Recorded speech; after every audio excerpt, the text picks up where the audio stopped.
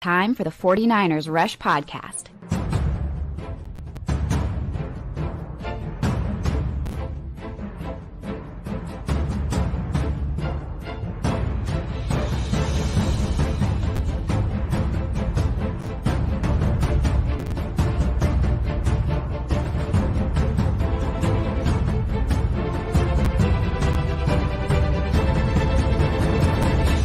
And here's your host, John Chapman.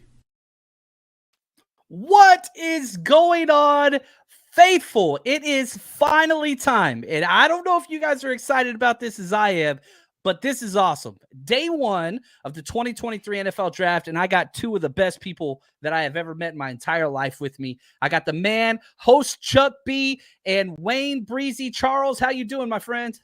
This is a great day. This is basically my Christmas and yours too. Yes, it is. Yes, it is. And the man, Wade, we're together all the time. How are you? I'm doing good. It's funny because Chuck's volume just went, super low. It did. Charles got tuned out. We'll get it fixed. Charles is in charge. We'll get him back. How am I doing now? It's better. That's better. It's better. Okay. It's better. But yeah, Charles. Anyway, we are so excited to be with you guys today. I got breaking news, John. Not to cut you off, but it's already. Here. Already, the Cardinals are trading up. How crazy is this? They're trading up? That's what it. No, I'm sorry. The Cardinals are trading. My apologies. So let me explain to you. Let me get it pulled up. All right, update. The Cardinals are trading the 66th overall pick in the draft to the Eagles for the 94th pick and a 5th round pick in 2024, and the rights to coach Jonathan Gannon per Adam Schefter. Oh, so part of a tampering investigation. Yeah, so the Eagles, they're out there. Look, this is the worst run franchise in pro sports, perhaps. And they cheated. Yeah, what's happening? So they got caught with their hand in the cookie jar, which I don't know why you would cheat for Kendall Roy, but they did. Chuck is an Eagles fan. So if you guys don't know, let me introduce Chuck because I think it's going to provide some good context here. Charles is my best friend. The reason why I got into podcasting almost 8 years ago was because of this man, Charles Barr. We have done the draft together 4 years in a row. He is an Eagles guy, but he is a Niners second guy. Yeah, He's not going to get a lot of slander on this. But Charles, we already got breaking news. This is going to be a Niners-centric show for the most part, but we're going to be covering a lot of NFL. Dude, how do you feel about this? You guys just raped the freaking Cardinals on a coach you didn't even like. Yeah, I actually am still taking time to process this. I may need to call my counselor and just take a mental health day. I'm not sure what just happened. So, John, can you explain? I actually didn't hear everything that Wayne said. So, something good happened for us, and that makes me feel nice. So tell me about that. You guys jumped up huge, okay? So, the Eagles gave up number 94 and a 5th round next year, and you get number 66, which is the very top of the 3rd round. So, essentially, you guys jumped up, what would that be, 28 spots in the 3rd round? And you gave up a 5th round pick next year to do it. So that is awesome. And we've got royalty in the chat. Sin, she says, Chuck, welcome. Her husband, Joe, who's an awesome guy. We got to hang out with them when we went to the Philly game a couple years ago, Chuck. I don't know if you remember. I do. I remember. Yeah, great people. So already got craziness going on, Wayne. He's going to be the breaking news guy. I freaking love it. And, man, I got to say, Wayne, that flag in the background, sweet. Saucy, man. Saucy, right? Shout out to my man, Dirty Designs 909 on Instagram. If you guys want flags, hit me up. Oh, yeah. What's the best way to reach out to you, Wayne, just in case? Probably Twitter? Yeah, they can hit me up on Twitter. Send me a DM, and I'll go ahead and get back to you. Look at that. And so more details coming out on this. The Cardinals self-reported that they had a phone conversation that went against NFL guidelines. And so instead of doing, getting all dirty, they negotiated a settlement to make this go underneath the rug, which is the Goodell way to do things. And so the swap of the 3rd round picks, that's huge. To put this into perspective, you guys got number 66, right? Yeah. My number 66 overall player on my big board is Julius Brents, cornerback, Kansas State. He is incredible.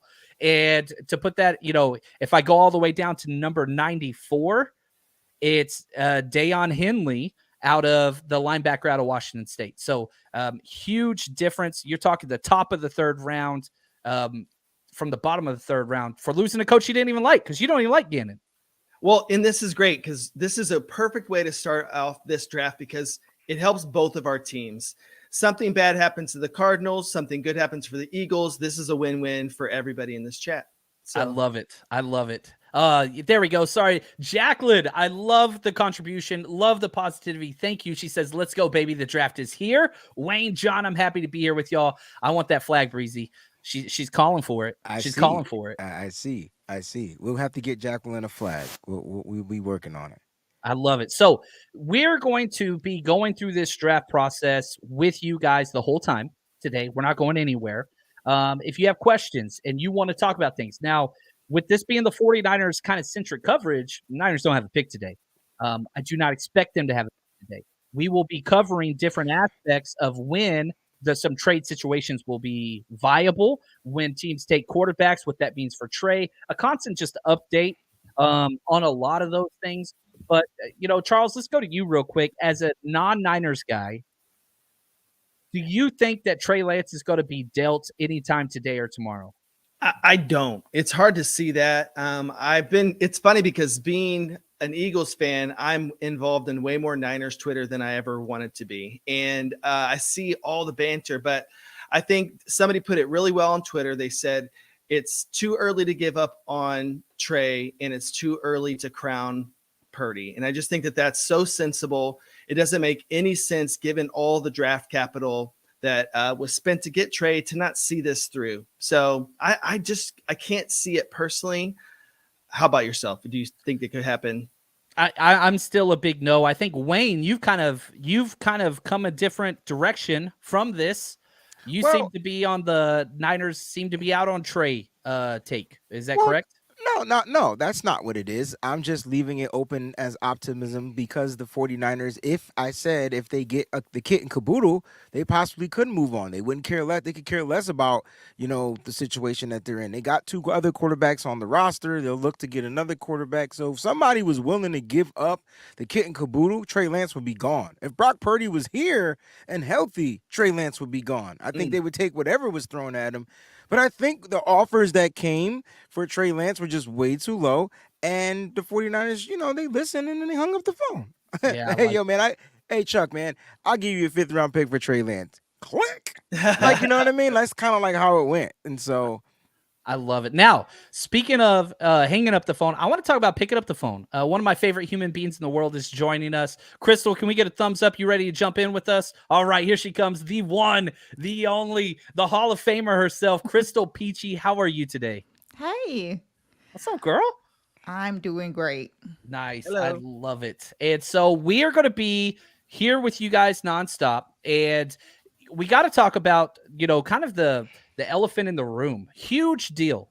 Mike Florio, I would say he's sad with all these rumors that he just keeps getting wrong. He keeps getting wrong. Lamar Jackson signs a 5-year extension literally an hour before the draft, about 2 hours before the draft. Wayne, what are your thoughts on this? How this affects the NFL landscape and the 49ers? I mean, it doesn't affect the 49ers, in my opinion, but as far as the NFL landscape, I mean, it's quarterbacks are going to get paid. And the cool thing, or the way it affects the landscape of the NFL in a way is Lamar Jackson got $185 million guaranteed money without an agent. I just want you to know, that has to be history. I don't think anyone's ever negotiated a contract on their own. Richard Sherman, one of the smartest guys in the NFL who graduated from Stanford, was able to negotiate a big deal like that. And so you look at Lamar Jackson, you knew he was going to get paid. We all knew Lamar Jackson wasn't going anywhere the moment they signed Odell Beckham Jr. That's when we knew. It was just going to come down to when do the Baltimore Ravens want to stop being silly and when is Lamar Jackson going to agree on some type of term. And that's kind of how it ended up being. And they're going to build the team. So now with OBJ there, where the hell are they going to go in this draft? And so that's going to be super interesting. Do they get another wide receiver? Because I feel like they don't really have many. Do they go for a real running back because their running back last year suffered injuries? Baltimore is wide open, man. I feel like they got a defense. They got a secondary. It's going to be interesting to see what they do. I really hope they surround him with talent. Yes. On the offensive side, I know Baltimore always goes defense, always goes O-line. I'm not against those things. But with where they're at, man, I want them to be able to go get a wide receiver. Zay Flowers just would be the perfect fit. Chuck, what are your thoughts on the whole Lamar everything? I mean, he just got a brand new offensive coordinator, right?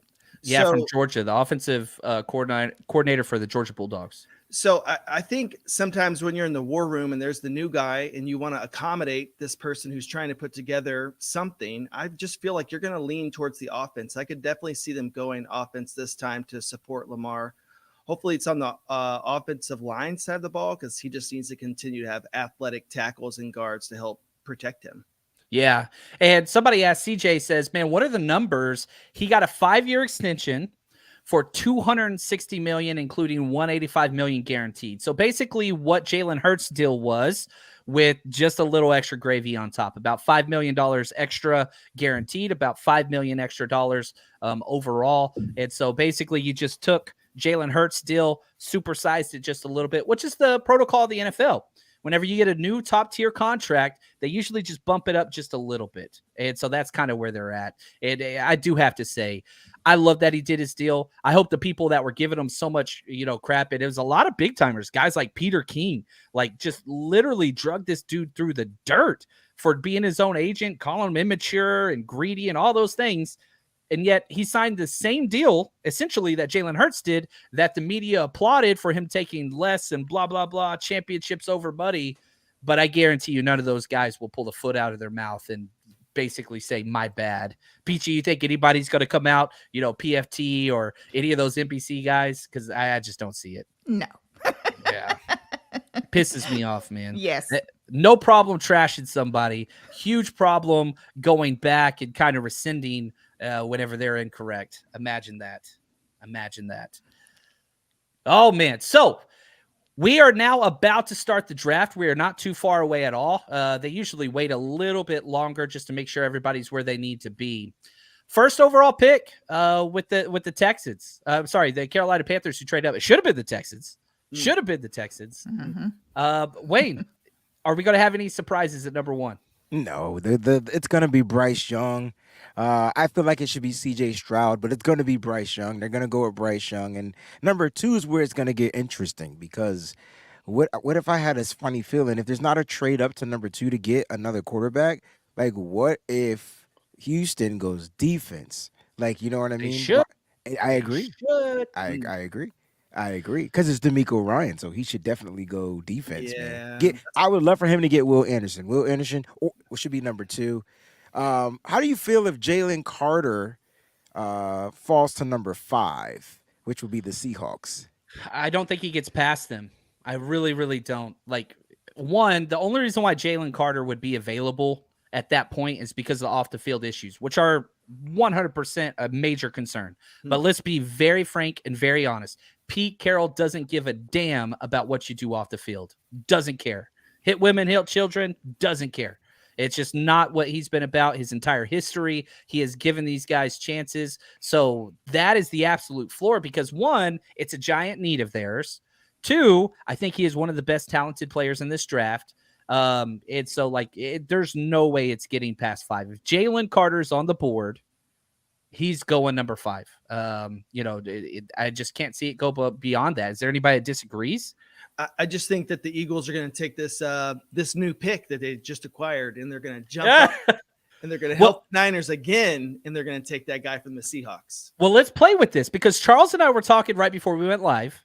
Okay, the 66 pick that they just got, from Arizona for the tampering on one of the worst coaches in the NFL already. He'll be out in 2 years, guaranteed. The 66 pick is worth 260 points. Okay, what the hell does that mean in the whole scheme of things on the Jimmy Johnson trade chart? Well, for Philly, if you add that 260 to the 10th pick, that would give them 1,560 points, which would give them right in between number 6 and 7. So that means if he falls to 6, there's no way Jalen Carter gets past 6, no matter what. Yeah. Because either the Lions take him, the Seahawks take him, or the Eagles trade up and take him. That's what's been talked about from Howie, that he really wants to move up. There's a lot of Bijan chatter, but, he works in the trenches just like the Niners do. The Niners emphasize those things. So, Yeah, they do. It makes And sense too, Chuck, if you guys do take him. I mean, you guys just lost Javon Hargrave in free agency. This would be a perfect, nice piece to fill. But listen, you'll be getting probably the most athletic, probably the most talented player in the draft. Unfortunately, he had that off the field issue. So you get a Jalen Carter in here, you guys are going to be dominant again on the defensive front, and he'll be on a rookie deal, and he'll continue to grow. That's a good piece. That you have to give up some stuff, but Yeah. I would make that move, and it would be I would be thanking you. I'll have to take you out to dinner. I don't want him to go to Seattle. Well, and I think too, you guys are just scary with Hargrave. I can't even imagine what they're going to do with that. I think Bosa is like already licking his chops at being able to be, more free without more doubles. Because what are you going to do? It's going to be awesome for the Niners next year. yeah, I'm excited. And man, again, if we put this into the scope of the entire NFC, all the quality quarterbacks for the most part, they're gone. I think Jalen Hurts obviously belongs in the conversation. He's had one amazing year, was borderline MVP until the injury took place. And so he's awesome. But with Aaron Rodgers being traded, Lamar Jackson being re-signed, man, I've got 8 of the top 10 quarterbacks in the NFL. They're all in the AFC. So for the 49ers and Eagles or whomever else, it's kind of them and everybody else. I saw some people saying Seattle belongs. They're going to have to destroy this draft to have that chance. As long as Geno's there, they can be an average team, which the NFC's down, and an average team can get to the playoffs. They were the 7th seed last year, and then they lost immediately. But I don't know. You're looking at Carolina, who I think is going to take Bryce Young. Does that sway the quarterback power rankings at all to the NFC in any way, shape, or form? No. No, he's 5'10". Like, that's the thing that bothers me. If I'm going to be honest about this pick, I'm not saying a 5'10" quarterback can't go first, but there's a big difference in selecting somebody first and trading up for somebody in the first. And here comes Roger Goodell to the stage to get everything to get his underway. wonderful boo. Yeah, that's right. Crystal, I'm not sure. You might be ahead of us as far as you think. The one thing that we're going to ask everybody, and again, let's create the best experience possible, and don't tip picks if that's okay, because we want to create the best thing. So just because you see it on your screen, which is beautiful and that's awesome, and we're very happy for you, let's try not to tip them so that the entire experience kind of comes together. Once we announce a pick on here, by all means, tear it up in the chat, but try your hardest if you can, if that's okay, not to tip picks if that's all right. Clayton, the man behind the scenes, the mad scientist, he is making sure everything goes. And I love that Sin even put a boo in the chat. So she is, I love it, man. Why do you guys think everybody hates Goodell so much? Peachy, we'll start with you. Why is it he always gets booed no matter where he goes? I think that he gets booed because I think it just goes back to the way that he had handled a bunch of situations that just were unfair. Yeah. And that's definitely why I feel like that he gets booed. I think it started with the Patriots, and it's kind of, Yes. which I don't know how the Patriots are victims of ever, any time ever, but Right. It's whatever. That's just kind of what their culture is, and that's okay. That's okay. We're getting all the things. And man, I will say this: I am kind of bummed that it was in Kansas City this year because I love Kansas City. I went to grad school there. I was really excited about throwing a party. But when the Niners made that CMC trade, which is awesome, I'm not upset about it. It just made it kind of hard. So that's why we're kind of here. Now, next year, it's going to be up in Detroit, which, again, not the biggest fan of the location, but we are planning, or at least I'm planning on being there. So we'll see. We'll see. I love this, though, man. Lots of people say they got us on, and nothing but Niners, man. They are the best. No qualms there whatsoever. Oh, we got Mahomes and Kelsey coming out. Kermit, don't let them speak into the mic, please. Don't let them speak into the mic. Double boo from here. I'll say, John, I'm so excited for this draft, though, because all the analysis and everything that we've seen across has been so different. Like, you see one guy's mock and another person who, you may follow and love, and nobody is the same. So the thing I'm most excited about is all these NFL scouts have taken the time and done the interviews and done, obviously studied film. I think we get to learn even more about these guys, as we might see some people drafted higher and lower. So that's what I'm most excited about this year. You got people out there saying, they got 15 rated first round picks or 20 first round picks, whatever. It's going to be crazy, man, because we can't even predict pick 2. We can't do it. Yeah. I think it's going to be Will Anderson. I think it should be Will Anderson. But good gosh, there's 6 guys that they could go with. 3 quarterbacks and then a whole bunch of other stuff with trades in there. So there we go. Go get them, Kelsey. I will say I did love Brock Purdy on the Kelsey Brothers podcast, which I don't know if you got. Wayne, did you get to watch that at all? Or I got to watch a couple of clips from it. It was pretty damn good, though. Yeah, it was. I really do like Jason Kelsey. He is one of my favorite non-49ers in the league. He's just a good damn guy. You know what I mean? There we go. Now the Panthers are officially on the clock. Here we go. And here we go. So one thing that I want us to try to do is give a little bit of a prediction time as this goes on. So whenever teams come on the clock, I want us to put out there who we think they will pick. I'm just going to put it out there. I think they're going to be taking the quarterback. Bryce should be CJ Stroud, but I'm going Bryce. Charles, what about you, man? I'm going to go Young, and my evaluation is I have Young over Stroud, but I understand the size concerns. But even though he didn't run as athletically as Jalen Hurts, I think he is a very athletic person who I think he's going to develop his run game even more so because he'll need to. But I love him. I think he's a wonderful pick, and his processing and improvisation, all of it. I think he's a great pick. Yeah, I think it's a flavor thing, right? He's my number 5 player on my big board. But Peachy, what do you say? Who's going right here? Right here, even though I wanted it to be CJ so bad because I feel like Carolina's making a mistake, but looks like that Bryce Young is going to be the pick, though. And we got to be honest, you're a OSU fan. Is that correct, ma'am? I am. All right. Just got to put that out there. That's okay. Hook 'em horns. And Wayne, how about you, man? Yeah, man, it's gonna be Bryce Young. It's gonna be Young, man. He's been destined to go number 1 for a couple of years now, so it's his time. Good luck to the young fella. He's gonna be a Carolina Panther.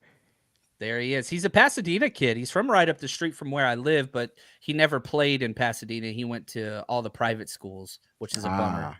But he's a good kid. It's hard to find negatives on him, and I wish nothing but the best. Now the problem is his best offensive weapon was traded to go get him.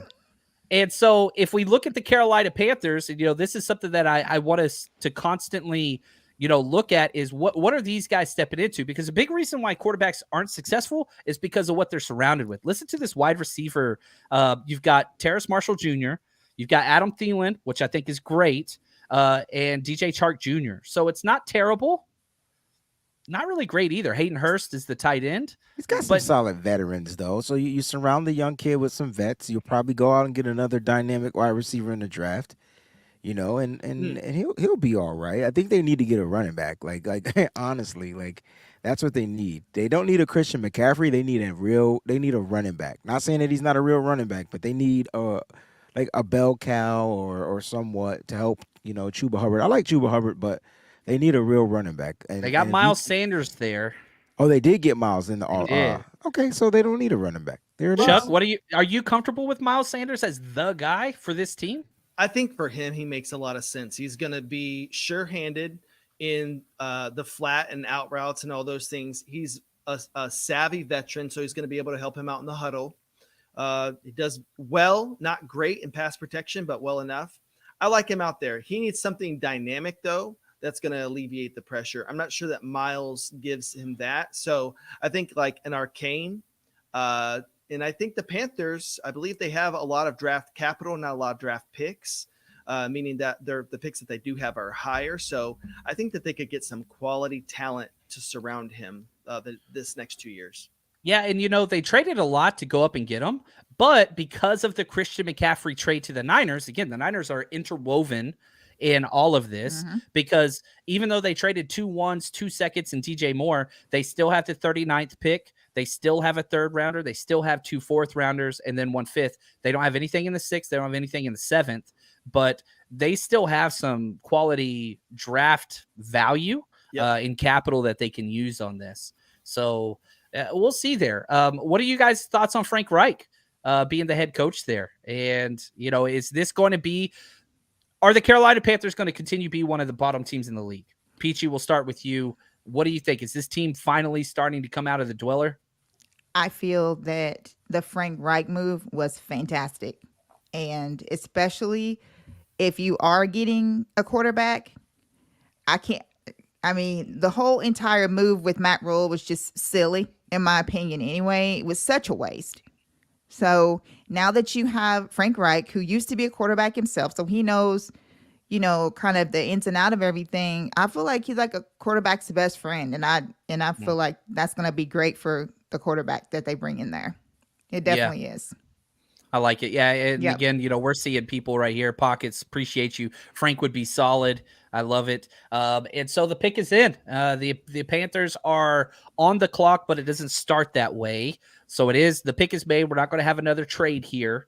We'll see here. And once, all this stuff goes on, it's about to get hectic. This is where everything that you think is going to happen goes out the window here in about 5 minutes, because it's going to get weird. It's going to get weird here. So we'll see, but this is fun, man. I'm freaking loving this. The chat, you guys are killing it. Yes. Why do they clap? Why do they always clap on that? When people don't know what to do and it gets awkward, they just clap. It's the way that it goes. It's a white people thing, I think. It's what we do. We're in Kansas City, so yeah. I'm just saying. That's a good point. I'm just saying. I wish I had some Kansas City barbecue right now. I was just going to say that would sound good right now. Oh, man. Jack Stack. Yeah. Oh, man. I mean, I grew up in Texas, right? My entire life. I went to grad school in Kansas City, and I know this is blasphemy, but I prefer Kansas City barbecue to Texas barbecue. They're close, but I would take KC personally. That's just me. That's just me. Oh, man, I switched over to ESPN, and they got the great Chris Mortensen on there. He makes me freaking smile. He makes me smile. I love that man. It's weird because, like, with the draft, there's so many memories. Like, I remember watching the draft whenever I was 10 years old and just loving every freaking second of it. And I didn't even know who the players were. Now in today's, like, we know these college guys. We've broken down the film. We've done all these things. But let's go around. Charles, you and I, let's start with you. What was the first draft we went to in person? Oh, we did Chicago. And was it when it was in Chicago? The first time? Yeah, the first time. And we got into that theater, and there was, I forget the name of the Jets center, who is the Hall of Famer. Remember, he was walking up and down the aisles, and I was like, dude, this is so cool. We're wedged between the ESPN set and the NFL Network set, and we were in like row 30. It was incredible. And I'm like, all right, I'm going to do this every year. And we basically have until this year. Yeah, COVID, that took it away from us. And then this year, the CMC and Trey Lance trades made it a little bit more frustrating. Nick Mangold. Oh, it's not Nick Mangold. It wasn't Mangold. It was older than that. Moi? No, something like that. That was a good time. Good time. Peachy, what's one of the draft moments that stands out to you, whether as a Niners fan or one of your OSU people going really, really high? Oh, it'd be easy. When we drafted Nick Bosa. Oh. That was so cool, man. That was in Nashville. Yes. We were in Nashville for that. He came out and flashed the OSU. The OSU, the inside of the jacket, yo. Yes, he did. I think Christian Gonzalez is gonna do the same thing. Because when he was on the red carpet, they asked what's her name? Poindexter's wife or whatever your name. Ponder's wife. Samantha Ponder, I think her name is. Yeah, no, Ponder. Something Ponder. She asked him, can he open it up? He was like, nah, I gotta wait. You gotta wait. You gotta wait. So maybe he's probably gonna be copying that. But getting Nick Bosa was pretty damn cool.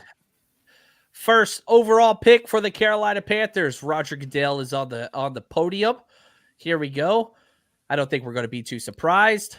Bryce Young, quarterback, 5'10". You got all of them. All 5'10". There it is. Ooh, that sound makes me happy. That sound makes me so Only happy. thing is we won't be hearing it for the Niners on today. No, just not today, but we got 11. We're going to get 11. I hope we're not hearing it on the Niners today. Right, because that means we would have to trade a player to get one of them. There's something get one going of them on. sounds. If we hear that today, oh, Lord. And one thing that I don't want to be lost on this, and I think it happens because we see so many of these names called and people walk across the stage. Every freaking name you hear is a dream come true, and somebody, the amount of work, the families, the player, the coaches, the teachers, this is awesome. So one of my favorite things in life is celebrating other people's success. Even if I don't agree with the pick, I don't want it to be lost. Congratulations to Bryce Young and his family. Absolutely incredible. There's a 5'10", man, looks 5'6". He's small. People say he's Kyler Murray. He's way smaller than Kyler Murray. They're not even in the same wheelhouse. Can he stay up and stay healthy? Do you guys think Bryce Young is going to be able to finish an entire NFL season? Yes. Can I take this? Because we just talked about this, and I'm just like, I just talked to Breezy about this. As a matter of fact, we were talking about that he's the same size as Kyler. And Kyler was talking about the difficulties that he had when he first got into the NFL with being able to look over the line, like all these different things that he had trouble with that he had to get adjusted to. So it wasn't easy. Right. So, and I'm on top of that, hoping like, yeah. he's not as jacked as Kyler's a little muscle hamster. I've seen him in real life. The dude is jacked, but he's just compact. Bryce ain't that. Yeah, he's a little thin string bean, but he has skills, and I mean he's gonna get hit. He's been hit before. He'll be all right, man. He played at Alabama. He'll be all right. I remember them picking on a guy named Steph Curry coming into the league, and I think that sometimes when rules change in sports, especially when we take it easier on quarterbacks and we protect them more, guys like this can thrive. So I think he can make it through. I think he's a smart enough quarterback to get the ball out of his hands. And he does something else that Jalen Hurts does. Sorry to talk about him. But he doesn't care about, like Josh Allen, running for 12 yards to make contact. He's going to get 5 yards and go down. And he gets back up to the line of scrimmage, runs another play, and he does it all over again. So I think he's going to have more success maybe later on, but I think he can finish it. I'm not worried about his health. Well, coming from 49ers people who go through 5 quarterbacks a year, Right. I'm waiting for these rules to start protecting our guys. I'm just saying. I'm just waiting. We're waiting. All right. Moving on. The Texans pick is in. They are on the clock. They made their pick. They're not trading it. I'm going Will Anderson. That's my guess. Let's go, Wayne. Who do you think the Texans are going to pick? The pick is in. They're not trading. Who would you say they're going to be taking? I'm going Will Anderson as well. I think that's the right pick. They have a quarterback in Davis Mills. There's probably another quarterback they'll get in this draft and double down on. I think they go ahead and they build off the defense. DeMeco Ryans has been our defensive coordinator for the past couple of years, and he knows how to build, and he's going to build in the trenches and look for why not get the best defensive end in this draft. He was the best defensive end in last year's draft, and he wasn't even in the draft. So that's going to be amazing to watch. He's going to be a Houston Texan. I want the Texans to do what the Panthers should have done. I want them to take my quarterback. CJ Stroud is different. Like, I'm telling you that this kid is going to be special no matter where he winds up at. He's number 1 on my big board. I want them to do that. And they actually talked to a couple of NFL coaches today who said that they didn't understand what the problem was, because he's going to be amazing in this league, and it's going to be something to really watch. And I just wanted him to go to the Panthers so bad, because I wanted him to be the first pick. But if he can be the second pick, then I would be good with that as well. Chuck, who do you think they take? I think that DeMarco knows what he's doing, and I think that he probably knows that the quarterback that they have in the building right now is somewhat favored, and he's done okay, right? Like, you want to see another year of him. The 24 class is special. Man. And Will Anderson is a big add for DeMarco to do many things, because that guy, while some people might like Wilson over him, very few, he is more versatile. That guy can do a lot of things. Yep. Big Papa says, DeMeco got a 6-year deal. He's not one and done like the two coaches before him. He's not going anywhere. And he picked them over some prominent teams. And that's why I said he doesn't have to get his quarterback this year. He builds his defense. He builds his team the way. And let's say they lose. Let's say they lose all out. He's not going anywhere. And guess who he can get next year? Yeah, Caleb Williams. You tell me I got a 5 to 10% chance of getting Caleb Williams, I'm doing it. You're not C.J. Stroud away, even though he's the best player in the draft, in my opinion. I love C.J. Stroud. But this team's different. It's not like what we just saw. Like, let me read off the roster that we got going on in Houston as far as offensively, and it changes. Now, they've got Nico Collins, Mechie maybe, if he's back from his cancer scare, and Robert Woods. Now, they did sign Dalton Schultz, which is huge there, and they have Pierce, the running back, who's incredible. Well, here we go. The pick is in. Roger Goodell is up at the podium, and so with the second overall pick in the 2023 draft, they select C.J. Stroud. So there we go. Stroud went number 2. Yes! Stroud went number 2. Thank you, Texans, for listening to me. I really appreciate that very much. You are not going to regret that. I'm so happy. Oh my God. The only thing is that his clock is going to start ticking. So I don't care about that 6-year deal now. If he doesn't play well, I don't think you think D'Amico's clock. Yeah, like the moment D'Amico get that 6 years doesn't mean anything. If C.J. Stroud doesn't prove that he can win, if this team doesn't find a way to win within the next 2 years, his ass is gone.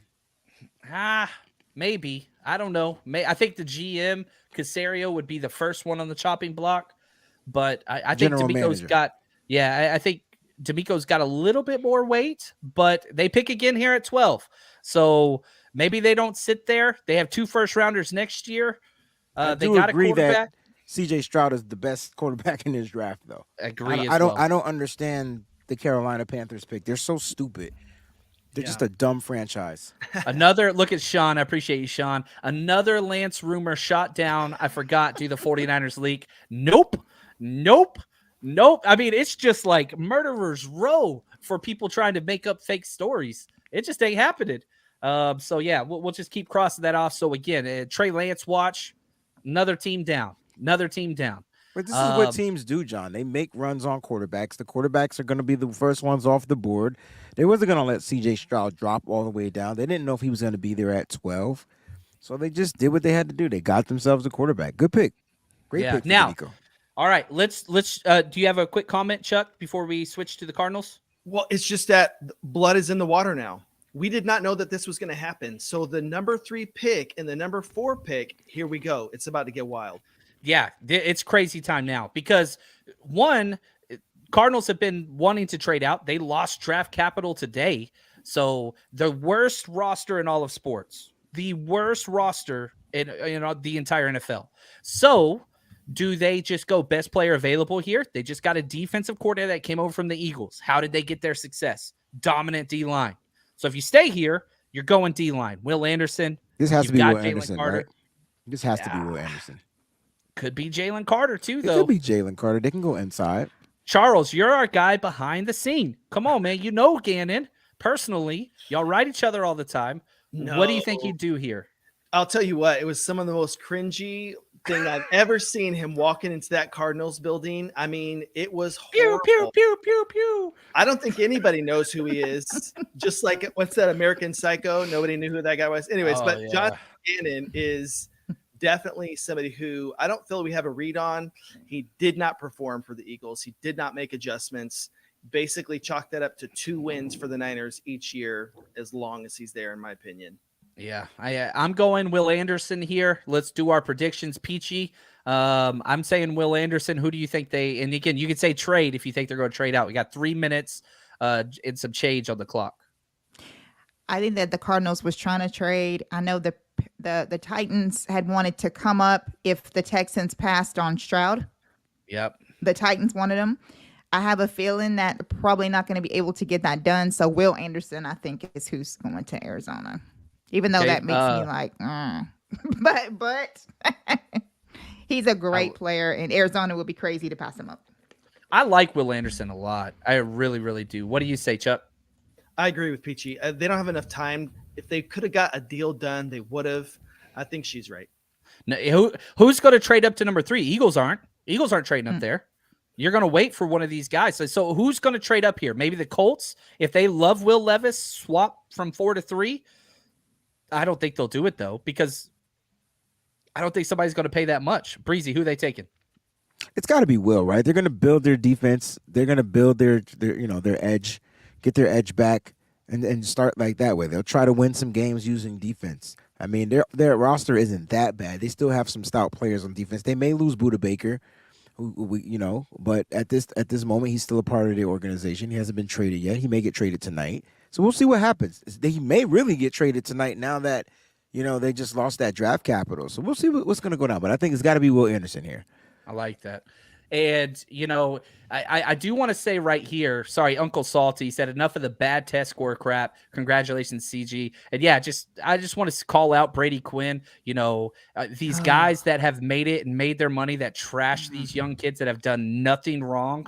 Absolutely asinine, just jackasses. And CJ, like, you can't find anybody say anything bad about CJ Stroud. And the S2 scores that were leaked are not accurate. S2 came out and said those are not the correct scores. But teams try to do whatever they can, and it's absolute embarrassment, and it's a shame. It's an absolute shame. But happy for CJ that he went number 2. Yes, me too. Here we go. I am ecstatic. The Houston Texans have traded the number 3 overall pick to the Texans. We got a trade. Wow. Wait, So you mean the the Cardinals traded to the Texans are back on the clock with back-to-back So picks. the Cardinals are back. Okay. So now they're going to get Will Anderson. It's still Will Anderson. I think it is. You got both. D'Amico Why has not? to get Will Anderson now. How crazy That's is this? great. If Peachy was right, and now we're about to be right. Trade alert. Trade alert. Trade alert. So to jump from 12 to 3 is 1,000 points. Wow. Okay. So that means a second this year is worth 580. They're probably gave up a 1 next year. Now so let's just cover this from the Cardinals' perspective. They are now going to have multiple first-round picks, is my assumption, next year. Kyler Murray, if he don't come back and ball out, they're going to be all in on Caleb Williams. Yes, or May. absolutely. And I hate that. Freaking now, look at Terrence. Now D'Amico is saying this mine. If he traded a first next year, man, they could be so bad though. No, that's scary. I mean, the Texans are pretty stout on offense, right? I hope they didn't give up their first. I hope they gave up Denver's first because they still have Cleveland's first in the Watson trade. So they have 2 firsts next year. The Houston Texans. Right. I wonder which one they gave up. Oh yeah. Oh gosh, I really hope they didn't sell their first rounder. They probably didn't. I bet you that they sold the other one. Dude, shout out to the Texans. They got the number 1 quarterback, and they're about to land number 1. Aggressive. I love it. I love the aggression. Killing it. Love it. And on a side note, I'm about to make a lot of money on our prop bet. So if you bet with us over on our Patreon, I went pretty big on Jalen Carter or Will Anderson going 3. Watch them go Tyree. Oh no! Watch them just like throw like a complete curveball. All right, so the Cardinals get 12. The Cardinals get 12, 33, a first and 24, and a third and 24. The Texans get 3 and 105 this year. Per Adam Schefter. Okay. I wonder what first that is. I wonder what first it is. That's everything. Did they get the Browns first, or did they get the Houston Texans first? It doesn't specify. It just says they get a first and 23 and a third and 24. Very important though to know. Yeah, that's a lot. They got 3 and 105, and Arizona got 12, 33, a first and a third. That's a quarterback style trade. And here's the pick: Will Anderson, linebacker, Alabama. Dude, D'Amico, they're going to be fun to watch, man. Yeah, they are. We all said Will Anderson or CJ Stroud, and they got both. So we both were right. Look at Symmetry 7. He says, D'Amico went from 12 to 3, just like the 49ers did for Trey Lance. There you go. They went up for a pass rusher, not a quarterback though, which is crazy. So, man, this is awesome. We already got our first big trade. The Colts are on the clock now. But I got to Will Levis, right? Should be Levis. I think so. Agree. They've been saying It they're has to so be. high on them. But, man, from the Cardinals, again, and we're going to be talking a lot about them, they now have a ridiculous amount of draft capital. They do have the worst roster, but now they're going to have multiple picks in the first round next year. I really want to find out if it was – this is huge because if it was Houston's going to be a top 5 pick probably next year. You know, it's interesting to see if – I don't think that Davis Mills is going to lose his starting spot right away. Just going to say that.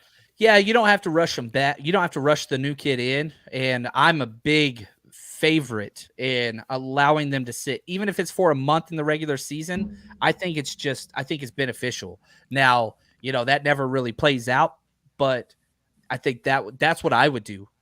And I would do that with almost any quarterback unless, I don't know, there's somebody that you think could just step in. But you look at some of the best quarterbacks in the NFL currently, right? Lamar Jackson, who just signed, he sat. Patrick Mahomes, he sat.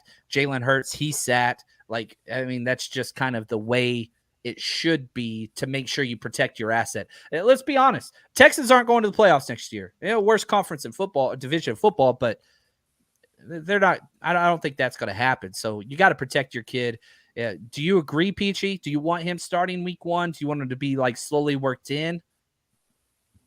No, I'm completely with you. I feel like that needs to sit, like you said, even if it's for a month or whatever, just to, you know what I'm saying?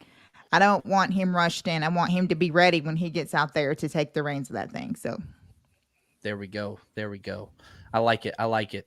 And so, yeah, happy to the Texans fans. They've got a quarterback. They got a pass rusher. You know, if you look at the importance of these premium positions, they got them both. They went number 2 and number 3, but they got them both.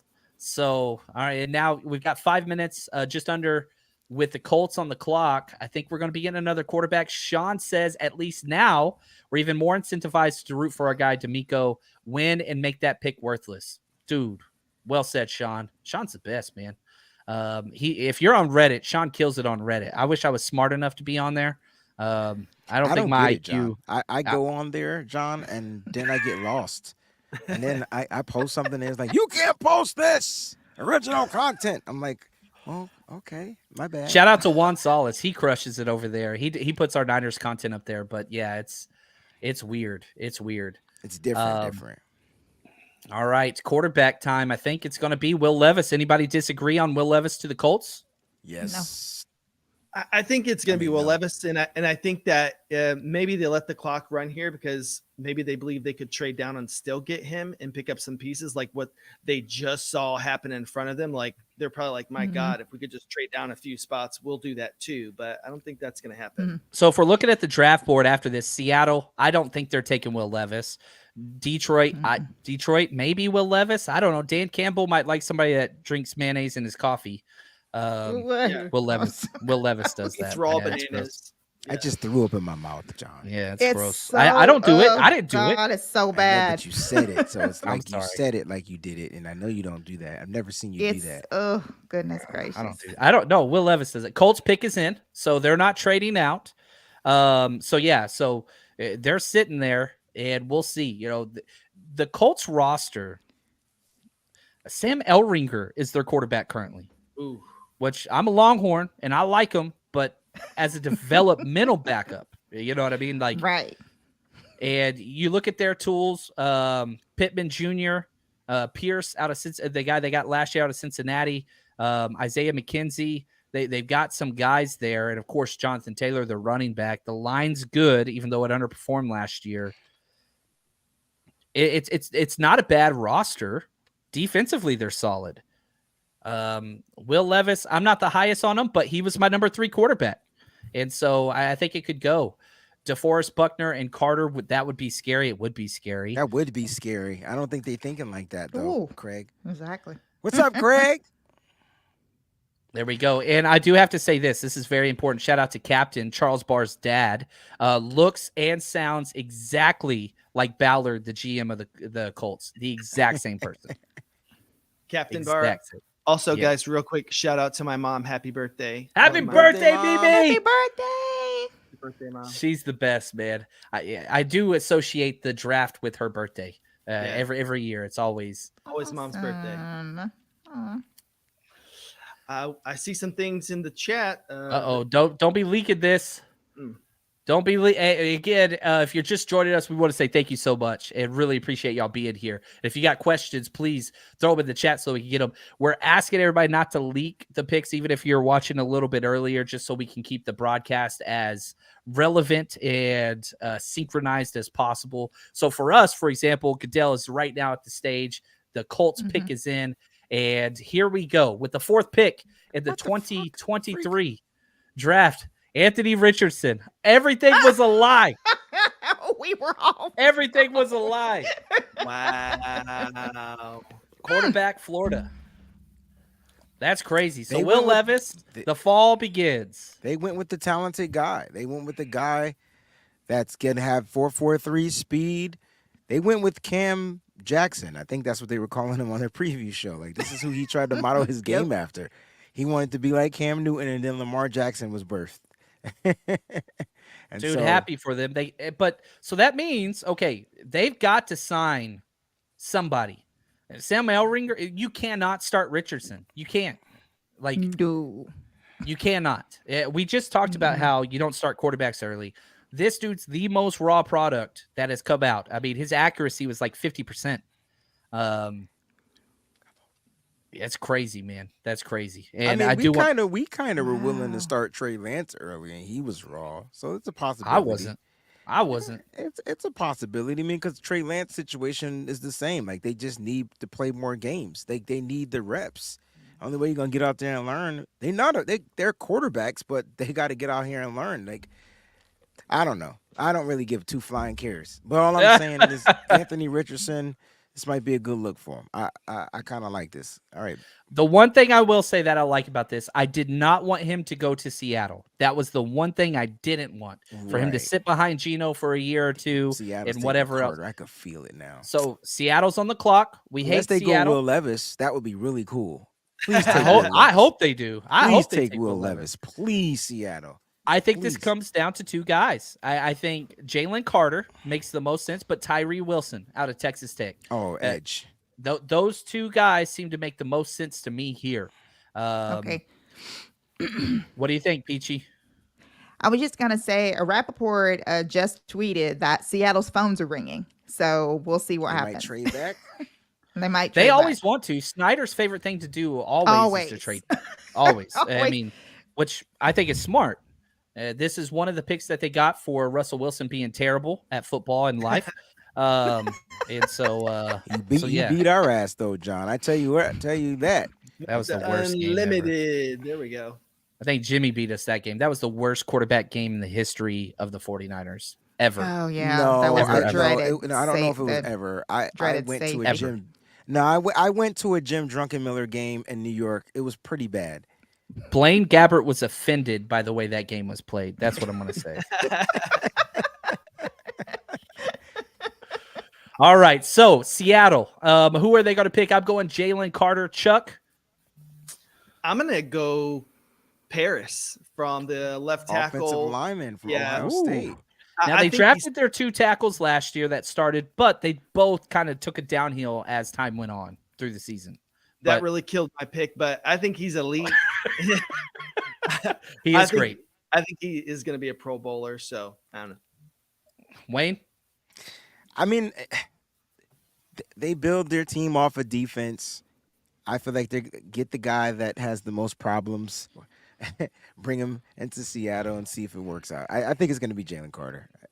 It's a short pick. Let's go through their starting lineup currently. At defensive end, Darrell Taylor, who was a second-round pick in 2020, has not been great. Uchenna Nwosu's their other edge, has been great. He was kind of their best defensive player, one of them last year. On the interior, they got Draymond Jones, who they just paid a lot of money for, bringing him over in free agency, and then Jaron Reed. So their defensive line has improved. Again, you brought in, Draymond Jones, who's great. So they don't have to go DT, but this just screams defensive line, but building in the trenches on either side. Chuck, you talked about tackle. You could move him inside until he's ready, then kick him out. There's a lot there. But I'm telling you, Pete Carroll, he loves people with off-the-field issues. It's his favorite thing, man. Besides chewing gum, it's people with stuff going on. So that's my guy. That's why I think it's Jalen Carter. Is there anybody here, Peachy or Wayne, that you're like, I really hope they don't get as a 49ers fan? Is there anybody that you're like, I really hope they don't get this guy? Don't want them to get Jalen Carter. You But don't they- want them to get Jalen No, Carter. I don't want to have to deal with Jalen Carter. I mean, I'm confident in our offensive line, but we're gonna be dealing with the guy that's mad Yeah, twice there a we go. year. Twice a year. Yeah, I think you said we got just over 2 minutes and change on the clock. If we're looking at my big board, I've got Bijan highest, then Paris Johnson, who Charles brought up, the tackle from Ohio State, Jalen Carter, Peter Skoronski, Christian Gonzalez, Joey Porter Jr., Broderick Jones, then Tyree Wilson. I think those are kind of, we're getting a name out of those guys, but you know, if their phone's ringing, who wants to trade up here? That's my question. Who is a team? Do you think that Tennessee wants to jump from 11 to 5 to get Will Levis? No. They're the most rumored team to jump up. But just what we saw, unfortunately, a team that just traded maybe messed it up for everybody. It was so much capital that people are going to want to use that precedent. And I just think it makes it difficult to trade up right now. I mean, that was a over the moon pay. I'm looking at some of the people breaking it down on Twitter, and it's a ridiculous overpay. So I wonder if that impacts any more trades in the top 10. Well, okay, you've got a flag behind you. Would you be comfortable? Yeah, Kaka. Would you be comfortable jumping up to this pick if you're the Eagles? If you're Howie Roseman, you can go up and get your guy, Jalen Carter. What am I trading? I mean, the thing is that this is a deep class. I'm not going to give up the moon. There's going to be a premium corner at 10. There's going to be Bijan maybe at 10. Skoronski. There's too much to just give the world up for this guy. We got Jordan Davis last year. We invested a defensive tackle in the first round last year. I just don't know that I want to do all that. All right, the pick is in, so the trade's not happening. Good timing right there, Pockets. Crushing it. Awesome. So the pick's in. Seahawks are picking, and I'm going to be pissed no matter who they take here because there's so many good quality players. I think Tyree Wilson is a possibility, dark horse, because it's just what Seattle does all the time. I'm not the biggest Tyree Wilson fan out of Tech. I've seen him play for so long and just never consider him a difference maker. If Trent Baalke had this pick, he would go Tyree Wilson. 100%. Yeah, But- he is a brute force guy. He's not a BJ Argillari who has all these moves and the ghost hands and all these things. He's a guy who is incredibly gifted with length of his hands, and he's gonna be hard to stop. But he's not the most technical defensive end in this class. Oh man, this is fun, guys. I'm having a ball. I hope everybody else is having a good time. Nobody expected. Nobody had the Texans trading up from 12 to 3, going quarterback edge. Nobody had that. Nobody did that. Nobody had that. Yeah, no one fun. had that. Armstead tweeted, D'Amico's not playing no games. It's not playing. games. Hey, you got your number D'Amico one is not quarterback. playing at TJ. all. That's You why got I your- don't think when Chuck was saying like a lot of people feel like that's a lot of draft capital, it's really not, because they actually took the quarterback. So just in case they didn't, let's say they went Will Anderson, they would have had to pay that much to get back up, and they would have ended up taking CJ Stroud. So either way, you got to pay a little bit more to get, that premium guy. So I think that's good. That's interesting because, John, can't you only not transition tag, 5th-year option only one player? No, you can 5th-year option any first-round pick. Oh, so any first-round pick. So they can, Yes. both of them can get the 5th-year option. No, That's that- kind of Just cool. like the Niners can do right now with Kinlaw and Ayuk. Sorry, excuse Right. me. I just coughed. My bad. Let's go. I'm sorry. All right, pick is in. Here we go. Here comes out Goodell, the boos. We're booing the Seahawks. Boo. Boo these guys. I'm so Boo happy these right guys. now. This is Christmas. We're opening up another present. The pick is in. Devon Witherspoon, corner, Illinois. Overreach. Seattle gonna Dang. I don't Seattle, think that's an dude. overreach. That's not an overreach. Not at Uh, all. He's the best cornerback in this Wow. draft. Christian Gonzalez. believe. I had Devon Witherspoon, 3rd corner in this class, and not even in my top tier. I had a first-round grade on him. He's a hell of a Yeah. player. I don't think it's an overreach. Not for see you guys getting Seattle players misconstrued with the rest of the players in the NFL. So to us, it might look like it's an overreach. I guarantee you, this is going to be a perfect fit for Seattle. This is what they do. Who's the other kid they got a couple of years ago? Yeah, and he got passed all the way down, and they ended up getting him, and he's had led the league in interceptions.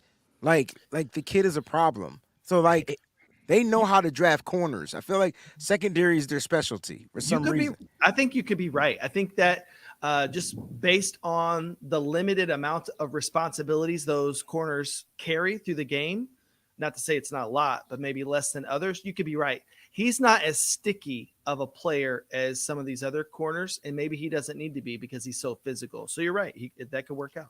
One of the things – go ahead, Wade. No, I was going to say that's their game, right? They like the physical guys, the guys that can get their, jam you up at the line of scrimmage, things like that, not handsy guys. So we'll see.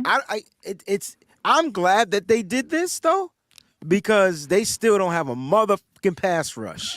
Right. So that's why I'm glad. So they build from the outside in. Yeah. Yeah, right. The opposite. Right. So Breezy, to piggyback off of that, to make him sound like that this was exactly the right pick for them, Ian Rappaport just tweeted Phil Yates just tweeted that this kid is the toughest player in this draft, in his opinion. He's a Pete Carroll guy. I don't think he's the toughest guy on his own secondary on his own team. I take Sidney Brown over him. I take freaking Jartavius Martin over him. That's another problem I had in my evaluation with him. 6 defensive backs on Illinois' defense are going to be drafted. 6, not 4, 6. The backups are getting drafted. He's completely surrounded by, and so whenever I turned on Devon Witherspoon's tape first, and it's not like this all the time, and he's incredible. He's the number 21 player on my board. I have a first-round grade on him. He's incredible. But you look at him, and you say he's a physical corner. He is slight. He's 180 pounds. And so if you're going off of physicality or size or range or physical traits, he doesn't have it. Is he tough as hell? He is. But what is he elite at? And I'm trying to watch Witherspoon, and I kept watching all the other players around him jumping off the tape more than him. But John, they don't draft elite players. This is my point. They don't draft elite players. Shit, Richard Sherman was great for the Seattle Seahawks. He wasn't elite coming out. He was a wide receiver. That was 12 years ago. But they're drafting the same way. It's like their motto isn't changing. Nobody knew who Cam Chancellor was coming out of Virginia Tech. Nobody knows who Tariq Woolen was. No, we didn't know these guys. They know the guys. They know how to scout. As long as they continue losing, that's all I care about. That's true. And so, again, if I just look at the combine numbers, okay? Height, he's average, 5'11". Weight, 10% of NFL corners. Bottom 10%. He's Arm length, 40%. Hands, 20%. Wingspan, 18%. He didn't even run the 40. He does have speed, though. He's quick. He's very quick. And he's a great player. I'm not saying he's not a great player. Yeah. I'm saying, is he a top 5 guy at a position? It's a position of need. Corner's a valuable position. I don't know, man. I don't like this pick. There's breaking news. So there's a trade happening. So who we got coming up? The Lions are trading, and the Cardinals are on the clock. Cardinals jump back up. They're getting Jalen Carter right there. Mm-hmm. They're jumping back up for Jalen Carter. Mm-hmm. They've almost got it. They have the capital, right? They have it. Yeah. So here's the parameters. Cardinals are on the clock at number 6. Detroit gets 12 and 34. So the second pick in the 3rd round. So they jumped back and got all that capital earlier. They just traded number 12 and number 34 to jump up to 6. Let me look at the numbers. So on the Jimmy Johnson trade chart, they gave up 560 and 1250. So that's 1750. So yeah, they underpaid by 40 points. So it's a pretty even trade. I bet this was a pre-work trade too. Yeah, this was before the draft. It has to be. Yeah. Absolutely. Wow. Which is interesting because if I was the Lions, I would have taken Jalen Carter, and then you have him on the inside, and you got Aiden Hutchinson. I don't know. I don't know. Lions got so many picks already. They could have already had a dominant force. Yeah. And having that. Yeah, I don't know.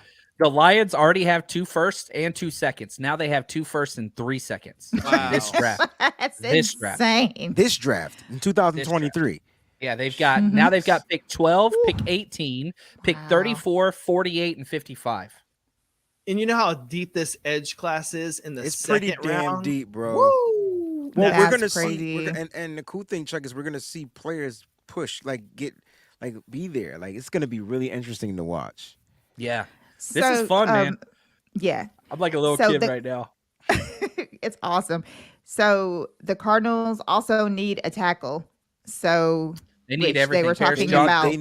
They Their need fans Jesus, were talking about that. They A tackle. need Santa Claus, Peachy. Oh they yeah, need, yeah, definitely. But Pick is in. I mean, if I was them, I would get a tackle though.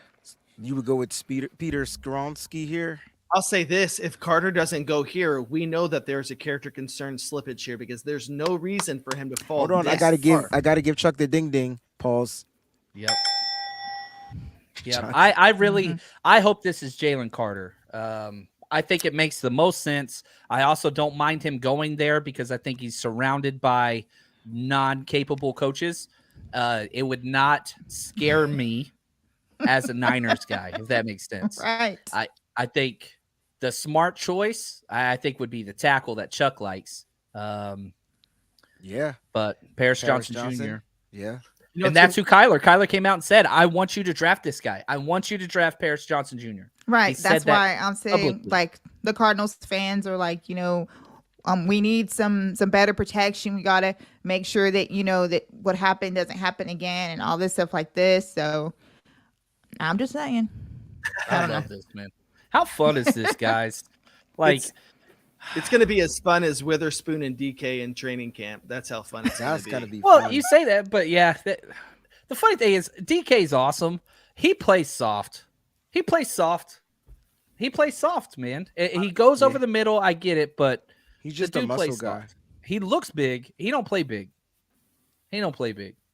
I'll stay out of Right. it. This sounds like Niners therapy to me. I'm out. Like he's a good guy. He's a good dude. I do like DK. I just don't think he plays big. He reminds me of Quentin Johnston, similar. Doesn't play near as big as he should, but we'll hear his name. Here we go. The Cardinals, they are on the clock. We have him, the Goodell, at the stage. And here we go. Gosh, pick this is is so in. freaking fun. All right. Here we go. Paris Johnson Jr. They went tackle. Damn it. Boom, boom, boom. Damn it. Also, shout out to Fat Sack for the donation. Look at him. He says, just take my money, guys. I love it. Appreciate you, man. His You're the name is best. Fat 420 Appreciate you, Sack. man. Yeah, it is. There we go. Appreciate you, man. You're the best. And I really hope you guys are having a good time. This is fun. And if there's something that you guys want to talk about, please do not hesitate to bring that up because I want to talk about. So, Chuck, you're sitting there screaming at this is the territory. Let's just keep these trades going, baby. Yes. Why not? Are you That's willing right. to trade up for them? Here's the thing. It's just like in fantasy football and dynasty where you start getting closer towards your late round pick, right? Let's say you're in a 12-man league, you're at pick 10. That's where I'm at today. And here we go. Gonzalez is slipping. Wilson is slipping. Carter is slipping. Bijan is slipping. Yeah, Yeah. you're going to have a guy there. It's all possible, baby. It's all possible. So the Raiders are on the clock now. I can see it's- the Raiders getting Gonzalez. I don't think they'll go quarterback here because I think their coach is like, if they don't win now, he's gone. So, they need So an offensive why tackle invest? then. But it would be kind of funny.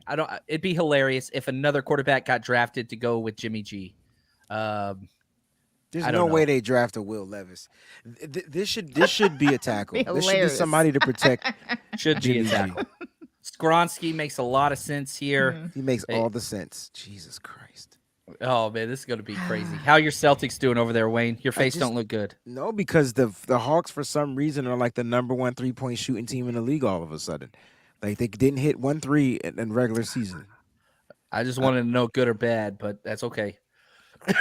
I'm sorry, bro. I hope y'all win, man. I always root for your teams. That's a foul, ref. Uh-oh. Look what I started. Uh-oh. Uh-oh. But you called it the my other way. son All is my son is also an Eagles fan, by the way. And he amazing. is very, very excited about this because he wants Bijan so bad that he's just like, he keeps texting. He's like, I know it's going to be Bijan. Bijan keeps dropping. I see it's going to. He's going to drop to us. So he wants him so bad.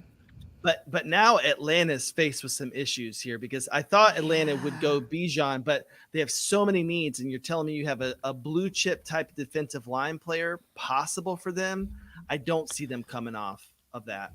Yeah, that makes sense. And the Raiders, who I didn't even think would have a chance, but now Jalen's there. Jalen Carter, that would make sense next to Mason Crosby. I think corner's a gigantic need. Christian Gonzalez is there. You got Joey Porter Jr. there. Offensive line. I mean, the amount of needs the Raiders have, it's a lot. It's a lot.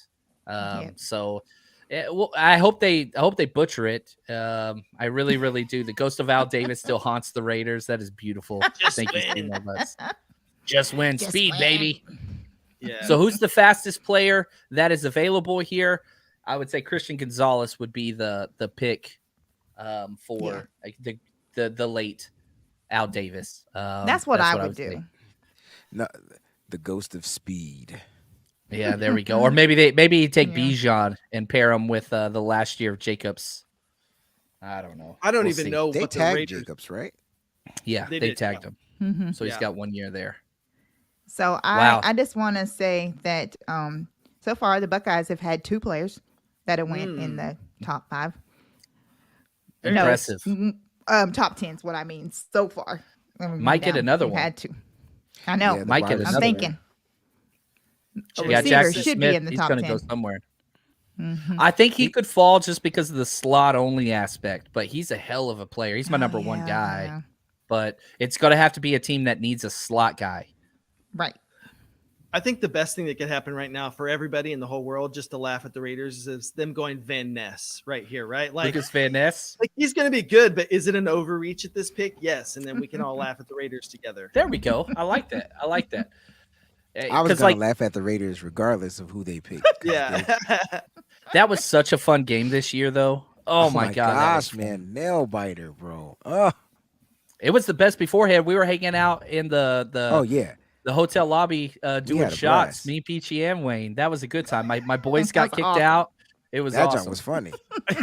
They got kicked out of like 10 places. It's like, Wayne, they can't come in. I'm like, oh well. I promoted a party and couldn't even go. It was awesome. It's so great. That's the way it goes. That's all right. That's all right. That's all right. What a great time. Mark, what's up, man? Talk about being faithful to the Bay. I'm a Niners and a Raiders fan. I have found that Niners fans that live locally don't hate the Raiders. Niners fans that live away from California and grew up away from California hate the Raiders. I hate the Raiders. I hate them. Pick is in, so they didn't trade. And Atlanta, now we're in Bijan watch. Bijan, that starts pick 8. Oh my Lord. God, this is fun, man. Oh man, I hope it happens. Atlanta drafted a couple of running backs last year. They didn't know Bijan, but if we get Bijan, just cue up Lovely Day. Just Lovely Day. Oh, Greg wow. Gatton, what's up, man? We should all be hoping the Raiders pick someone awesome since they will end up being on the 49ers a couple of years. The 49ers farm system. Yeah. So here's hoping they get a defensive end that we will have in a very short amount of time. I love that. Here we go. Bay Area Ray says, no, man, I grew up in the Bay. I hate the Raiders. I love it. I love it. I love it. Who is that on your AVI? Who is that Bay Area raised? Is that Trey Lance with the number 1? With the hairline too. Yeah, I think that's when he got drafted. I think that's who that is.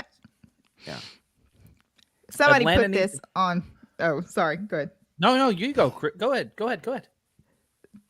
I was just gonna say somebody had put this on Twitter earlier. They had a picture of Trey when he was first drafted, the way his hair looks compared to what he's been. They gotta leave Trey Lance alone, please. Hey man, please leave him alone. I was like, oh my God, I bless tell you his what, heart. the pick is in, and we know who the pick is. We're waiting for John to make the announcement. Oh, I haven't seen it yet. They're not showing it on TV. This is interesting. Yes, please keep shooting air balls. This is interesting, though. I do like the Raiders fans. I will say that. I love Raiders fans. It is interesting. I love their stadium. Their stadium was off the hook. Why are they not showing it on TV? What am I missing? Y'all, somebody go ahead and announce it. I'm on ESPN and NFL Network, and neither one has announced. Go ahead, Breezy. Nah, I'm waiting for John to get it. He's controlling that. I'm watching the game. So, has it come across like y'all just saw it on the feed or in the chat? Yeah, I'm not looking over there. So if Clayton doesn't put it up there, do y'all remember the 1 year? To make the announcement, like you make the announcement. Once it comes in on your screen, we talk about it. Do y'all remember that 1 year where they showed behind, and so they showed the players getting the phone calls, so like you knew who the pick was, like 4 minutes? I hated that year. I was like, this is awful. They did it 1 year. Everybody threw a fit, and then they quit doing it. That was the worst thing ever. I hated every second of it, man. It was awful. You get the anticipation, you get feeling it, and it's like, oh, here we go. So here's the pick. A lot of people already saw it in the chat. Tyree Wilson. There you go. Gonna be a Niner in 5 years, ladies and gentlemen. Oh, definitely. Yes, he will. Gonna be Yes, a Niner. he will. I guarantee it. Texas Tech. On a deal. On an absolute deal. That's right, man. On a 1 year, $1.36 million, 428-cent deal. I promise you. Arden He Key, definitely will. Maurice Hurst, Cleveland Farrell. Check. It'll They just draft our players for us, and the Raiders are our Right. farm team. That's what it is. I love it. Now, what's interesting is the Raiders have Max Crosby and Chandler Jones.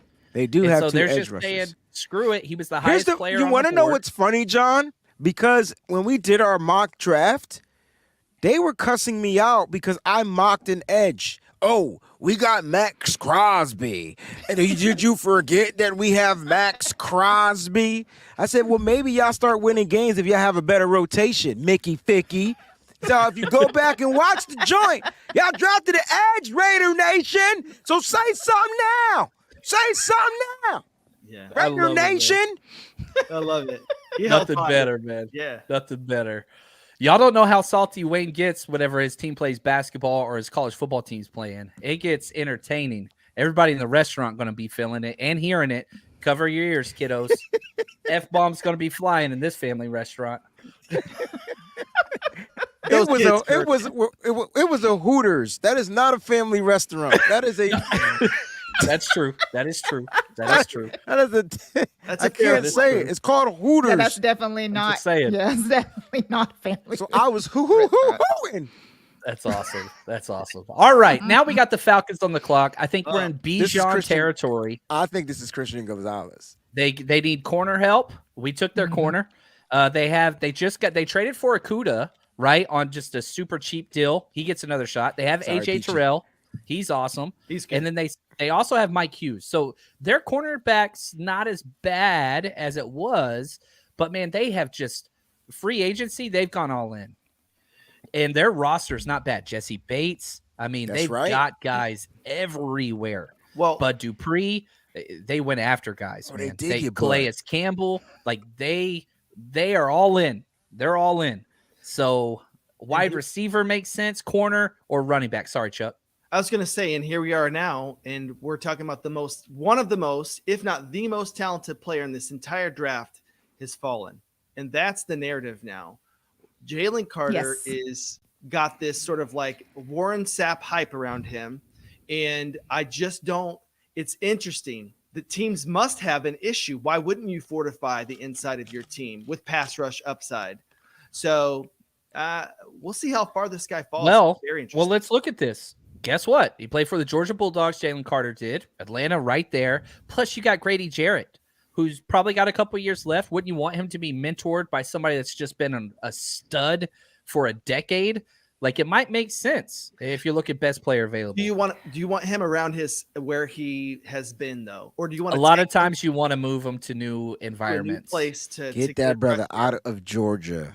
Get him far away from Georgia. Now, a lot of people think quarterback is an option here. I don't think they're going quarterback at all. They paid a lot of money for Taylor Heineke, and they have Desmond Ridder. They have been adamant Desmond Ridder's going to get his shot to be quarterback, but they paid a lot of money to Taylor Heineke to come in. So that's why I don't see it, but I could be wrong. Bijan just makes the most sense here. I know Tyler Algier is amazing. Bijan, as a Longhorn fan, I'm telling you right now, he's as good as they get, man. He's as good as I have a higher grade on him than I did Saquon. He is that damn good. He is incredible. What do you guys think about Bijan? Woo! He's amazing. I think he's got all the tools. I think obviously we got to call out your Texas bias, but it is what it 100%, 100%. is. But I think he's going to be able to be a weapon out of the backfield in a way that sort of like he reminds me in a way, once he gets in the open space, he's like a Gronk in some ways. People just fall off him. They just slip off him. Yeah. Hard tackle. So, and his hands are they're electric, dude. They're amazing. Would you be mad if he was the pick here as an Eagles guy? Are you hoping he falls to you? So then that means that I've got Christian Gonzalez in play and I've got Jalen Carter in play at 10. And it'll hurt a little bit, but then, man, what are we doing? We're able to I think you guys will get the first safety off the board, though. Branch, I don't know. I like Branch. I do too. We got pick 30 as well. So we could trade up and make that happen, maybe. I like Branch. I do like Branch. I don't have him I have him number 32 overall. I had a second round grade on him. But I mean, you're getting a stud. You're getting a stud. There's no doubt about it with your pick there. Let's see here. Updated compensation. The Cardinals to Detroit trade. Cardinals got number 6. Detroit got 12, 34, and 168. Wow. So there we go. And the what's it called? The Cardinals got number 6 and 81. So an update to what that looks like from Tom Pelissero. I love me some Tom Pelissero. That dude, he don't mess around with the drama too much, which I like. I feel like some of the other like big time insiders are 100% like mouthpieces for certain teams and agents, and that pisses me off when I see that. I'm like, man, that ain't true, and they know it's not true, and they still put it out there. That's why I like Tom Pelissero. He don't do that too much. Oh, we got Mose Knows. What's up, Mose? Oh, man, it's like we back in Atlanta having a good time all over again. That was such a good time. Oh, that was such a good time. Yeah, that was He's awesome. at a concert. He's at a concert watching this. I love it, man. He's the best, dude. He's the best. He's so fun. That dude just made me smile the whole time. All right, the pick is in for the Falcons.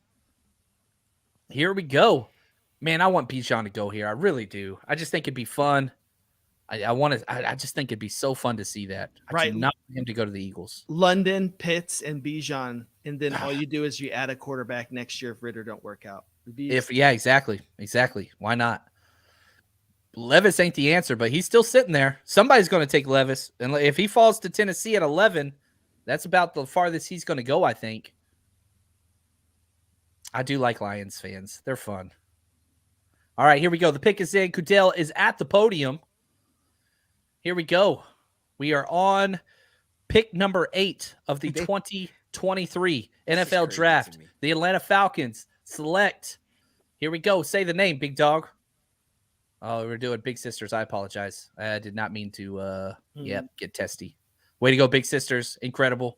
Love it. Power of mentorship. All right, we're going to wait a second. Come on, Bijan. Come on, Bijan.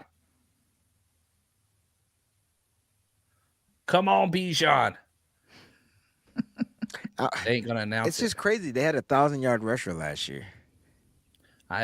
Is that who it is? It's still not showing. They're still I'm talking about Big Sisters. Algier. I'm just saying, for them to draft a running back, they had a running back that had got them 1,000 yards. He's a beast. But with Bijan, he could be your slot guy. He's not just a running back. Let's see if it is. Here we go. Is this going to be the pick? There it is. There's my man, Bijan, number 8. Man, I love it. God, freaking love it. Desmond Ridder, he's set up for success. I love it. And John, guess what? The Eagles just traded up to 9. Oh, did they I really? know who they're getting. Look at this. Who are they getting? Chapman, little Chapman in the chat and spending his money. He says, "What's up, Dad? What do you think of the draft so far?" What's up, Joseph? What's up, man? I love What's it. up, nephew? Cool. That's what's up. Joseph, he lives in Indiana. So for those of you that don't know, he's not in this household. I'm loving the draft so far. And the Eagles got a trade. It's fun. There's trades galore. Are you sure there's a trade? This I haven't is seen it insane. announced anywhere. I already know who they're getting. Chuck, what are you doing? Talk us through it. Are you getting your I man? know who they're Are you getting. Jalen? They're getting their Dang. man. This Jalen Carter. We're gonna have a Wow. Georgia Bulldogs defense. Jordan Davis This and Jalen Carter. so Listen, crazy. but this is the pick that I said you guys need it. Remember, I said you Yes. need a Jalen Carter. Here are the terms of the trade. The Eagles send number 10 and a 2024 fourth rounder to Chicago for the number 9 pick. It costs you next year's fourth rounder to jump up.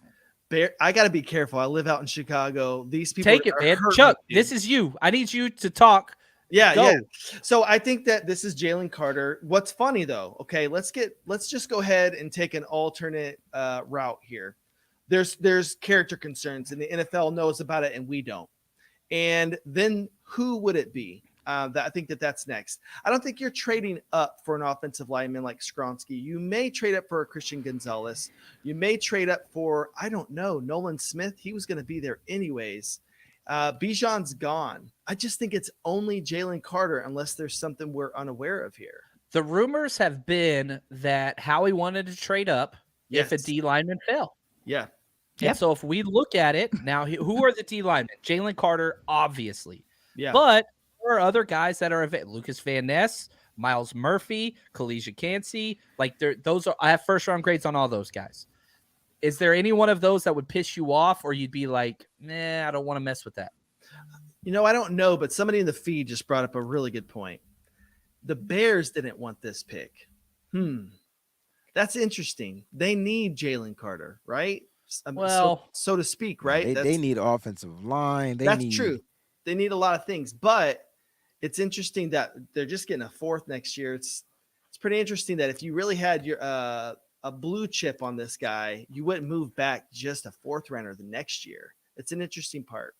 Well, I think they just need stuff because they lost. They traded their second. They spent a lot of capital to trade up to get Fields. Like, they're trying to recoup just picks in general. And so if they didn't want to take that, I think they're going O-line. I think they're going O-line no matter what. And they're sitting there saying, man, I don't think Philly's going O-line. So why not jump back? And we could still get, I think they're getting Skoronski. Great pick. But you guys, picks in, trade it up, man. You got it dirt cheap. All right. I am way behind. So you, John Chapman, are announcing this to me live. All right. It is time. He's in a cooler mood. It's cooler time. I tried to behave myself for as long as possible. It's time to bring out the Dos Equis in my Levi's wonderful thing. Here we go. You leave Jordan Davis alone in the chat. He did just fine. But yeah, he's not going to be your dynamic pass rusher. I mean, if you get both of those Georgia guys with Nakobe Dean in front or in the back, it's a stupid Saints, man. The Saints, what did the Saints get for this pick? They traded up for Trevor Penning, right? The offensive tackle. That's who they got. They traded the future first for Penning, and you guys get a top 10 pick because the Saints suck. But I want to be happy for you for as much as I possibly can. And here's the thing. This is a Niners show. The number one rival in the Niners in the NFC, it's the Eagles. And if they get Jalen Carter here, that's huge because he'll be able to rotate in. I mean, at least we only got to play him once this year. Yeah. Well, possibly maybe twice. Yeah. Possibly. Better he was either going here to the Seahawks, so. That's true. That is true.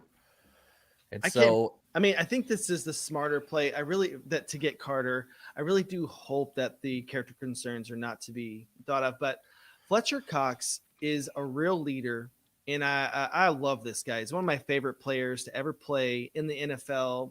He is that country guy who goes hunting, and he's just a good dude. And I feel like he's going to be able to take him underneath his wing and hopefully give him some mentorship to make him, be the best player that he can be. Right. Yeah. No, I'm with you. Pick is in.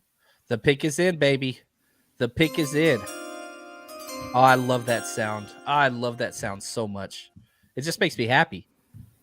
Yeah, and I will say this, the concerns, if you don't know, and it's been talked about a lot with Jalen Carter, after they won the championship, went out, teammates drinking, racing, oncoming traffic, and led to 2 teammates dying getting in a car wreck and dying. It wasn't the car Jalen was in. Then lied about it, whatever else. It all came to light. During the combine, he gets arrested. All misdemeanor charges, nothing bad. It seems to all be solved. But I think the questions come into like, all right, is this somebody that's going to be able to handle, if he did this when he was winning and when things were good, what's it going to be like when things are bad? His pro day was not good, but the talent, you got to talk about the talent. Yeah. He might be the best defensive tackle prospect to come out of the draft in 5 years. Like, he's that damn good. He's that good. Here we go. Here's the pick. Number 9 overall in the 2023 NFL Draft. The Eagles trade up and select none other than Jalen Carter, defensive tackle, Georgia. Charles, talk us through your feels, my friend. This is really not just a good pick in terms of like we're putting an amazing player on our team. This is a need for us, actually. So we had Hargrave leave, like Weezy said. We're going to have to obviously, there's guys who are going to probably be in front of him initially, but overall, he's going to take over. We got Milton Williams, Fletcher Cox, Jordan Davis, and then you throw Jalen Carter into that rotation. It's already a great I love our edge group in Philly. It's not as strong as the Niners, admittedly, but I think we're in there as a number 2, number 3 defensive line. Oh, 100%. Yeah, you have to be. Like, yeah, you lost some guys, but this is what you do. There's teams that value certain positions and philosophical concepts. The 49ers and the Eagles build their teams the exact same damn way. The same way. Comp picks, build in the trenches. It's simple. Take as many shots at quarterback as you possibly can. And you look at the teams that were in the NFC Championship last year, it makes total sense. You build in the trenches, you take as many quarterbacks as you possibly can, and you just keep going. Howie Roseman, I think, is probably one of my favorite GMs in the NFL, if not my overall number 1. But this is awesome. The Bears, they're on the clock. Their pick's in. Peachy, what do you think about this Eagles pick? What are your thoughts? Jalen is awesome. I agree with everybody. Like his off the field issues is what caused him to fall. He would have went a lot higher than that. If someone wanted him, they would have had to have really reached up and grabbed him because he's sensational. I watch SEC football just like I watch Big Ten football, and yeah, he's a marvel. That's going to be a very dangerous defense. Again, it's like it was anyway. Chuck said, you guys lost Hargrave, and then you got Carter, and my son is ecstatic. He sent me a thing. It's like, and then even lists exclamation points and everything on there. He's so happy. He was like upset about Bijan for like 2 seconds, and then it just got like really, really happy. Bijan is the sexiest pick in the draft. I think he is, but I think Jalen Carter comes in next, and I'm okay with it. Yeah, and again, you lose Hargrave this year. You're going to lose probably Fletcher Cox next year. You drafted Jordan Davis last year. Now you got Jordan. Like, it's just out with the old, in with the new. And so it works for them, and happy for them. And it looks like, man, these two teams are going to be battling it out in the trenches for years to come, especially if the Niners can figure out one of these quarterbacks. Don't give a damn which one. One of the quarterbacks come through, you're going to be all right. You're going to be all right.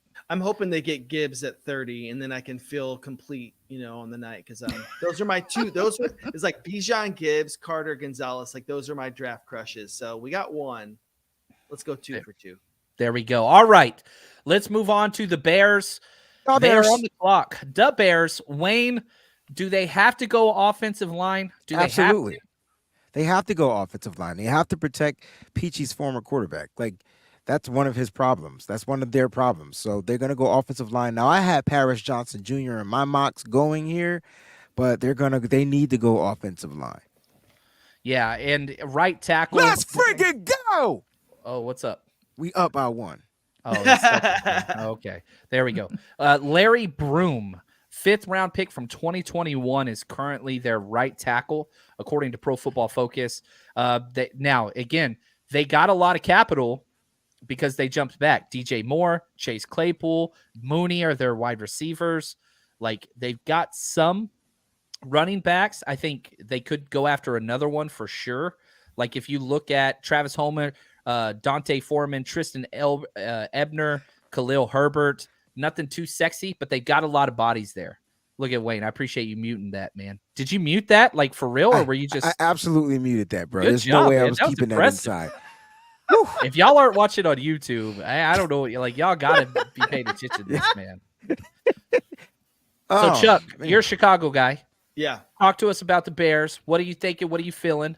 I want to come back to Chicago. I miss Chicago. Yeah, come on. We had a come on. blast there, didn't we, Oh my Wayne? gosh. Wait, before you speak, Chuck. Yeah. I got so fat and full. This is what I did in Chicago, right? So I after the game, we were all pissed off, so we all went our separate ways, right? None of us talked. The rain, everything, yeah. Yo, so I found my hotel was by what's the two pizza places you were telling me about?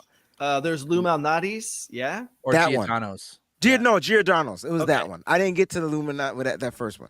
So my hotel was right by one. And so I never had the deep dish pizza. So I ordered a deep dish and then I got the steak sandwich, the meat, whatever it's called. Bro, when I tell you I gained 30 pounds, the deep dish was like, Worth it. I didn't know, I couldn't even finish it. It was like eating a pie.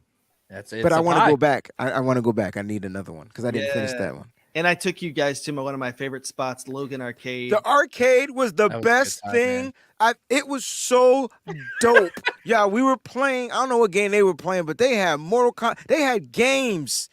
Ninja Turtles, X-Men good was time, in man. there. I'm sorry. Yeah. No, it was Wrong show. awesome, man. Wrong show. No, I loved it. It was awesome. I will say this: whenever I get put on death row, my final meal will be Chicago Deep Dish Pizza. It's happening. That's gonna be my Yeah. last meal.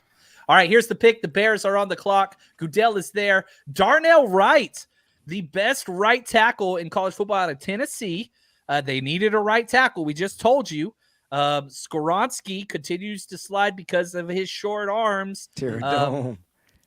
There we go, man. Bears may Now, go Juan Jones. this is Darnell why- Wright, he nailed it. They don't miss. This is why I felt like they remember they were after McGlinchey. And it didn't go through, and then he ended up Yeah. elsewhere. So this is why I knew they were going to go for a tackle. Darnell Wright would be like my dream scenario when people are like, "Oh, what if we trade Brandon Ayuk?" And I was like, "It's not happening. It's not happening." Darnell Wright would have been the guy I wanted because he plug and play right tackle. They're showing clips right now on ESPN. Him against Will Anderson. You go watch that. Shut him down. Just shut him down. The whole entire game, not even a little bit. You watch him against Georgia. Georgia shuts down Nolan Smith. Like he plays his best against the best players. He's incredible. Great player. Now we're at pick 11. Before we get to pick 11, Peachy, Yes, your sir. dad would be proud, bro. Your I dad would know. be proud. I'm really I happy. love it. This is Go her Vols. dad's team. The Oh, he's a Vols guy? Yeah, he passed away, but he's shining down on heaven right now. Happy as a mother sucker right now. Dude, they got They're some gonna have guys like that 5, are 10 going to people be drafted. right. Drafted. Jalen No. Hyatt, him, Yeah. Hooker. They got One of my some favorite players. players in this entire draft is Cedric Tillman, their wide receiver. The wide receiver. Yes. Tough as freaking Love him. nails, man. He's awesome. So I love Love it. The him. Titans are on the clock. The pick is in. This is Will Levis territory. Is Will Levis a Vrabel guy? What do y'all think? Is this the number 4 quarterback off the board? I don't think Will Levis is going to get drafted in the first round. Oh, spicy. I like it, man. I just got this funny feeling. They need everything. I think this is by far turning into the offensive roster is not good. This might be Skoronski, I think so. or yeah, He can Like, move inside. He can he move can outside. Yeah, They just signed Daniel Brunskill. They took him from us. Rand Carthon's there now. So think Niners but Brunskill philosophy. can play 50 pieces on the offensive line. Like Yeah. this is going to be interesting to see where they go. They just have a Okay. lot of not good players. Andre Dillard's their left tackle currently. Dylan Redun's Trey Lance's old left tackle. He's their guard, kind of. You got Petit Frere, who was Ohio State guy, who Nick Bosa practiced against, every single day. Like they've got guys. Yeah. None of them are really special. I mean, Brunskill might be the best player on that O line. And Dillard is a terrible run blocker. He can pass protect pretty decently, but as a run blocker and you've got D. Henry behind you, I don't understand him in that offensive grouping. But I like an O-line guy here. Mm-hmm. Yeah, I think so. Dutch Jason joining us on Twitch says, no way Levis makes it past Seattle. Again, I would love for them to pick Will Levis. I'm not a Will Levis fan, but maybe he could be amazing. The value would be there. They can go a receiver here. I wouldn't, but they could. They can go receiver here. Their receivers are they're not Nobody. good. Nick Westbrook, Akine. They got Traylon Burks, who didn't do too much, and then Kyle Phillips. Like, this is a spot for Jackson Smith-Njigba, to be honest with you. Like, it really or is. I Zay mean, Flowers. they need I do everything. Like Zay Flowers. They need yeah. quarterback, everything but a running back, and they're talking about trading Derrick Henry. Yeah. They could go with everything. This is going to be interesting. Dude, they even got Arden Key. They got Arden Key, too. That's right. I forgot about that. So the Titans wanted Stroud pretty bad. That was who they had their eye on. So whatever information they got, he did not have any idea that the Texans were taking him. They were trying to move up. That might be a team that leaked all that negative stuff. Vrabel, don't put it past him. He's the New England guy. Yeah. No ethics. And but I like Vrabel. I do like it. But so I don't know what direction the Titans are going to go in now, because that's what they were saying all day, is that's what they were trying to do. They were trying to get Stroud. So maybe since Stroud's gone, maybe they're going to do something completely different. Who knows? Oh, we've got another trade right after this pick already. Mel, she says, what's your Twitch page name? It's under 49ers Rush Podcast. The Lions traded back up to 12 from the Cardinals. So the Cardinals dropped from 3 to 12. Cardinals dropped again. They moved So the 12th pick was with the Browns, then to the Texans, then to the Cardinals, then to the Lions. They're on the clock at 12. So, it's a lot of moving. That's a lot of moving. Trades. So yeah, again, you remember this is fun, man. This is getting fun. So just to rehash real quick, the top 10, Panthers took Bryce Young. Houston Texans took CJ Stroud. Traded back up to number 3, took Will Anderson. Colts took Anthony Richardson, another big shock. Seattle took Devon Witherspoon, another big shock. Cardinals took Paris Johnson, finally listening to Kyler Murray. Raiders took Tyree Wilson. Falcons, Bijan Robinson. Eagles traded up for Jalen Carter. Bears took right tackle Darnell Wright. And now, pick number 11, Tennessee Titans are on the clock. And I think we're about to get the announcement of that pick here in a couple minutes. I'm going to say, too, maybe this wouldn't want to be heard by Niners fans, but maybe Jonathan Gannon did do something correctly, right? Kyler seems to be immature. That's what it looks like from the outside sometimes. And I don't want to Oh, very much so. Yes. Yeah. I don't want to defame his character. He could be a great guy, but that's what it appears like. So if Gannon's saying, I got to win this guy over, I got to make a partnership with him, and he goes and says, I need a left tackle to protect me, Gannon says, I got you. You're my franchise guy. I'm going to listen. Maybe it was a solid move to solidify that partnership between both of them. I think it was a great pick. Yeah. The thing is, as long as Kyler's there, I'm not concerned. The problem is they got the future pick. That puts them in Caleb Williams territory. That's what I don't like. Yeah, but which pick did they get, though? We don't know. I've not seen anybody say it was for this or that pick. And I'm just like, come on, guys. Y'all should totally let us know that. Come on, chat. Let us, if you find it out in the chat, let us know which pick they got in 24. I've not seen anywhere. They didn't put it out yet. They just said first rounder. And so, yeah, they're totally, because if they got the Houston Texans first pick next year, they stole it. Yeah. And I mean, everybody better be pulling for the Texans. Otherwise, Caleb Williams is going to be in our division. And I do not want that. Caleb Williams, I might have him graded higher than Andrew Luck already. Like, I freaking am scared to death of that guy. All right. Speaking of guys I'm not scared to death of, Roger Goodell at the stage, pick number 11 in the 2023 draft. Peter Skoronski, there we go, is the pick at number 11. That's a solid pick. Versatile. He can play guard. He can play tackle. Wayne, killing it as always. It just made sense that you always want to start when you're rebuilding a team. You got to start in the trenches. It's the non-sexy picks, man. It's what the 49ers did 10 years ago, right? 7 years ago, we were drafting players like Mike McGlinchey, and this is what they did. They have to go out there. Who I don't know who their quarterback is going to be, but they got to go out there. Yeah, this is the last year. This is the last year for Tannehill's deal, and he's getting like $34 million. So I don't know. Maybe that possibility Hendon Hooker territory later in the second round, into the first round, whatever. Definitely there. And I don't know. Oh, here we go. The pick is in number 12. So they traded back, and they're already got their pick in. The Detroit Lions. And I mocked them to get this player because I felt like they lost the player. I know who the player is. Sorry. Who is it? Oh, you already saw it? Yeah. Oh, so okay. Thanks for not. They do appreciate that. They've got a lot. They've spent now. All their wide receivers got suspended. St. Brown. Yeah. Right. Tight end's a big. I thought I had a tight end going. They had a tight end here. Yep. This looked like a Kincaid, one of those type of players. Michael Mayers, who I had, but they traded away. What's his name to an in division Hawkinson.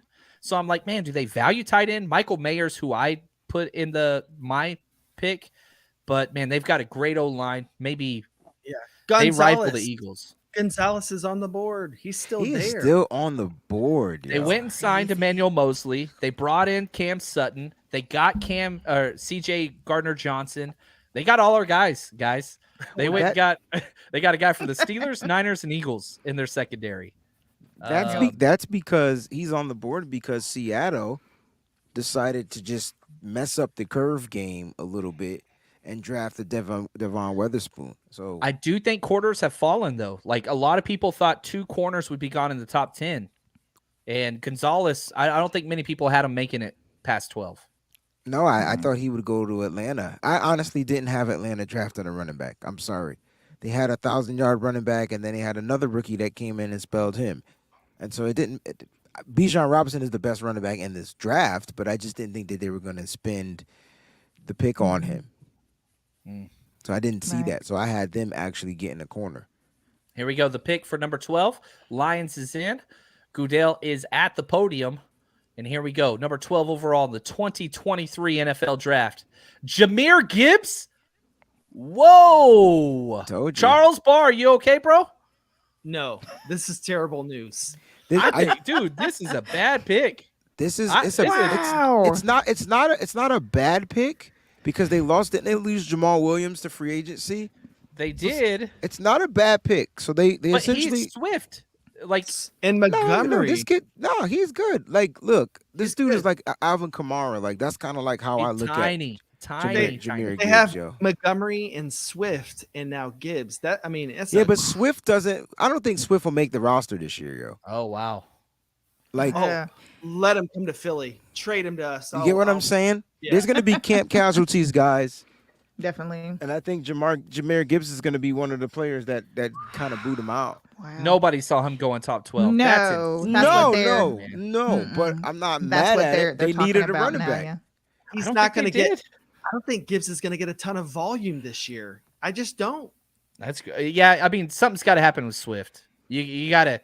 I mean, you paid money to get Montgomery in. I don't know about this one, man. But surprise everybody. Hey, I love it. Somebody saw that coming. Stay strong, Detroit. There you go. You just went and got an under 200-pound running back in the top 12, which is. I don't know what Don Bird feels about that. Now, I will say this, and you guys know how much I love Jordan Mason. The reason why Jordan Mason went undrafted was because of Jahmyr Gibbs. Most people don't know this. He was at Georgia Tech before he transferred to Alabama. And the big reason why Jordan Mason never started was because of how good Jahmyr Gibbs was at Tech. Then he transferred to Alabama. I mean, he's incredible. I'm not trying to say he's not great. Where did I have him on my board? He's my number 2 running back. But I had him pretty low. Where did I put him? I can't find him. There we go. Number 51 overall. He was my number 51 overall player. He's amazing. He's a playmaker, but he's small. He's a small running back. Yeah, but he's 20. He was 20, just turned 21. I'm not. Is he going to grow? Yes, he's going to put on 10 NFL pounds in the offseason. He was in Alabama. Yeah, you know what? He's got some of the best film. He's great. He's great. He's nuts. He's just already kind of tapped out, but We'll see. We'll see. I do like him. I'm not trying to like. I'm just saying the 5'9" value and 3/4, yo. But the size, it's just the under 200-pound running backs have not had a lot of success. That's all. His start and stop. I mean, I think he'll put on some NFL weight. Yeah, but he's a good running back. Very good. Great. I just don't value running backs that much. Correct. My thing with Bijan, like Bijan could play wide receiver, he could play linebacker, he could play tight end, he could do a lot. He's built differently. If you look at, here we go, Niners fans. I just pulled up mock draftable, Jahmyr Gibbs, Steve Slayton, who Kyle Shanahan turned into, 1,000, I think 1,300 yards his rookie year. But no, some of the people he matches up with, Kenneth Walker Jr., even though just not size-wise, Isaiah Pacheco, Ray Rice, Felix Jones. He's got explosiveness. And my thing is this, the Lions had the worst defense in the NFL last year. They did sign a lot of guys. I don't know. All right, let's transition. Let's go to the Packers. The Aaron Rodgers-less Packers are on the clock. This is going to be Jaxon and Nick. I just got this funny feeling. I hope so bad. They never drafted Aaron a wide receiver in the first round. He hated him for it. Now they trade him. Please draft a wide receiver in the first round. Please. Just it would be such a massive slap in the face. And if we know anything, they do not like each other, man. Now, their lineup's interesting, the Packers, because they spend all their first-round picks on defense, and their defense isn't good. They have major holes all over the place. D-line's not good. Linebacker's not good. It's just not a good roster. If Aaron Rodgers couldn't get this team to the playoffs, it's going to be pretty damn hard for Jordan Love to do so.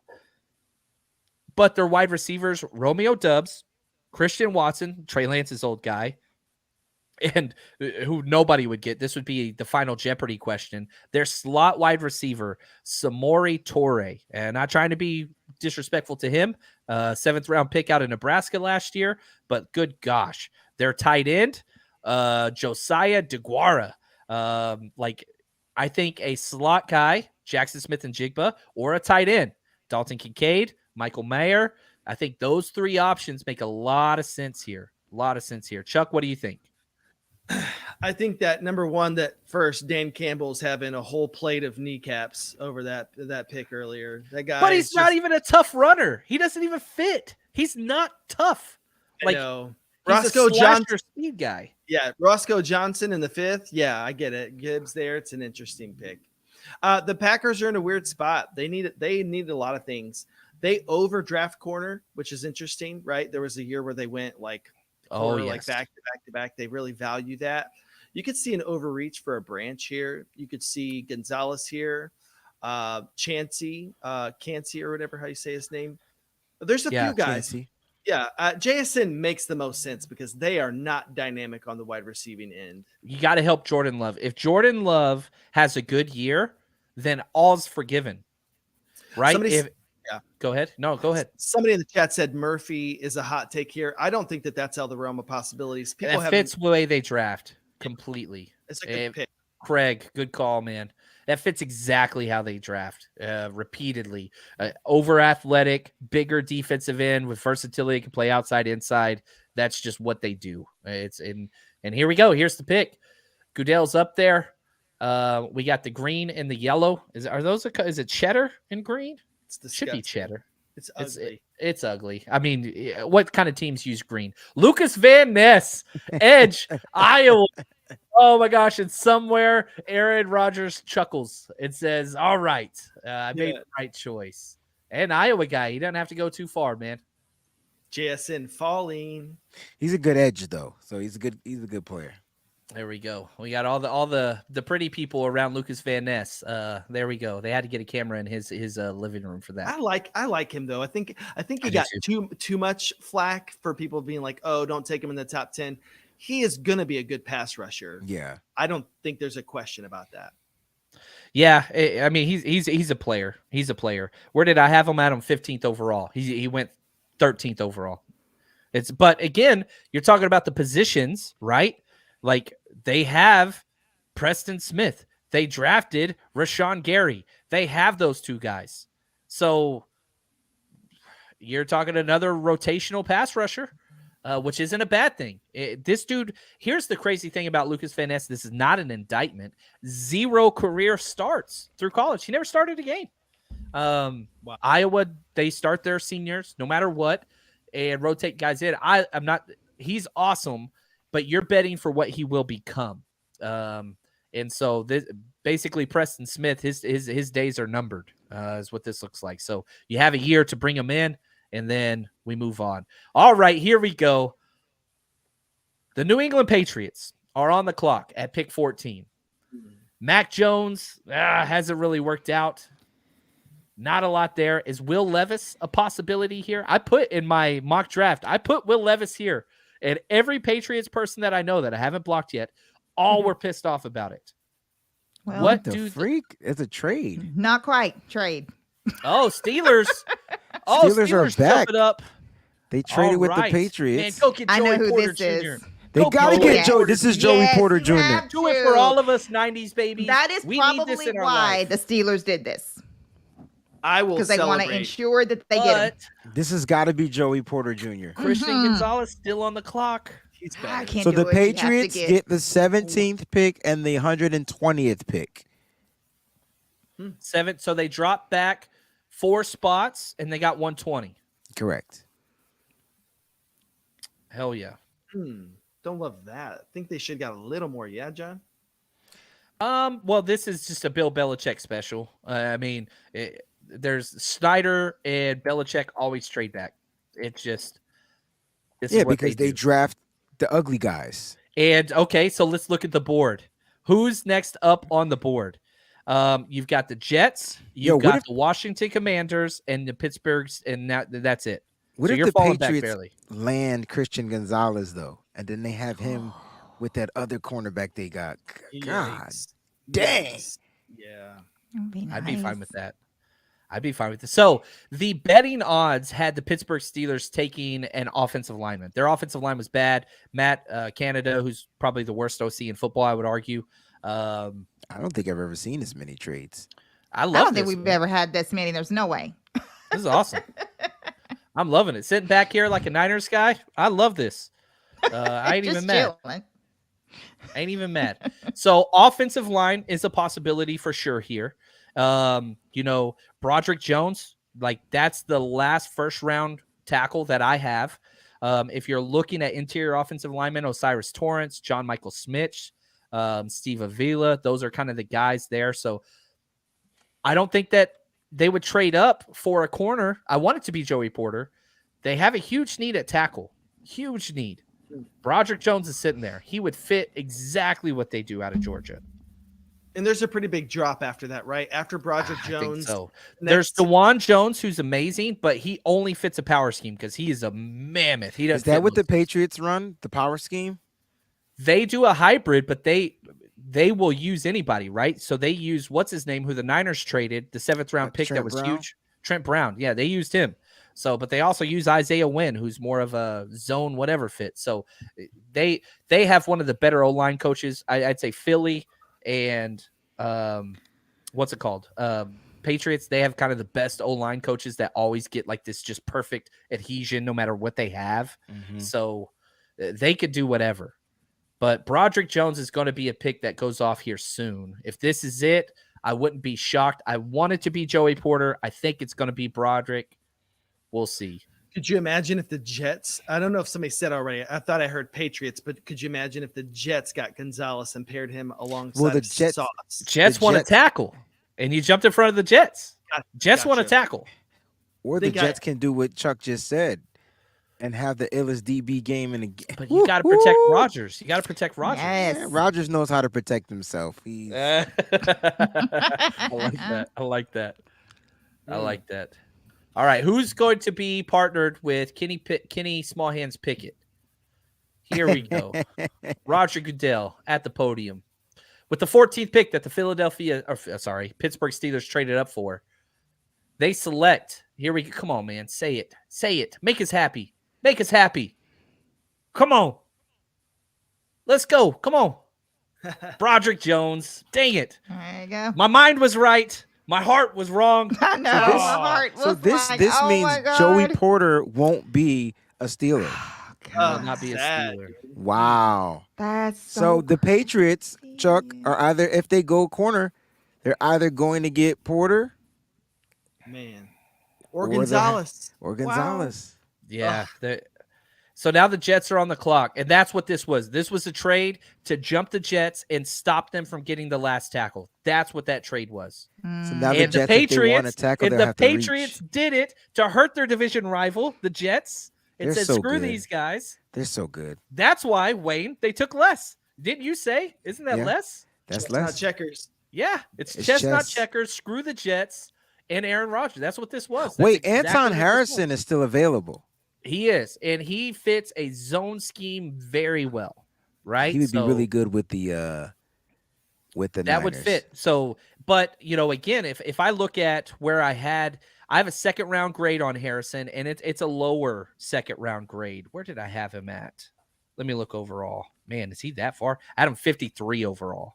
Whereas I had Broderick Jones really, really high. I had Broderick Jones number 10 on my board. I really liked his tape. So there's a drop, but it's a scheme fit. Broderick Jones fit every scheme in the book. Anton fits zone schemes. Jets run zone. So, yeah, all right, the Jets are on the clock. Protect Aaron Rodgers is the only thing I can think of. Am I wrong? No. No, you have to protect your quarterback. And they don't have much. Mekhi Becton, are you betting on him being healthy? The dude has not played. He's not played. And if you're fine with him, that's great. Your other right tackle is Max Mitchell, who was a fourth rounder last year out of Louisiana. Not LSU, Louisiana. I tell He's you what, Elijah Mitchell's teammate. there's going to be some players in that third round. Oh, my yeah. gosh. I don't think the 49ers are going to have to trade up. They may trade back into the fourth round, trade one of those thirds and to get back into the fourth because there's still going to be some depth. But John Lynch wasn't lying when he said there was depth in this draft because I'm telling you, this is a weird mother shut your mouth. It's crazy. I think that Niners faithful forever. He definitely does. And they missed out on OBJ. And they were really looking for a receiver very bad, like desperate for one. It would not surprise me if the Jets got a receiver here. Yeah, we have no wide receivers off the board in the top 14 picks. not They yet. have Alan Lazard, Mecole Hardman they paid, and Garrett Wilson, who was incredible. And so, yeah, could you use another guy? Sure. Breece Hall's going to be back. But, man, Mekhi Becton's their starting left tackle right now. Their interior's fine. Laken Tomlinson, McGovern, and Elijah Vera Tucker. That's great. But you have two questionable tackles. Now, they do have – they got one of the old tackles from the Bucks, I think. Dwayne Brown from the Seahawks. He's there too, but still, I'm not. Man, offensive line, I think it's got to be DeJuan Jones, Anton Harrison, Blake Freeland, Matt Bergeron. Like, those are the names that stand out at the tackle position. Harrison would probably be my pick if I had to. But, man, if I'm the Jets, I'm moving out of this. I'm not taking a tackle here. The value's not there. The value at tackles has gone.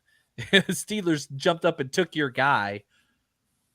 Yeah, maybe it's in the tight end spot. It makes sense. Okay, again, if you're going to allow, things to go your way, you got Tyler Conklin. He's all right. He's not bad. So yeah, you could use a tight end. And if you want to protect Aaron Rodgers, you don't go Dalton Kincaid. You want to protect Aaron Rodgers, you go Michael Mayer. So that makes sense. I like that. Whoever put that in the chat. Craig, thank you. Yeah, well said. But Joe Douglas is not a smart man. I'm just going to No, say he's that. not. He's not. He does things really very much old school. I mean, it almost represents like mid 90s type of like philosophy. I could see a JSN going here because they just traded for Aaron Rodgers. This guy might be on an ayahuasca trip right during training camp. We don't know. So I think that for More sure of that, please. they're definitely a risky team. And so a JSN They have paired with Corey Davis too still. well, with Garrett Wilson, though, I mean, that is powerful and potent. You do have to plan for that and be scared of that as a defensive coordinator. So maybe that's the play. I would go tight end here personally, Michael Mayer. Breezy, what do you think is going to happen? Breezy's gone. You all right? No, I'm not gone. I'm just thinking. It's hard, right? Now we're getting the hard stuff. This is awesome. This is the best. I'm such. But I I still like some of those tackles that you mentioned, like Bergeron and Cody Mauch is still available. Yes. Mock fits what they do, but like their interior is solid. So I don't think they need versatility. They need a straight up tackle. I got you. I have Mock graded as a guard. He can play tackle. He can play tackle, yeah. But man, if I had a choice, get him out moving, you know what I mean? yeah, he's fun, He's dude. mean. I love that dude. I love him. He's a fun dude. He's a fun dude. Would any team trade for Zach Wilson? I'm surprised we haven't seen any players traded yet. None. Zero. So maybe That's a good point. they're taking all of their time. Ayuk to the Jets. If they offered 15 right now, okay. What would we trade up for? Jackson Smith-Njigba doesn't fit us. If you replace him with a wide receiver, Quentin Johnston. The tackles that I would have loved, again, same situation Jets are in. Value's not there. If you're talking edge, Derek Hall, Byron Young, Nolan Smith probably be the biggest fit. If you want a stud corner, you go get Christian Gonzalez. That'd be badass. Or Jory Porter. That'd be awesome. Right. But I don't see us doing that. I'm not seeing anything that makes me – I would prefer Ayuk to any player I just mentioned, Oscar. I know that you weren't suggesting that. A tight end? No, I don't want to spend a top 15 pick on a tight end. I love Michael Mayer, and he's incredible. But with Kittle, being amazing, 11 touchdowns last year and the heart and soul of this offense, I don't know. He might get 25 snaps a game. I don't like it. Brandon Ayuk's going to be out there. He had the most snaps on offense of any player. Brandon Ayuk did. I'm not trading that for this. Speaking of that, I just read this on Twitter. It's just someone who just tweeted us and said if John Lynch had a pair of you-know-whats, I don't know what I can say on here, so I'm trying to be careful. He would trade Ayuk to Baltimore for the 22nd overall pick, trade up a few spots, and draft the best corner in the draft, Christian Gonzalez. No, that's not. If he's been like one of the most aggressive GMs out there. Traded from 12 to 3, went and signed defensive tackle, traded for Christian McCaffrey, traded for Emmanuel Sanders. Come on, man. Now, whoever that is, I don't know who that is. I'm not trying to start beef. You gotta be careful with these peeps out there. But it's I just disagree with that. It's just a Twitter person, Yeah. I was just reading it. Don't hold nothing against me, guys. I'm just, You're great. Nobody's going to be mad at you. They're taking the pick is in, god dang it. Oscar, thank you for throwing that out there. I appreciate that. We're waiting. They're still not panning to the stage yet. So Jets didn't trade out. Again, I think tight end makes the most sense to me. Michael Mayer. That's who are you going to say? Oh, you already saw it. Saw it. He saw it. This is one of my guys that I got a chance to interview at the Senior Bowl guy. Yes. It's a guy that I'll give you some hints. He's a freakish athlete. Okay. Well, here's the thing, though. There was somebody who was you're at. proclaimed to be a more freakish athlete, and that person's fallen out of the top 10, top 12 that was mocked. This person, this is very interesting. I like this pick, though. I told everybody it was I'm waiting till they announce it. I'm waiting. I know. Nobody's saying I'm anything. so we promise, effing thirsty. John. How do I not have liquids in my refrigerator? I have all alcohol. I can't drink it yet. I have to wait till summer. Not me. I'll drink for both of us, brother. I got you. Oh, I can't with you. Oh man, I'm so thirsty. Kudos totally to Breezy. planned. He killed it when he went to the Senior Bowl interviews. Yeah, he did. Yes, he did. Got to do all that. Yes, he did. Amazing. Thank you. Great. Yeah. Represented I was trying great. to keep up with Steph, but she was just on a whole nother wavelength. Because when I got to the Senior Bowl, Steph is dope. Steph had an agenda. I was like in a candy store. So I'm just best, man. I had two phones. One was recording the whole practice. I'm just going to record the practice. The other phone was to tweet at the same time. Their internet wasn't strong. I was working though, but Steph had an agenda. So next year, Steph and I, we're going to team up and we're going to kill that mother sucker. We're going to burn that sucker down. I'd be at the bar. I'd be at the bar Awesome. meeting Just people. waiting to Me do the too. live show. right. I'll be right That's there right. with you. That's who I am, man. That's who I am. Everybody out there in the sun, my coaching days are done. Jason says, I got you, Breezy. I appreciate you, man. Listen. Soda.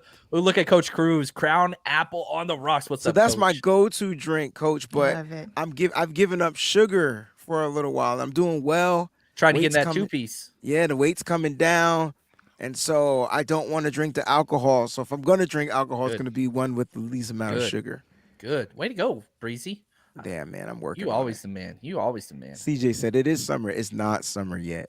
All right, here we go. We got the pick in. We got Make a Wish Foundation up there. That's what's up, which is kind of, they put them with the Jets. It makes sense. So here we go. Look at that face, Chuck. He muted himself on that one. He's like, I ain't saying nothing. I ain't saying nothing. Oh, I can't stand you guys. This was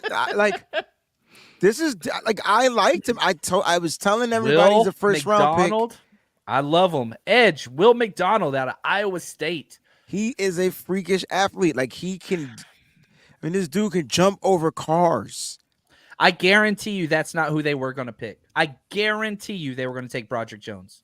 They got Yeah, but then why did they taken go? advantage Because of. he must have still been on their board then.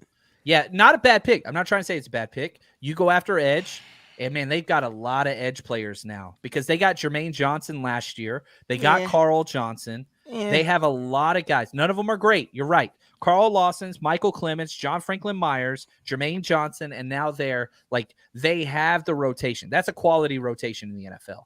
Are any of them Pro Bowlers? No. But that's better than half the teams in the league. And again, it's Saleh, right? That's what they want to do. They want to rotate. They want to bring all that in there. And now we got the Commanders. Now we're in Will Levis territory. Will Levis is going off the board here in the next 4 picks, in my opinion. All You right, got who's the the next? Commanders, Yeah. Patriots, Yeah. Lions, Yeah. Bucks. None of them are taking a quarterback. None? Maybe the Bucks. Maybe the Bucks? Maybe the Bucks. I guess it's Baker the Bucs Mayfield got a taking one, 1-year yeah. deal, so maybe the Bucks. I agree with Baker that. Mayfield's nobody's long-term plan. He's Not trash. even Baker Mayfield's. At 420 sack. I can't say your name This for anymore. Weezy Senior Bowl CC Bill. Oh, I love it, man. That is awesome. He's incredible, man. Oh, I love it. Do we know if Will Levis is at the draft and is the Yes. camera? He's at the right? draft. Oh, Him and his he's mom. 'Cause there, his and mom they are was Aaron there. Rodgers, and they are Aaron Rodgers and him, just like that. Right? Yeah, He yeah. got Putting 10 the more, camera he's on got him. 10 more picks to go, or 8 more picks to go before he's Aaron Rodgers. But yeah, so Commanders. Let's talk Commanders. They can go edge. Sam Howell's their current starting quarterback. We understand that, right? I got cussed out by Commanders fans, and because they said they believe in Sam Howell, bro. Was it Dan Snyder? It wasn't Dan. It was I don't know. They believe in him. They're like, we're not drafting a quarterback. We have our guy. I'm like, Yeah. okay. Commanders should draft a quarterback or trade for Lance, says Mr. Coco Nuts. I think they should go after All a right, so quarterback. we got Fat 420 sack and Mr. Coco Nuts on the I same love show. these. I love these names, man. Yo, We can are y'all teach crushing me? it, I baby. wish they could have gave me my name. Like, My name because is that John. that I'm John. well, yours work, John, Coco Nuts, and the Fat 20 Oh, sack. goodness. I like it. So, okay, let's look at best available. Christian Gonzalez, Joey Porter, Michael Mayer, Jackson Smith-Njigba, Ooh. Will Levis. You got some interior guy, Osiris Torrance, Zay Flowers. I thought they would go tight end here. I thought they should They take. got a their tight end. pick. Logan Thomas is their current tight end, the converted quarterback from Virginia Tech, I believe. Offensive line's not great. I mean, what are they great at? Defensive interior. That's it. They got Deron Payne. They do. And I know he's your guy. He's your guy. I like Montez Sweat. They're hurting. Me I mean, too. this is an organization that doesn't have a real clear cut like vision for what they're going to do. Sam Howell is You're what? going to move forward with Sam Howell. Just for what reason? Why? Yeah. Why would you do that? I don't know. They believe in him. What are you You're commanding? not listening to me, bro. They believe in Sam. Yeah, the fans love Samuel him. Because Baggins. That's their he- guy. Because he had a great camp. You he went drafted to- him in the 5th round. How much do you believe in him? He went to Cam Newton's camp and did well. If that Do says you anything. believe in magic? No, They bro. do. And I hope you do. He was the one quarterback drafted last year that was younger than Trey Lance. He was the one. And of all the quarterbacks drafted in this draft, 11 are older than Trey Lance. 11 out of 14. Here we go. I love this. GSU, I appreciate you, man. Good luck. I hope you get your call. You're going to be drafted soon, bro. He might be drafted before Will Levis is drafted. All right, Commander's pick is in. Yeah, that's right. I think, man, it's rough out there. Will Levis, no wide receivers, no tight ends, no interior and offensive linemen, Right. no linebackers, no safeties. Only one corner. Nobody saw this. Christian Gonzalez, Joey Porter. Those guys. One would think, too, that this has made people think about the running back position because now the two guys that you thought were going to go at the beginning and the end went at the top. So could there be another running back here at the end of the first round? So my running back rankings, I only had one other second-round grade guy. I had a second on Gibbs as well. Devon Arcane out of Texas A&M. Fastest running back in the draft. But he's light, too, though. He's like 180. Very light. And then you got the two guys that everybody likes. Tyjae Spears, that's Wayne's guy, and Zach Charbonnet out of UCLA. Yeah, Zach Charbonnet will be a nice good back. Can I ask you a question about Tyjae Spears, though? Yeah. What was the toughest defense that guy played? And I'm asking. No. I'm not saying that he didn't. I'm asking from an outside perspective. Like honestly, I don't care because at the Senior Bowl, he played against All-Stars and killed them. So if you can kill All-Stars from all the conferences in college, you my guy. I mean, they couldn't catch him. And I thought he was fast, and he didn't run fast in the 40, but he's football fast. All right. And I got the answer right here. The last game he played in the NFL was a bowl game against USC, 205 yards, 4 touchdowns. Central Florida, 199 yards, touchdown. Cincinnati, who, again, they're getting all kinds of guys drafted, 181 yards, 2 touchdowns. You got to scroll a little bit after that. Kansas State had his worst game ever. So to your point, earlier in the year, Kansas State, pretty solid defense, worst game ever. Man, he's shredded Cincinnati every year. yeah. And he might be that dude, but in terms of explosion versus some of these other running backs and these kinds of things, I don't think that it's there, but he may just have really good football sense to use his athleticism to the max. I like him. I don't like him here. I have a 3rd-round grade on him. But there's teams that'll reach. We're seeing teams reach on players, right? I just watched the reach. Oh, picks in. Emmanuel Forbes, cornerback Mississippi State. Ball skills. Tiny frame. Most pick sixes in college football history. But the dude, nobody in the NFL looks like him. He is the equivalent of Devon Smith. Deonte Smith, your guy, your wide receiver, just on the other side. Yeah, that's who he is. And it's weird. I knew a team would take him. 6 foot 166. He is the lightest corner to ever be drafted. Ever. Wow. 166 pounds. Heckman Jones, he's lighter than him. Yeah, and he's 6 foot. He's the shortest. But he's got crazy long arms, 92-inch wingspan. I mean, this is Gumby. He's fast, 4.35, ball skills galore. But, man, we've never seen a guy like him. That's all there is to it. But he did this in the SEC. So, man, Christian Gonzalez, Joey Porter Jr. just sitting there. And now the Patriots are on the clock. It's a shame. Oh, They do this every year where they somehow end up in the sweet spot. You think they're getting Christian Gonzalez, don't you? I think that they're. I called it. I know they're getting Christian Gonzalez. He's right there. Or Porter, one of the two. There's no way that they can pass either one of those up. That's a real Belichick pick. They got Jalen Mills, right?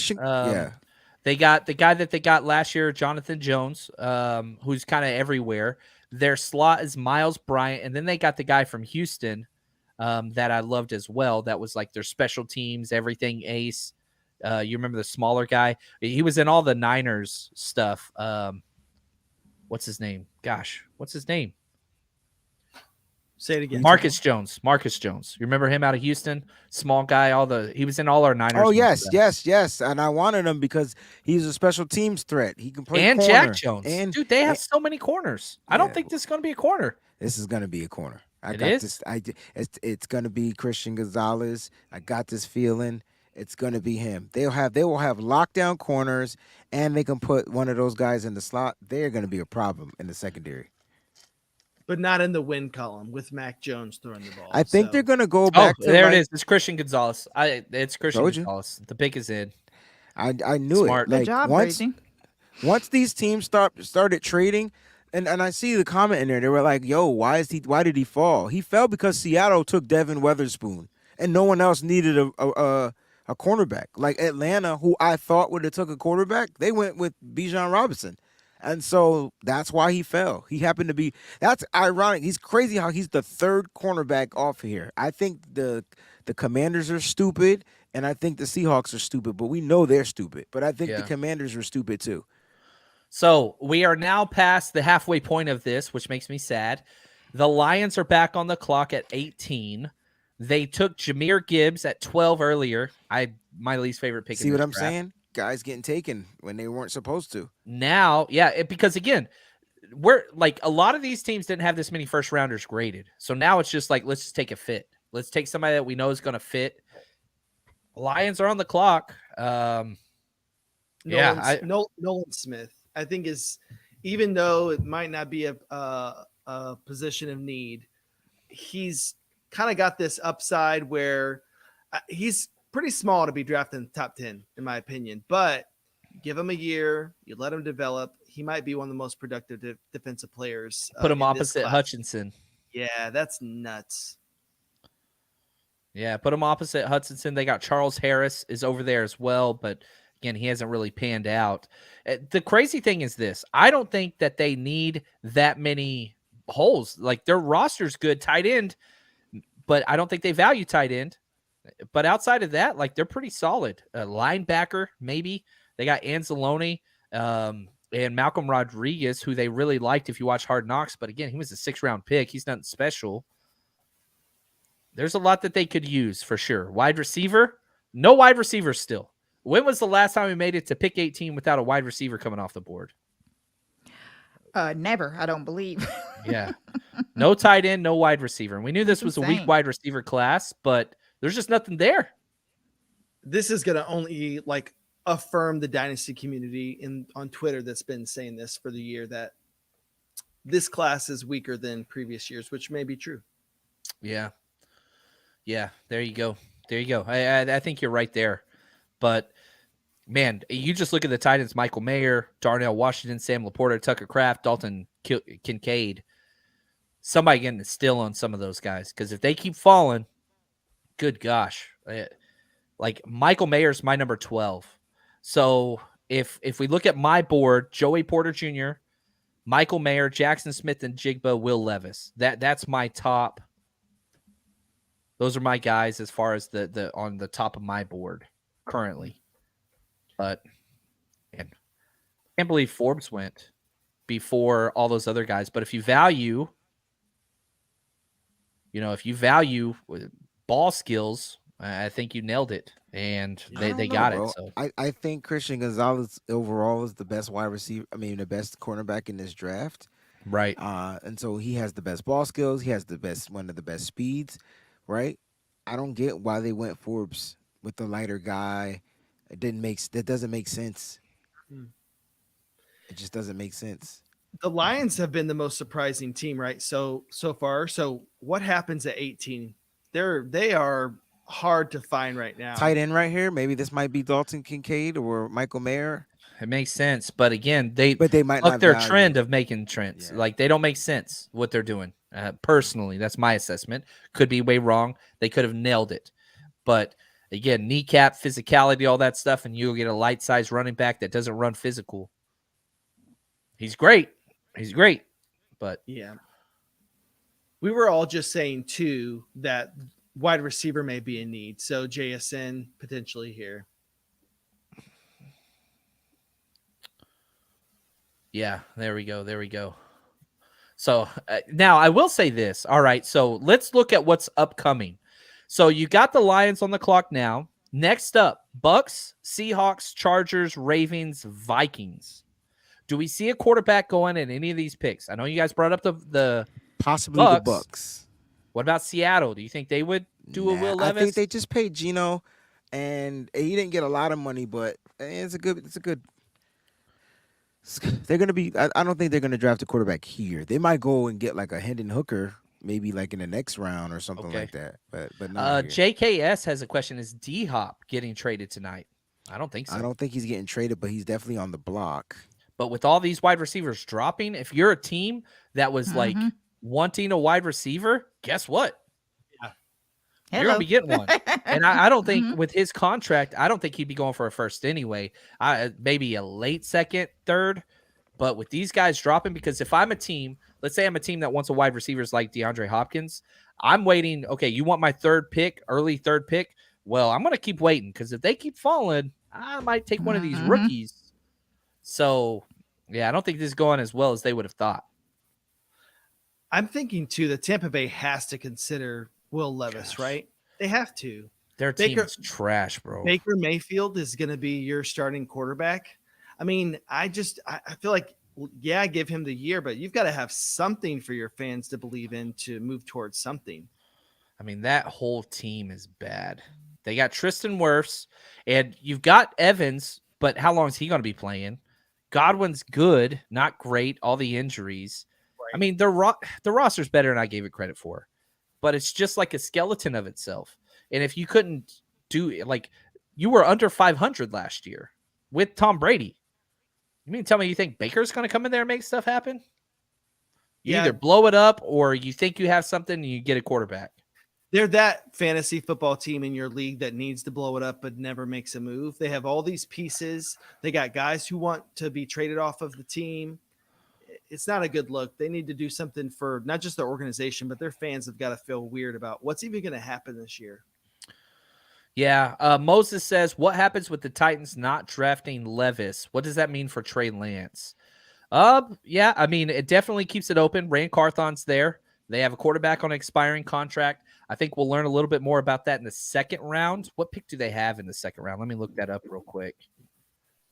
Tennessee, their picks that are remaining, pick 41. That's going to be one that I think you keep an eye on. But again, why would you trade Trey Lance for the number 141 pick whenever your other quarterback's not healthy and you're in a win now situation and you're a team that's need the most quarterbacks of the entire NFL? Why would you trade the one that's healthy? I just don't understand that for a number 41 pick. Don't see it. I just don't see it. That's me personally. All right, here we go. The pick is in for the Detroit Lions, pick number 18.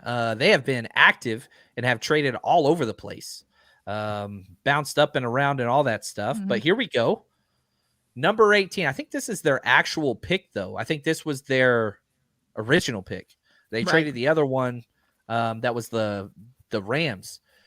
Jack Campbell, linebacker, the very first linebacker, Iowa. This fits what they do. This makes sense. I don't like it, but he's a damn good player.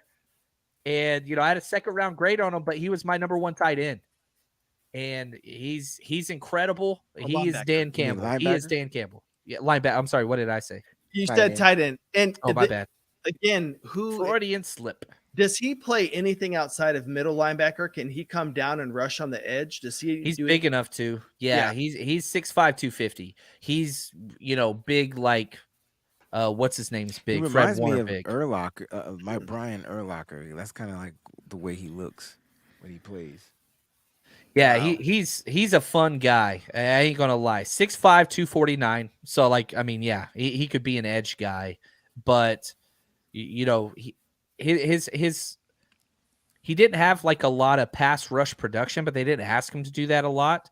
He could tackle, but though. Good God. He can do. Yeah, he's tough as hell, man. He is huge, fast, and tough. I mean, he's Iowa. He fits. He's Dan Campbell 2.0. This pick makes sense with what they're doing, much more so than the running back pick. But that's just me. Iowa produces two things: linebackers and tight ends.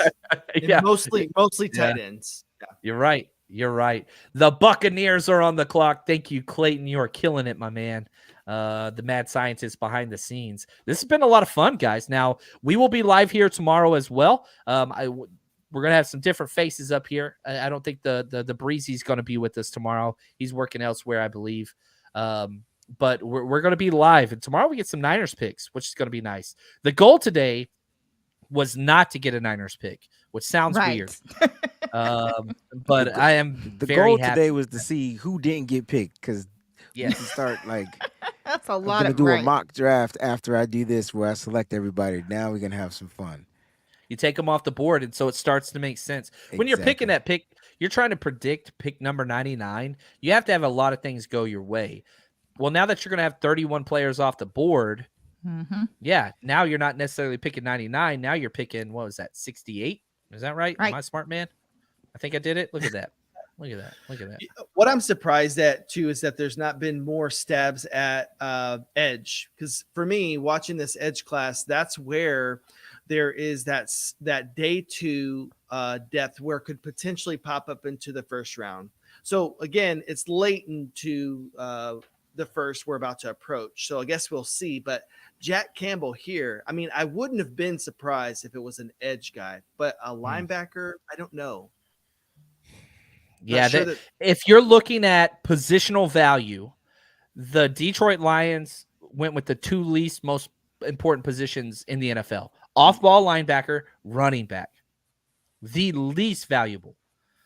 It's different. We don't see teams build like this. Maybe they saw a value there where everybody's zigging, you're going to zag. But from a cap standpoint, nobody's going to be happy with this. It doesn't make sense. It really doesn't. But everybody going to be on Team Lions again this year. I will not be one of them. And do you think that they're thinking, yes, we're going to carry Swift, Montgomery, and Gibbs in the same backfield, or is Swift a potential trade target in day two? I don't know. It's possible, but who's trading for a running back?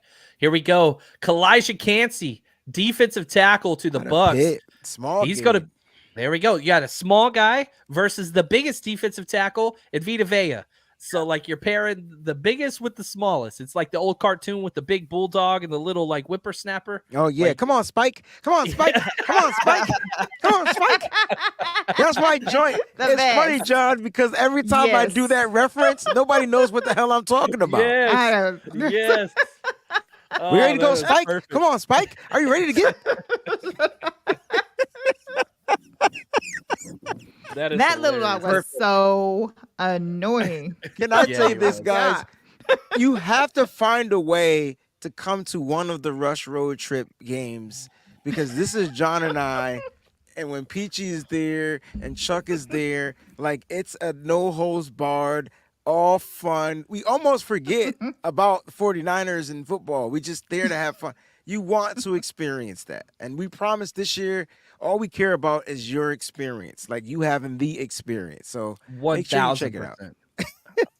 Come on, I can't wait for the schedule, man. Is there a game you guys are looking forward to for the away game? I know that we don't know freaking Philly. You know exactly what game we looking forward to.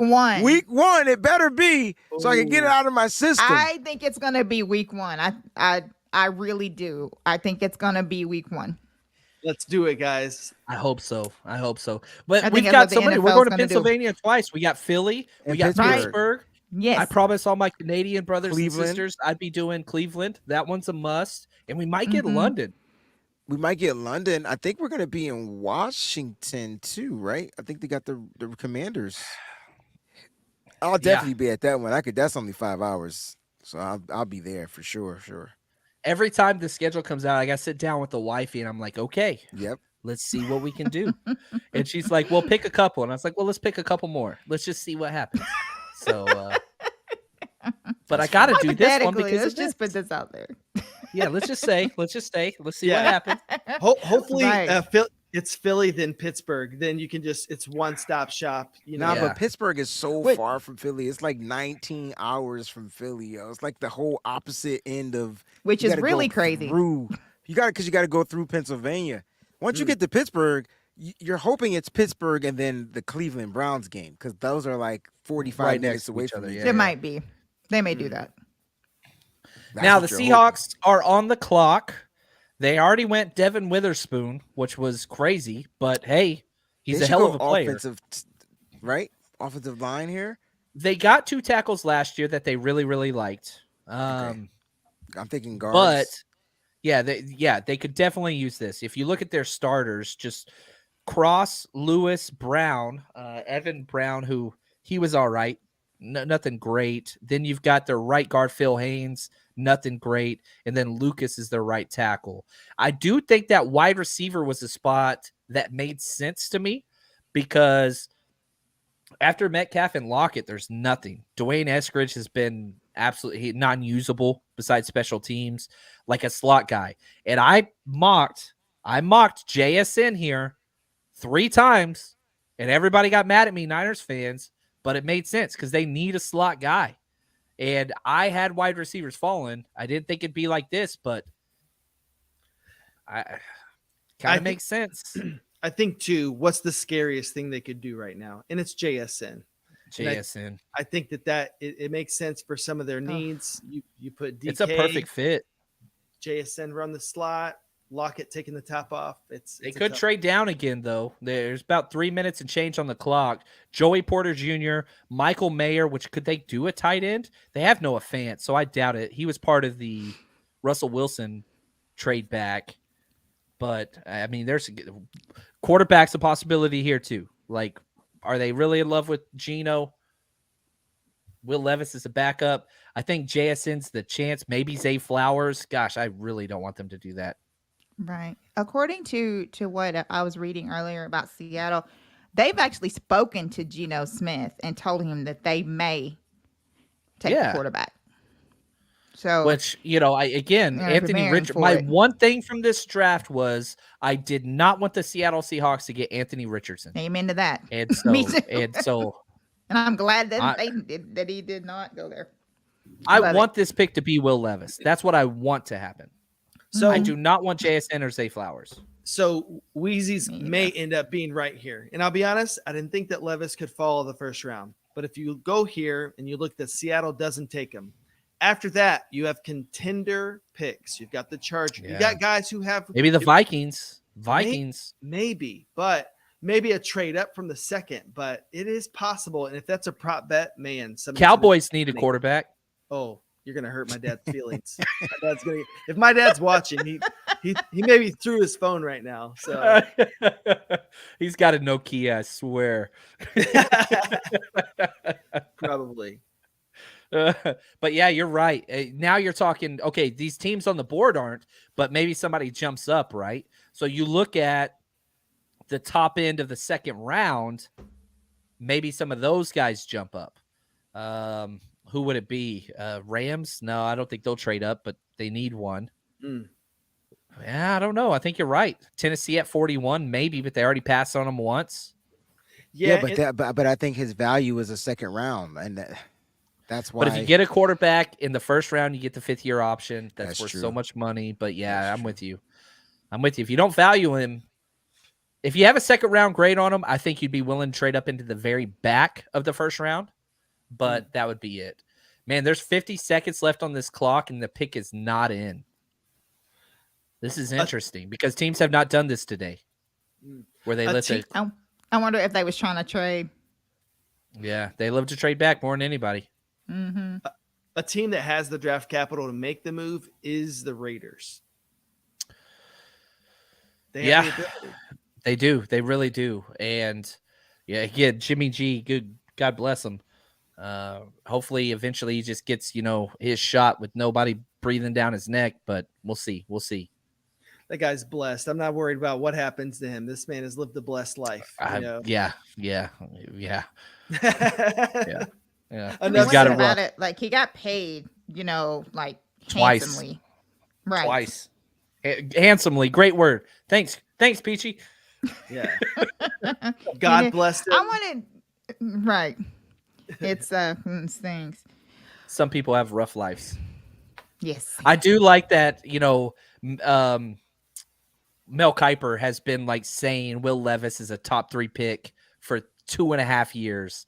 And like we're sitting here at pick 20 and he's still on the board. It's just like poor Mel. He picks his guys like this every year and it just doesn't work. It just doesn't work. He bet his career on Brady Quinn, didn't he? Yeah. I mean, he's done it so many times. It's always the same type of guy. He did get right, though, about Josh Allen, who he was doing the same thing to. But, yeah, I mean, he 1 for 20.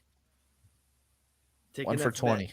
Yeah, what's going on with this pick, John? It's got to be all close. right, picks in. I got it. Here we Picks go. in. All right. Man, I don't want it to be a wide receiver, but I think it is going to be one. He's not even walking up to the stage yet, so we got a minute. They're being weird with it. This has been fun, though, guys. We're 2.5 hours into coverage, baby. I'm freaking. I got a lot more beers to go. That's all I'm saying. Yeah, I mean, this is always. I look forward to it. I ruminate about it. I read all these reports, and they all conflict with each other. And I think I know what I'm talking about. So it's always fun to come on here and just regurgitate everything I read for 1 month. And Dude, I love it. Pretend to know things. Yeah. Well, dude, you know your stuff. I mean, every time we talk nothing but football. This year was so much fun watching film. The film was fantastic, and I fell in love with so many defensive players on the line. It's one of my favorite classes for D-line. Not superstars, but I swear this thing is like round 4 deep. There's going to be edge guys there this year. Which is huge for the Niners because that's a need. We've got 3 picks at the end of the third. One of those will be an edge player. I'd bet the farm on that one, man. There'll be somebody there. I mean, I really believe that. Yeah, I think so too. And, I got to say this, for those of you that are joining us, man, our Patreon, we're going to be doing a Zoom hangout Sunday, 5 p.m. Pacific time, to kind of recap the 49ers draft, thoughts, feels, all that kind of stuff. That's available to all Patreon members. We have our draft book over there as well. All you got to do is Google 49ers and Patreon. We're the first one that pulls up, or you can go to patreon.com/49ers Rush Podcast. And here we go. The Seattle Seahawks pick is in, number 20 overall. In the 2023 NFL Draft, they select Jaxon, Smith-Njigba. There we go. Yeah, that's a good pick. I can't. That is can't the hate. perfect pairing with Geno. That's the perfect pick. You give the so bad right now. The 49ers need a nickel, so we got to make sure our nickel's on point. That's what we got to do. We've got like 3 or 4. We got several. We need a stud. I'm gonna start looking at some of these nickels that was. Yeah. That makes me we have mad. That hurts. It's a good pick because Geno doesn't throw it deep often. He just dink and dunks, and that fits. It really, really does. If you look at the nickels that'd be going up against them, starters. You signed Isaiah Oliver. You have Samuel Womack, Demo, Quantrez Knight, who's gotten some work there as well. Like you've got a lot of guys. But yeah, JSN's incredible. You pair him up with DK Metcalf, Tyler Lockett. Still got Tyler Lockett, yeah. Yeah, clearly defined roles. Tyler Lockett plays outside though because he presses vertically so often. True. And so it's that's rough, man. Yeah. This is something right here. The NFL on CBS just put it out that Ohio State is the first Big Ten school to produce a first-round quarterback and receiver in the same draft in the common draft era. I did not know that. Really? Mm-hmm. That's crazy to me. I know. They said. Well, if we look over the past couple years, it was always layered. Like Burrow came out one year, then Chase the next. Or Tua came out and then, it was always layered. They weren't coming out the same year. Yep. So that's interesting. That's right. There we go. The wide receiver run is coming, says Jason, and I think he's right. Baltimore, you have the Chargers. They need a wide receiver. Baltimore next, they need a wide receiver. Vikings after that, they need a wide receiver. They lost Adam Thielen, and this is the time for that to start happening. Because, I mean, there's a lot of wide receivers. I still have 3 first-round grades. Zay Flowers, Jalen Hyatt, Quentin Johnston. A lot of people are high on Jordan Addison. Tank Dale Wayne.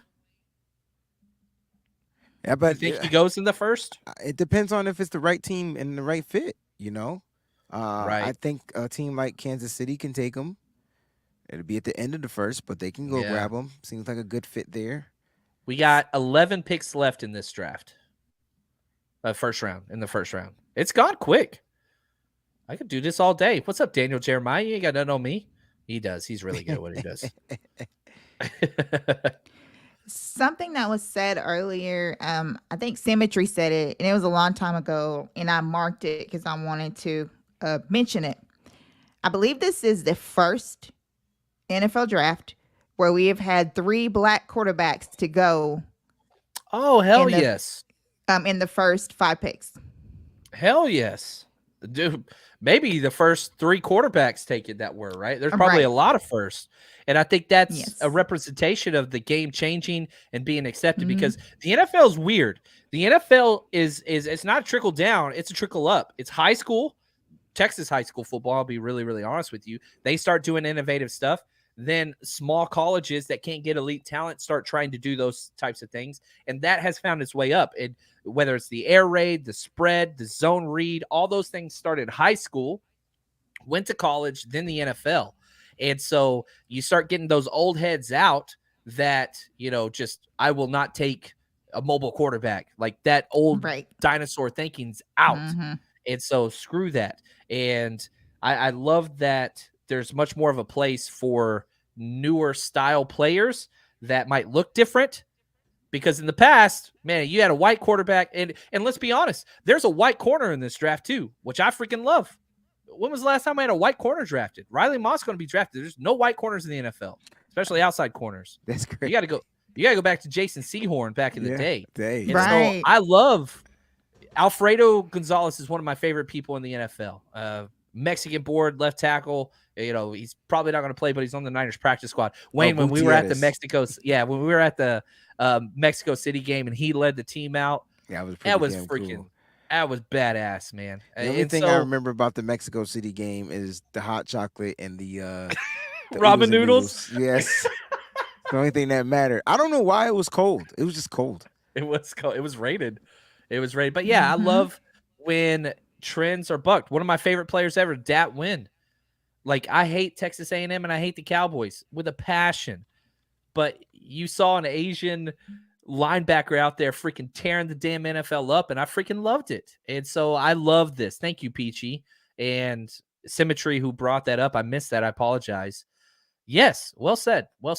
I love all this newness. It's awesome. Look at Coach Cruz. Said I played with Sehorn's older brother in high school. Oh, that is awesome. Oh, wow, that's really cool. Was he any good? I bet he was. He said Jason Sehorn. Wasn't he a Giant at one point? Sure was. He was a damn good Giant, too. Oh. Green Giant. I think Croc played against Sehorn. Here we go, Wayne. I'm getting you another drink, buddy. This one's for you. Lucky you. All right. The Chargers the pick is in, pick 21. We're making good progress. Commission's coming out. I think, man, I wouldn't be shocked. Wide receiver. Safety going to be worked in here somewhere. Yeah, these are going to be wide receivers. It looks like they're coming off the board, yeah. A bunch of them. Which, I mean, again, another team. They have Mike Williams. They have Keenan Allen. Quentin Johnston. There we go, man. A big physical. That's a good pick, though, because Mike Williams can't stay healthy. And so this is a good pick. Wow. If I'm a Chargers fan, I'm excited. Yeah. And man, to be honest, they don't with you, like Herbert, it. Look at the fans. The fans don't like it. I don't know what the hell they wanted. Shoot, Mike Williams ain't played a full season since 2003. And yeah, it makes. And Keenan Allen hasn't played a full season since 2004. What are they complaining about? Y'all got everything, and this is good for them because I tell you what, they thought that those running backs were going to fall because if they were going to trade Eckler, and Eckler doesn't want to play there, they were probably going to go after like Jahmyr Gibbs. Yeah, but this is a good pick. I think it's a great pick. He's a big dude, man. He's Mike Williams light. And on top of that, like you look at, I forgot who put it out there, but I think it was Warren Sharp. I don't want to give false. I don't know who it was. The most 20-yard offensive plays, and the Chargers were at the bottom, which is crazy with Eckler and with Herbert there, but they have not gotten production from the wide receiver. They just have not. We got Chuck back in. What's up, big dog? What did I miss? Yeah, Quentin Johnston. We back-to-back wide receivers. That's what's going on. Look at Philip. He says, loving the show so far, guys. No Niners news is good news. Thank you. Yes. And, you know, as time goes on, all those rumors just start to lose weight. Speaking of rumors, the Baltimore Ravens are on the clock. And if you didn't know, the Niners are trading for Lamar Jackson, says so many people. Turns out not the case. He signed a new deal, which I'm so happy for him. And again, another rumor that had no weight. Like John Lynch literally said, yeah, we call on everybody, but there were no substantial talks there at all. Doesn't matter. Press still runs with craziness, and a deal gets announced hours later. Man. Why is it always like that? Why is it always like that? I know why it's like that, but that's okay. That's okay. So the Ravens, they're on the clock. This could be Zay Flowers. I think this is a Zay Flowers pick right here. Yeah. You get him to go with, oh my God, OBJ. Oh my gosh. I would go Zay Flowers here. Man.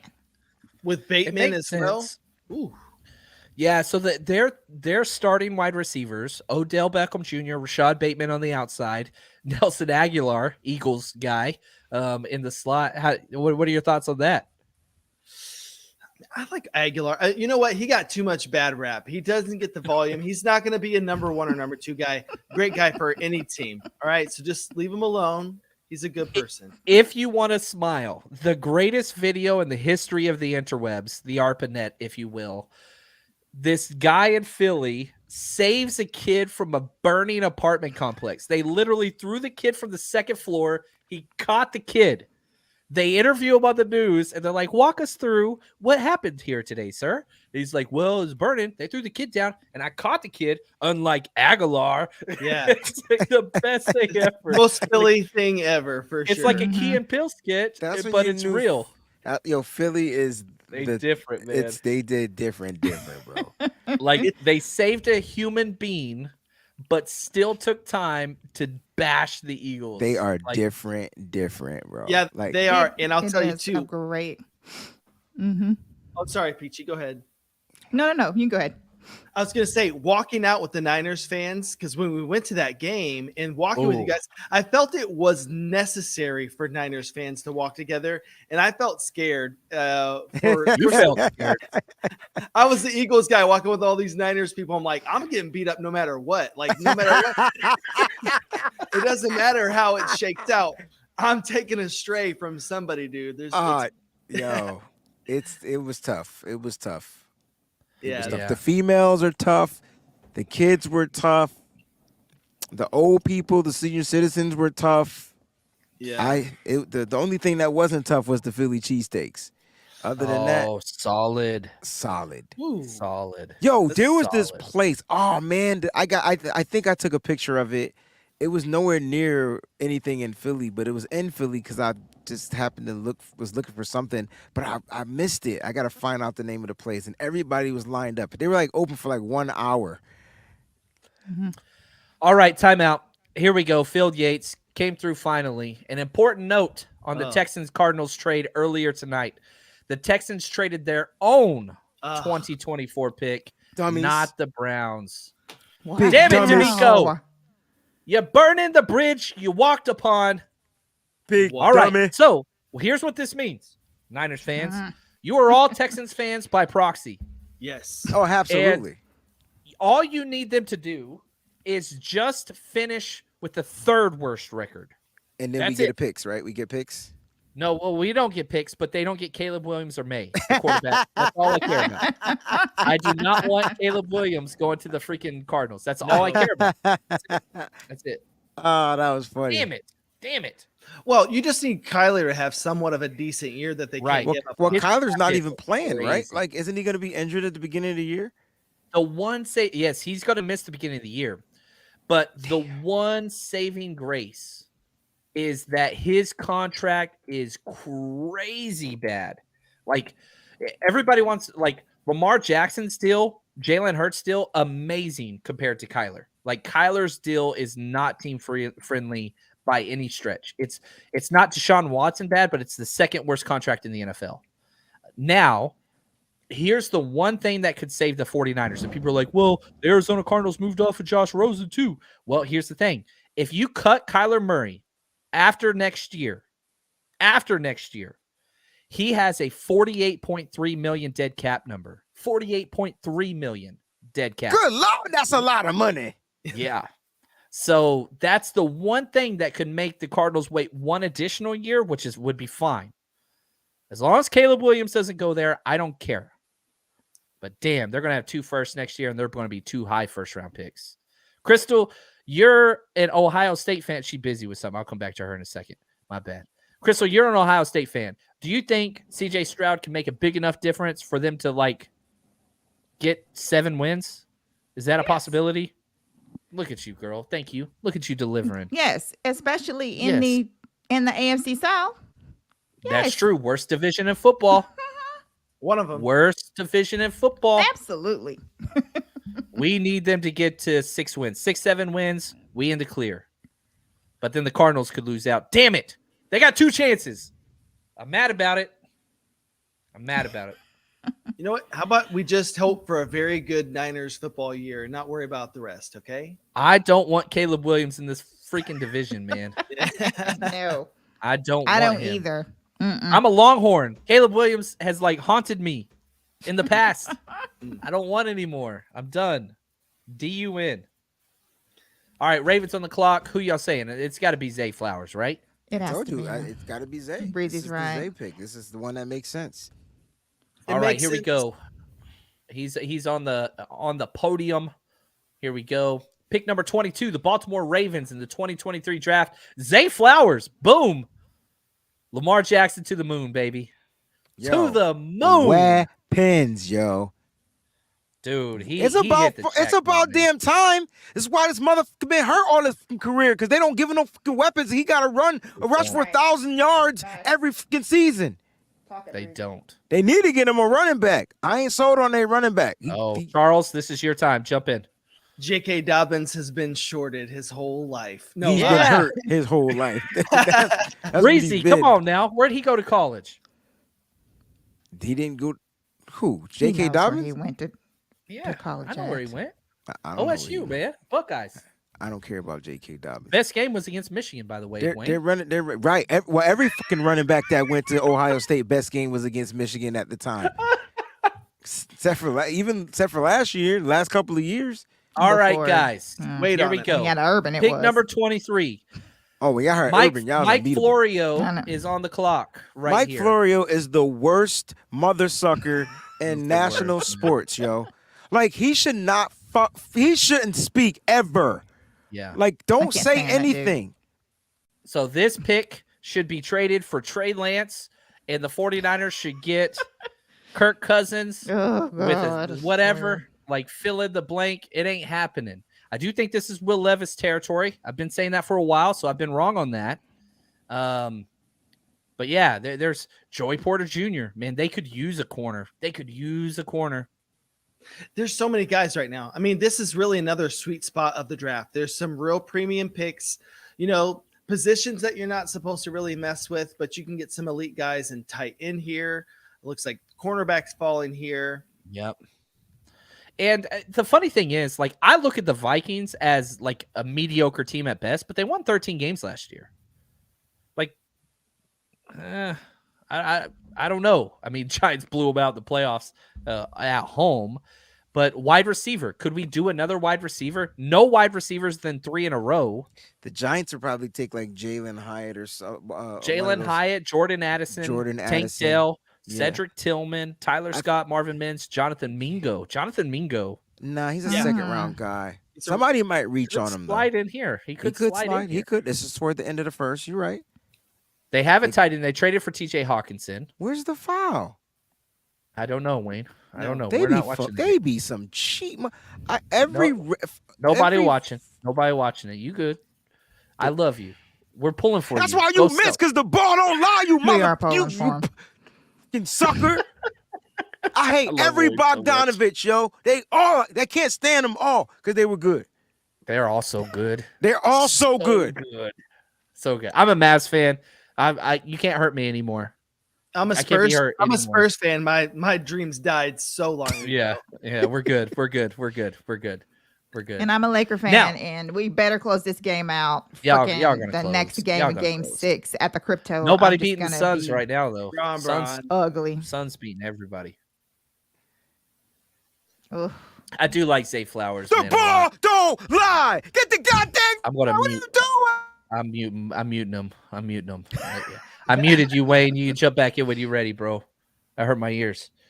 Yeah, it sounded like the Matrix when he took the red pill and the did. blue pill, and he started going down like the tube, and it started doing that. I thought you were going into the Matrix or breaking out of it, rather. I love it. I love it. Now, we've Thank got about 8 picks left in this draft. If there's anything that we could take away from the Niners, okay, so let's recap the NFC West because I think it's important. If we just look at what the other teams have done, Seattle Seahawks took Devon Witherspoon early. I was happy with that pick. And then they took Jackson, Smith-Njigba. They build on the outside. Outside offense, outside defense. That JSN pick was incredible. Right? Like, they got better today. There's no doubt about it. I think they could have done much better, but they got better today. How much did they close the gap, Wayne, on the 49ers? We beat them 3 times last year. What are your thoughts on Niners? Oh, sorry. You got to there we go. Go ahead, Wayne. Oh yeah, you muted me, you mother did. sucker. All right, did. so like It hurt.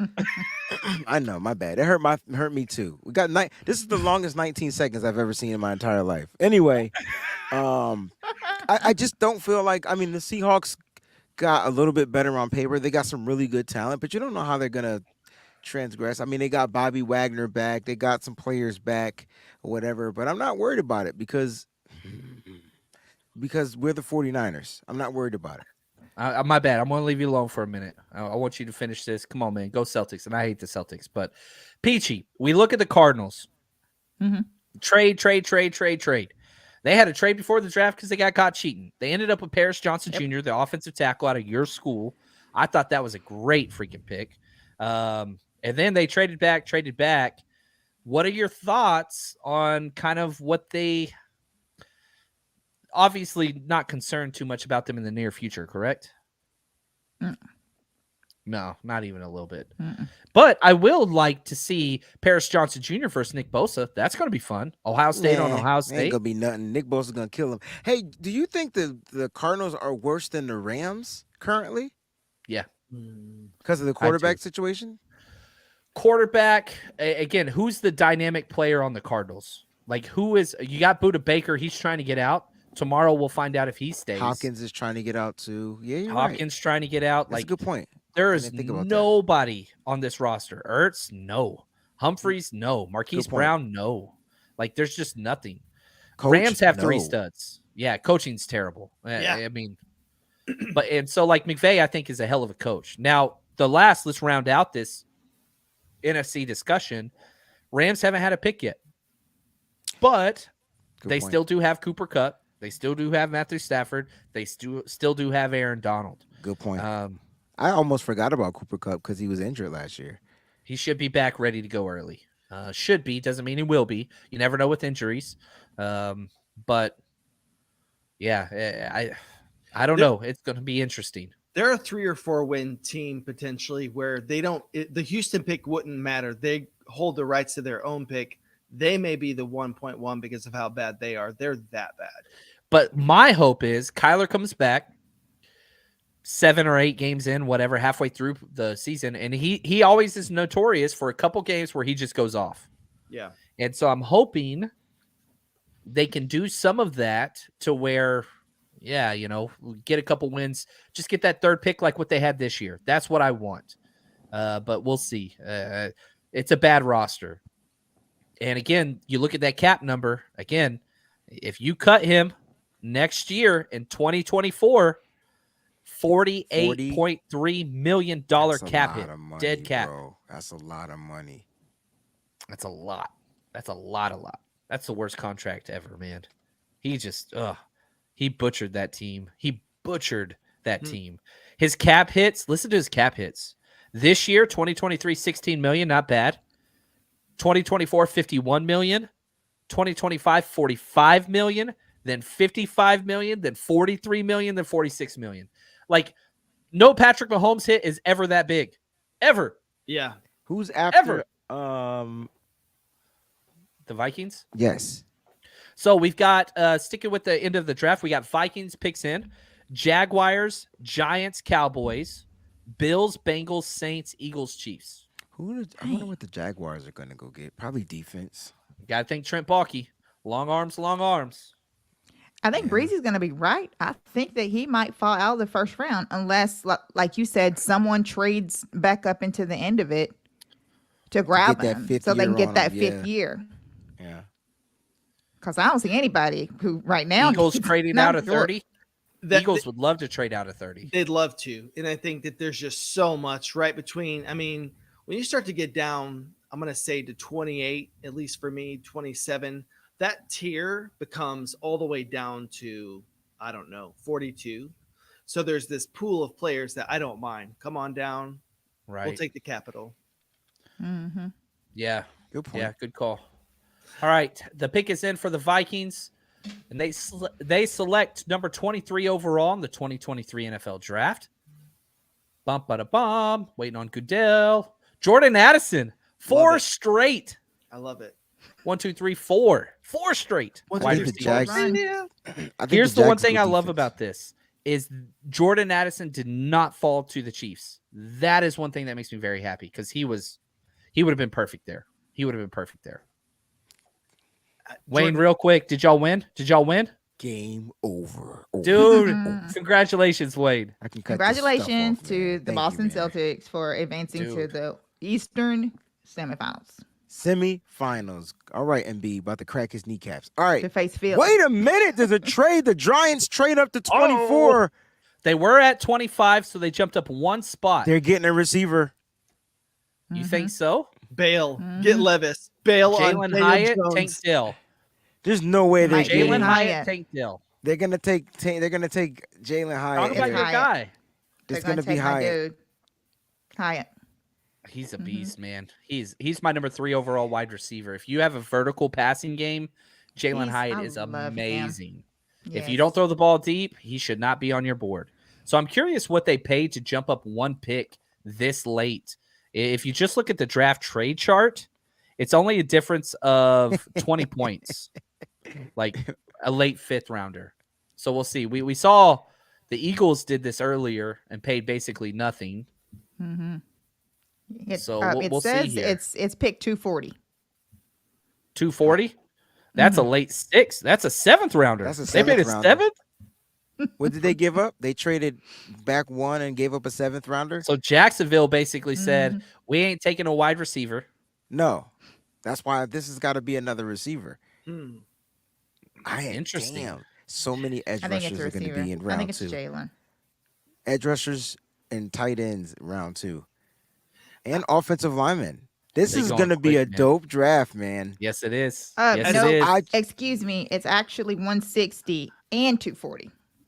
160. Oh, so they got a 6th and- rounder. They got Oh, a they 5th overpaid. rounder. Yeah. They overpaid. Hmm. So based on the trade chart, they overpaid for sure. But so there's somebody that there's a run. You had all these wide receivers go. You had the Giants sitting there saying, "Man, we're going to get a wide receiver. We're going to get a wide receiver," and then 4 straight went off the clock. I mean, I think it just makes sense. So Jalen Hyatt, Tank Dell, and then some of the longer shot guys: Cedric Tillman, Tyler Scott, Marvin Mims, Jonathan Mingo, maybe a Josh Downs. But I think this is Jalen Hyatt. I'm with you. there. Has to be So Hyatt. I don't like him for the Giants, though. Daniel Jones. I don't like Daniel Jones. Right. I just I don't like I- anybody with Daniel Jones. Yeah, I don't I like think- him in the tree. I don't like him stung by a bee. Whatever. That's as good as I could do. Yeah, that was it. Somebody got the green That was- eggs and ham That was reference, the right? ceiling of that. I think Jalen Hyatt is scary on, say, the Chiefs. But the Giants, it feels less of an impact because you're relying on Daniel Jones to be a distributor of the ball. And it's not not the best place. No. I hope for guys. him it's not. Now, I want to let everybody know the show is about to improve dramatically. Wayne is going to take over for me. I'm going to run to the restroom and be back in 90 seconds. But Wayne, all to you, man. I got all these drinks I drank for you. It's your fault. So it's my fault. It's cool. It's okay. All right, man. Yep. I'll be right back. No problem, man. I'm just happy right now. So I was fixing to say he's in a great mood now. Oh yeah, now I'll do whatever. You know what I'm saying? I might even have a drink now that I think about it. But no, man. Listen, celebration drink. I'm curious. I think this is definitely going to be. It should be a wide receiver, and it's interesting that all these wide receivers are going in the first round. But this is where they usually go. And this is where we got Brandon Ayuk kind of around this time, and this is where these wide receivers kind of fall. So let's see who it's going to be. If it is a wide receiver, it might not be a wide receiver. Miles Murphy still has not been drafted yet. This is an edge guy who's a serious problem. I know. And also, too, if you have a first-round grade in Joey Porter, are you not going to just give those 2 picks to get a CB1? I'm surprised Joey Porter is still on this board. Maybe this is the pick. Yeah. I think Miles Murphy could make some pretty big sense here, too. It's going to maybe they go cornerback here. Yeah, I mean, there's so many needs on that team, and I love how dysfunctional it is. But Brian Daboll, supposed NFL Coach of the Year, I'm not sure. This is going to tell a whole lot about their drafting strategy, what they plan to do moving forward. But I'm not a Daniel Jones believer. Yeah, for some reason they are, though. They love them some Daniel Jones. They paid him. Yes. And everyone thought the Jalen Hurts contract was so bad, and then you look at what the cap percentages are for somebody like Daniel Jones. Incredible. John, that was so fast. Did you wash your hands? Really close. I didn't wash them. I'm not interacting with another person. It's my own personal computer. I shouldn't. I wasn't supposed to ask that question. I don't know what's wrong with me. Like I don't even know why I asked. I didn't pee on myself. I know you didn't, but I shouldn't even ask. John has a hands-free method probably. So let me just help you out. This is why Nick Bosa does this. That's why he does the show. Is the pick in? Jeez. It is. Look at Dayball, man. Oh, you sexy beast, you. That guy, man. I didn't know people even watch on Twitch. I got my Twitch. I didn't even stream it on Twitch. What's up? The next pandemic will be traced to my mic. Man, if That's somebody else is talking on hilarious. this mic, It's their I feel fault. bad for them, man. Yeah, that's their fault. That's okay. All right, GSU for life. You have a good night. GSU for life. You're gonna watch all of those shows in the same night. He's gonna watch Murder, She Wrote, The Golden Girls, Law and Order, SUV, and then go to sleep. That's a lot of television. That's all different. VZ said I should have lied and said yes. No, John honesty, doesn't lie. baby. Yeah. John doesn't lie. I will throw myself under the bus every chance I get. We good. He said I should get a Celtics hat. Yeah, man. Respect. Congratulations. Did y'all win the series? Yes, the series is over. We got Philly next. There you go, man. That's going to be fun. I'll be pulling for you guys. I hate Philly. I can't stand Philly, bro. Same, and I'm an Eagles fan. But yeah. And that's why you would have caught a stray one at that game if you was right. Yeah. Okay, so it looks like we have a trade. Not again. Another trade. Love it. Buffalo. Another trade. Buffalo Bills are trading up. So what is jumped up. Buffalo going after? With the Cowboys or with the Jaguars? Jaguars traded twice. So they traded the 27th pick per Field Yates and the 130th pick to get pick 25. Man, so they dropped back and got 3 extra picks. Do they need a cornerback? Somebody. Okay, Giants, the pick is in. They select Deonte Banks. Wait a minute. Deonte Banks They traded up for a corner. He's very, very, very, very fast. So he's going to get a play. Yeah. Did you have him higher than the other kid out of Maryland? Bennett? Ja'Cory Bennett? Yeah, considerably. I had Deonte Banks. I had an early second-round grade, I think. Yeah, he was my first corner in the second round. Corey Bennett, I got a third-round grade on. Got you. They both are fast, though. That's the crazy part. Banks, well, Deonte Banks might be the fastest player like in this draft. I had Deonte Banks number 29 overall. He went number 24. I thought DJ Turner from Michigan was the fastest player in this draft. Yeah, there's about 5 or 6 guys that I think you could. 4.27. Yeah, you put that on Just there. respect my Michigan guy. The That's all I'm gonna say. fastest guy at the 40-yard dash. Yeah. I love DJ Turner. I like that dude, man. Damn it. Do you think I they're have going DJ Turner one spot behind Deonte Banks. They're back to back for me. Is this the Joey Porter pick for Buffalo? It makes sense. Their physical defense. We look at their roster. I mean, they've got one of my Travius White, one of my favorite players. Yeah, he's awesome. But yeah, they need something else opposite of him. And White hasn't even been healthy. Now they got Dane Jackson, who's played well, but not great. Their defensive line they've spent a lot on. They are a wide receiver team as well. So wide receiver, corner, I think makes sense. Dawson Knox, their tight end, I think they're fine with. Safety makes sense here too. Ooh, they kept Poyer and Hyde, but again, you put them in nickel, that could work. Is he a trade up guy though? As good as he is, I would never trade up for a safety or a running back. No, right? It doesn't. Or off ball linebacker would not. Yeah, Jack Campbell. Like if John Chapman was a GM, like I've got certain axioms. We're not trading up for a running back, safety, or off ball linebacker. Like those positions do not value. Coco Nut says, "Welcome to the Jersey, Banks." That's what's up. There you go. There we go. I like it. It's Joey Porter here for me. It makes so much sense.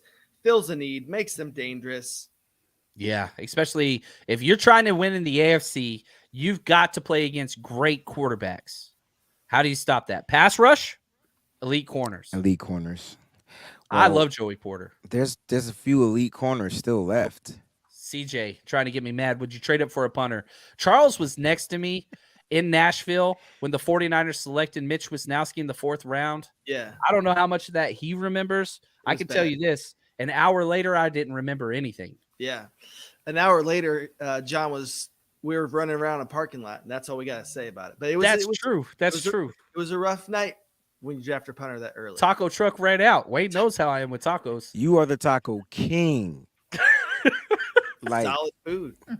I did think I was going to be able to take that taco truck. That is a fact. I thought it was going to be mine. The best part was when the cops started agging me on. Yes. Remember, I was wearing what was it? Oh, DeVaro Bowman jersey. I'm trying to work on this in therapy, and you keep bringing it back up, and I don't remember it as a negative. The cop said, "Let Bowman do his thing." Bro, Montana, Nolan Smith is still on the board. Ooh, I'm not a Nolan Smith guy. He's just a fast guy. He's a fast guy. Not a film guy. If you're a trades guy, you love Nolan Smith. If you're a film guy, not so much. You got to be a film guy, guys, or a film person. Again, sorry, that's just my thing. Coaching background, it's what it is. I have Derek Hall. I have Byron Young. I have Felix Uzomah, Miles Murphy, all ahead of him. But if you want a speed edge guy, yeah, a lot of people are saying Nolan Smith was a lock to go top 10. Y'all remember that? Yes. I don't. This morning. Yeah, but because he ran a fourth. Nope. Film don't lie, man. DeJuan Jones still there. All your interior linemen, Osiris Torrance, Michael Smith. If you want a center, he's awesome. Titman, Avila. You got tight ends. I'm blown away. If it's not Joey Porter, I'm just, it's wide receiver. I could see Tank Dell, Jalen Hyatt. I mean, shoot, you got a quarterback that throws it deep. They jumped in front of the Cowboys. Ooh. What do the Cowboys want? A tight end? Probably a tight end because they lost Dalton Schultz, right? So why would you jump in front of why would you jump up, right? Yeah. Like, what does Dallas need? And there's two guys. I mean, listen, 1A, 1B, they're very different. Why would you jump up?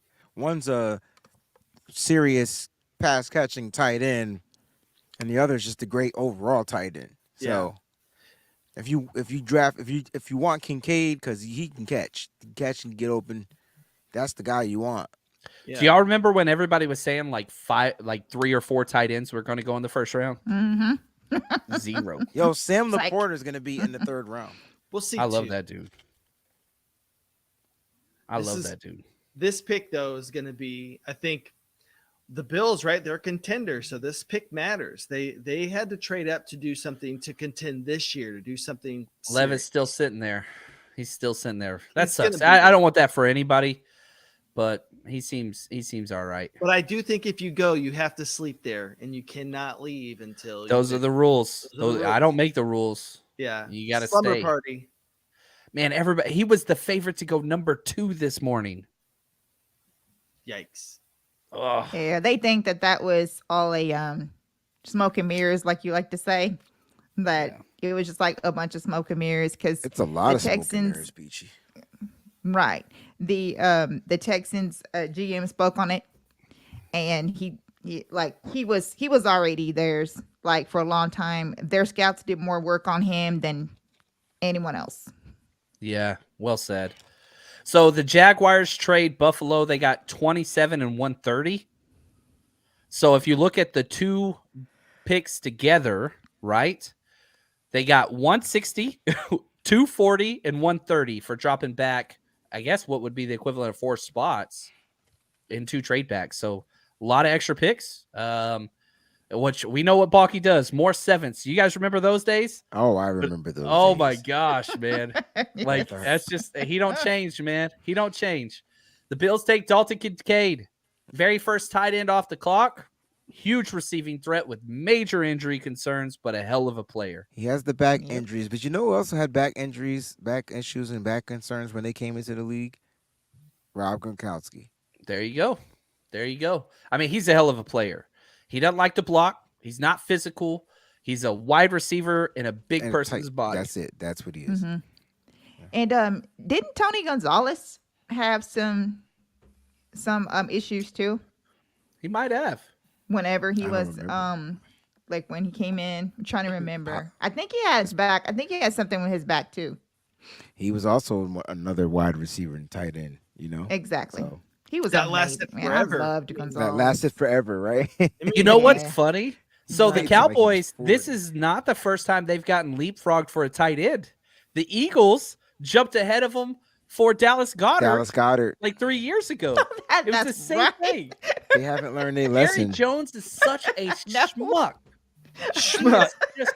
He is just such a Wait a minute. So Now- they have all the hats just chilling? I didn't know that they had all the draft day hats chilling. Oh, that's how they do it? I thought they just have the one. They know what team they're getting drafted to. Nah. They just. I've It's never not- seen no, them no. have. No, It's not- don't tell They me have all no. I've never seen them with all the hats. It's the first time I ever seen his brother looking for the damn hat. I've never seen them looking for hats. oh, there's like 4 mullets in that picture of the family. They just showed the I- Kincaid house. Yeah, There's I a lot of mullet ratio. I mean, what they normally Lot of do is when the pick is in, somebody's supposed to just grab the damn hat and have it up there. So they shouldn't even Well, show. You shouldn't even they see all can't the even other find the hats hat, in the first Peachy. place. He was looking for the hat. See, you can't have me doing this on a live show because I'm gonna watch. Oh, they found the hat. That ain't even the hat you awesome. should be wearing, man. You gotta get the 5950, my brother. Come on, man. That's like the 3950. You gotta get the 5950. That is hilarious. So this should be Michael Mayer, which I would have said should have been the first tight end off the board. But depending on what you want, if you want a receiving threat, that's what you're going to go for, and so that makes sense. So This here is we go. the Michael Mayer's weirdest good there. draft. It's crazy. It's just Yeah. a weirdly vibe draft. If I was there, I would probably be upset. It doesn't give me a lot of confidence about the first round picks, though, right? Like, I don't know. There's just been some things that have happened where Good you're point. like, if teams are so uncertain and there's movement out of really big spots, I don't know. Feels like that there's could be definitely some sleepers on day 2 and 3 because we let it slip. Well, Yeah, you know what, what's up, Chuck? Tim? For John Peachy and I think we've had to do our due diligence and really dive into players that weren't going to be in the first round, and I think we just kind of like really like owned in on real skill sets and things like that because we don't have the luxury of a first or second round pick. And so when I'm seeing none of these first or second round picks that I thought should have been gone by now, I'm like, wait a minute, the Niners draft board is probably looking purdy. No pun intended. Nothing wrong with Purdy though. Nothing wrong with Purdy, baby. And you know man. what's funny is that the picks that you guys have been discussing on your shows, some of these later round guys that you've done your due diligence on, those are some guys that are actually rising right now. Like Sam Laporta or whatever. Tight end from Iowa. Boy, if he made it to the bottom of the third, I'd be shocked. I think I think the 49ers will be able to get the offensive lineman that they want. If they want to go offensive lineman, I think they can get the edge that they want. Yep. We haven't had a run on edges. Like, how many edges got taken? 2? It's going to start. No, we've got 4 gone. So Anderson, Tyree Wilson, Van Ness, and Will McDonald. Yeah, and so again, to your credit, these are guys I have in the second round or first round. Go. Miles Murphy, Felix, Derek Hall, Byron Young, Nolan Smith, BJ Ojolari, see what I'm saying? Keon White. Will McDonald. No one had Will McDonald going in the first round. Not a lot of people did, yeah. Dan Campbell did. I can't believe he took Gibbs. Right there, we got a prediction from Jason. Rams or Raiders trade up with Philly to take Levis. Philly's a great trading spot. I like that. Thank you, Daryl, the man. Appreciate the gift in the super chat. He says, JC Breezy, too bougie to come out to Hartford to chill. Oh, dude. He's lying. Daryl, I'll be in Hartford on Wednesday. I'll be at the Russell on Wednesday. Dude. So Wednesday, 7 p.m. That's the Jamaican spot. Come on down.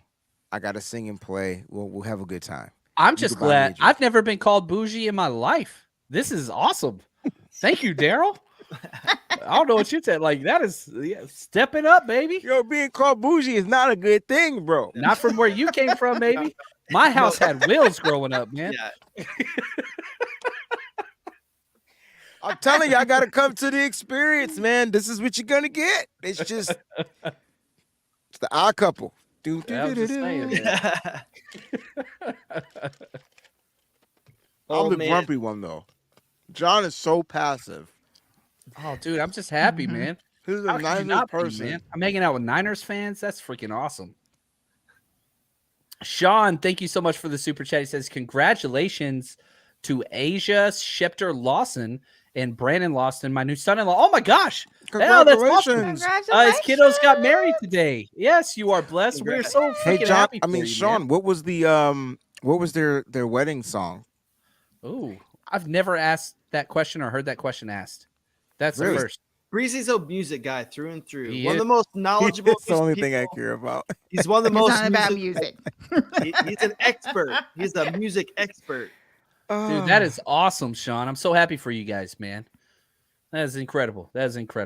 All right, Cowboys picks in. Predictions, Michael Mayer. Got to be a tight end. Whoa. Everybody. Uh-oh. Did you see it? I did. Oh, so it's not that. No. Joey Porter Jr. still there. I like the pick, but y'all won't like the pick. All right. So what? But I had him going in the first round, though. I just didn't have him going to Dallas. Brian Branch. That's my guess. So basically, Dallas wanted Kincaid. Yeah.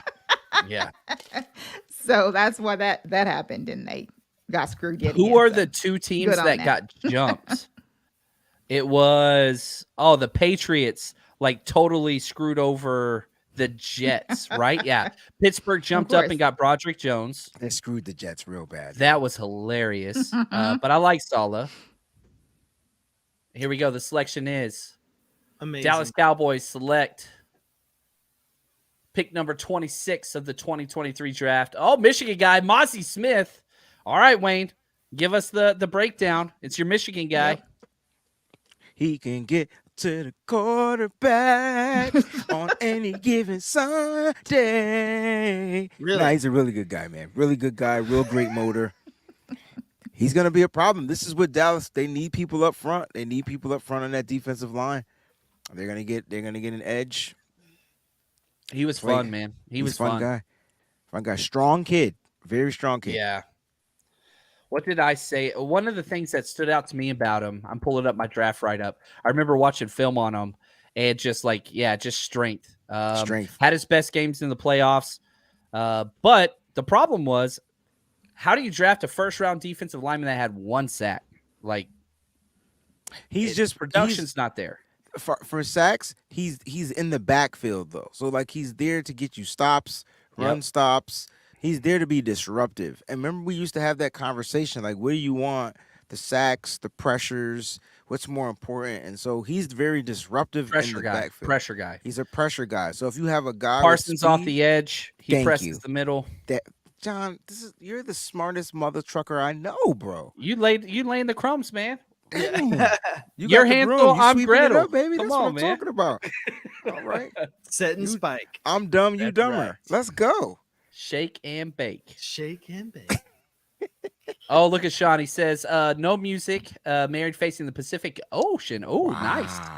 And Mendocino. She marches to her own drummer, Breezy. It was awesome. Thanks, That's fam. Dude, what's we're up. so happy for you, Sean. And we're glad that you shared that with us. And just want to say congratulations and many blessings to your family, dude. Hope for the best. Hope for the best. So I've been dying for something to drink, and I don't want to get up, go all the way. You want me to get you a physical. beer? I got a beer right here. No. But here's the funny thing: any other time, the ice in this cup would have melted by now, to where it'd be water. Go But get for some drink. reason, the Yeti wants to work. It hasn't worked in 1.5 years, and now all of a sudden, whatever this ice is, it's still ice. So I got to chew on ice. Feel like I'm pregnant or something. Well, I will be honest with you, Wayne. Chewing on ice is my least favorite trait in any human being that's ever existed. But thank you for doing that on the live show. Really appreciate that. Go grab something to drink, man. I want to say that we've got 5 more picks left in the draft, and I'm going to go through the first round grades that you have, which is Will Levis still has a first round grade. Yes. Jalen Hyatt, that's 2. Michael Mayer, Osiris, John Mitchell Schmitz, so that's 5. So we have 5. I was really high on him. And then Miles Murphy, and then Joey Porter. So there's 7 guys left on your big board. And there's 5 picks. Right. So we're going to hope that all 5 of those guys go, but there's a potential that No, I don't think they will. The problem with what I do whenever I construct my big board, I don't eliminate anybody. So if you're doing a draft board and you're a team, you eliminate all scheme fit people that don't fit the scheme. You eliminate character guys. I don't get access to that. Medical stuff, I don't get access to that. Whatever else. So I grade everybody. So for teams that are on the clock now, like the Jacksonville Jaguars, Bengals, Saints, whatever, like all these teams are on second rounders, and they're looking for scheme dependent or scheme, guys that fit what they do. I don't play that game. I try to do a Niners angle, but it's not always right. So like I had, I think 24 first round grades, but if I was just looking at a Niners angle, probably would have had 15 or 16. Adam Peters came out and I think he said they had 14, right? Is that what he said, Wayne? Breezy, do y'all remember? They said 14 first round grades? Yeah. The Niners had. So the odds of my 5 guys going, I don't think so. I value center as a very high position. Most teams in the NFL don't. That's why I had guys like John Michael Smith like high on this board. I value center a lot. Kyle Shanahan values center a lot. A lot of teams do not. Yeah. It's interesting, though, with this Jags pick, right? They have the ability to get Joey Porter or Miles Murphy and really add to that defensive side. They didn't go after wide receiver. They didn't need to, but they also can protect Lawrence a little bit. Maybe that's nice to protect their investment and support the run game. They have options here, and they traded back very, very – there's a lot of wisdom that went in today for the Jags. They look smart. For all that I could say about Trent Baalke, who was awful, terrible. Couldn't stand him. He was known in Niners circles as the draft ninja for trades like this. Whenever you look at draft capital, you'd be like, holy cow, this dude knows his stuff. He totally dominated this trade. And then you see the picks, and it's like, well, he misused all of it. But, like, I would have no problem hiring Trent Baalke if I never talked to him, saw him, and he just negotiated draft day trades. Does that make sense? Yeah. Is that Yeah. is that mean? Is that chat? I need you to help me out. Is that a correct assessment of Trent Baalke? I don't know. Oh, Brian Carter, who's going to be with us tomorrow. What's up, buddy? He says, hey, guys, do you think Foskey, Hall, or McGuire fall to 99? McGuire, yes. I don't think Foskey or Hall have a chance. I have Hall ahead of all of them. I'm pretty low on Foskey. What do you think, Wayne? I agree. I don't think Hall's going to fall as well as Foskey. McGuire should be there. I think Yaya's going to be there if you like him as well, if you want speed off the edge. There's going to be some really good guys there at 99. There might be, like I said, there's going to be some offensive tackles that we thought were going to get drafted. There's going to be a run on these positions on tomorrow in the second round. So we gotta kind of like wait to see how the second round starts to fall. But these teams are starting to fill in their pieces, and a couple of players were jumped. So there's going to be some guys that got pushed back, and we'll definitely be able to get an edge. The question is, are we going to go edge first? Or are we going to go? So it all depends on who's on the board. What's going on, Brian? It's good to see you. Yes. All right. The pick is in. Anton Harrison. Great pick. You trade back twice. You get a guy that's a second round pick that is a good fit, and you got that extra capital. I think this is a great pick by the Jags. I'll just be honest with you. Yeah. Because, again, you're trading back because, I could be way off, but – I had him late. I did early in the second round. I had him as a first round guy. Did you? Yeah, and that's why. Remember, there was a couple of teams back up that I thought might go ahead and get him, and they ended up going with a different tackle. Dude, the Saints are coming up, right? And so, is that the Joey Porter selection? I mean, don't they need a cornerback? Bengals are next, right? But they don't need a cornerback. Saints, Philly. Yeah. It's interesting. Safety's still there. Safety, they lost Bates. I think Brian Branch is going next. Dude, I hope so. I bet big on that. I want him in Philly. I want him. Nice. I would love him at 30. That'd be amazing. So the what's it called? The safeties for the Bengals currently is Nick Scott, who was a 7th round pick several years ago, and Daxton Hill, out of your guy. First round pick last year. Oh, from Michigan, yeah. Yeah, first round pick, 31 last year. So they went safety last year. Yeah, Makes sense. I think they need somebody like a Chauncey Gardner-Johnson type of guy. Boo. I was hoping we would have got him in free agency. Charles loved him. Charles cared more about losing him than he did Javon Hargrave. Absolutely. He's very good. But the social media stuff. He rubs people the wrong way, my friend. Yeah, the social media stuff is a bit of a distraction for the team, I'll say. So you want to lead the NFL in personal foul penalties. That's him right there. But is he insanely good? Top 3 safety? I think so. He's pretty good. Yeah. He's pretty good. So this is crazy. So Adam Schefter just tweeted out, for anybody who wants to know, Will Levis, who was considered to be in consideration top 4 picks, took 8 top 30 visits in recent weeks to these franchises: the Panthers, the Texans, the Colts, the Raiders, the Titans, the Bucks, the Falcons, and the Patriots.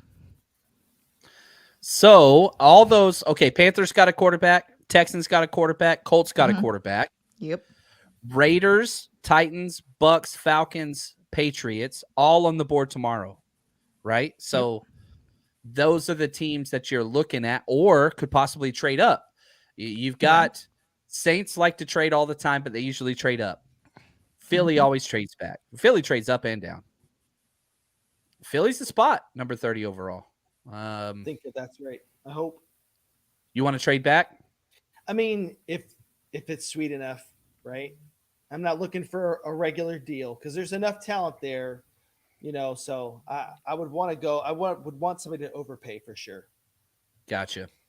Yeah, the later you go in a draft, the harder it is for teams to overpay because you're not in love with a lot of these guys at that point. Man, I really hope this is the safety out of Alabama. I'm hoping. All right, here we go. Bengals on the clock, number 28 overall in the 2023 NFL Draft. Let's go, Goodell. The pick is in. You got to say something. Here we go. Oh, Miles Murphy. I mean, That was a value pick right there, man. absolutely. Value pick. He might have been not the highest, but one of the highest. Joey Porter, Michael Mayer. Yeah, he was up there. Oh, I had him Porter. 18th overall. They got him at 28. That's a solid pick. Now the Saints are on the. We ain't talked about the Saints. This is Joey Porter right here. Gosh, man, he Yeah, got to go. I think so too. What's up, Sean? He says, you see, they showed the Ravens draft board 2 times on TV. I did not. I want to see that snapshot. Sean, did you take a want- picture? Hilarious. Oh, I want to see that snapshot. Sean, text That's me one the of my picture so I favorite can things. upload it. Oh, I want to It's see it so so funny. bad. Thank you, Yes. Sean. I miss it. It's fun whenever you see into these people's homes and all that stuff, but I prefer the teams. I want to see the teams I hear you, bro. being goofballs. That's funny. So, your Philly people are saying that it needs to be Nolan Smith to the Eagles, Yeah, you would have been fine with him at and he's 10. falling there. So that's not what they're mad at saying that. right now. Georgia. So Georgia. they'll get Nolan Smith and the other mother trucker. Exactly. So it's 3 Georgias in 2 years. It'll be Crazy. 4, right? So before, so N'Kobe Dean, Jordan, No, Kobe Davis. Dean linebacker. That's right. Look at Remember he went mad late in that draft Chuck too. standing up, everybody. Yes.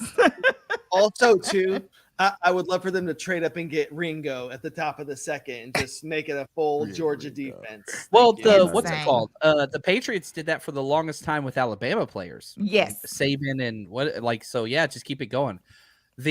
I want to put this in the chat. I'm curious if anybody knows. What is the number 1 drafted school by the 49ers? What school have they drafted the most prospects from in the history of the 49ers organization? I'm curious to see if somebody can get this correct. I mentioned it earlier in the week on a show, so somebody should be able to get that. Which team had the 49ers drafted from, or what school had the 49ers Is drafted it from? Notre Dame? Nope, it is not. South Carolina? Let's let the people get some answers here. Oh, I thought you were talking to us. My bad. Oh, Damn. you guys do? No, you put them out there. So what's your guess? Is your guess South Carolina? That's a good guess. Yeah, that's what I was gonna guess.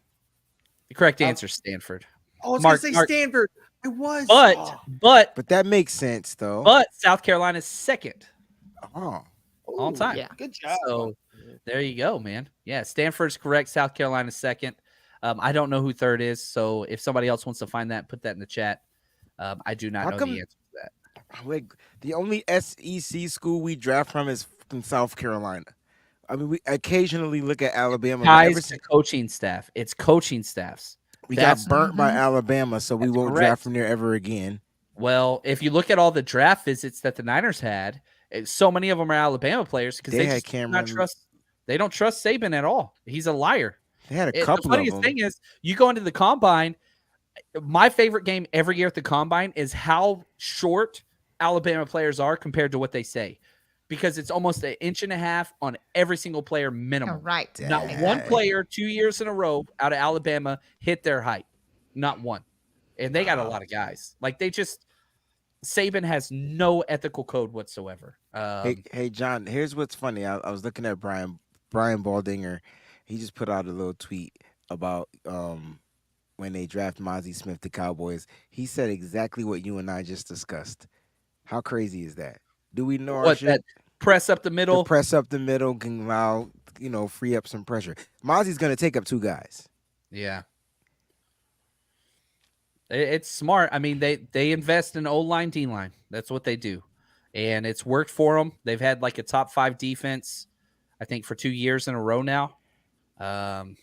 So it makes sense. I mean, you look at the best teams in the NFL. What do? You either have the best quarterback or you build through the trenches. It's simple. It's very simple. And even the Chiefs, look at the first round picks they spent on O-linemen. Like, it's so simple. Teams that build outside in, I'm sorry. The Patriots were a part of that for a long time, but they had Tom Brady. Tom Brady left. Yeah, dog crap.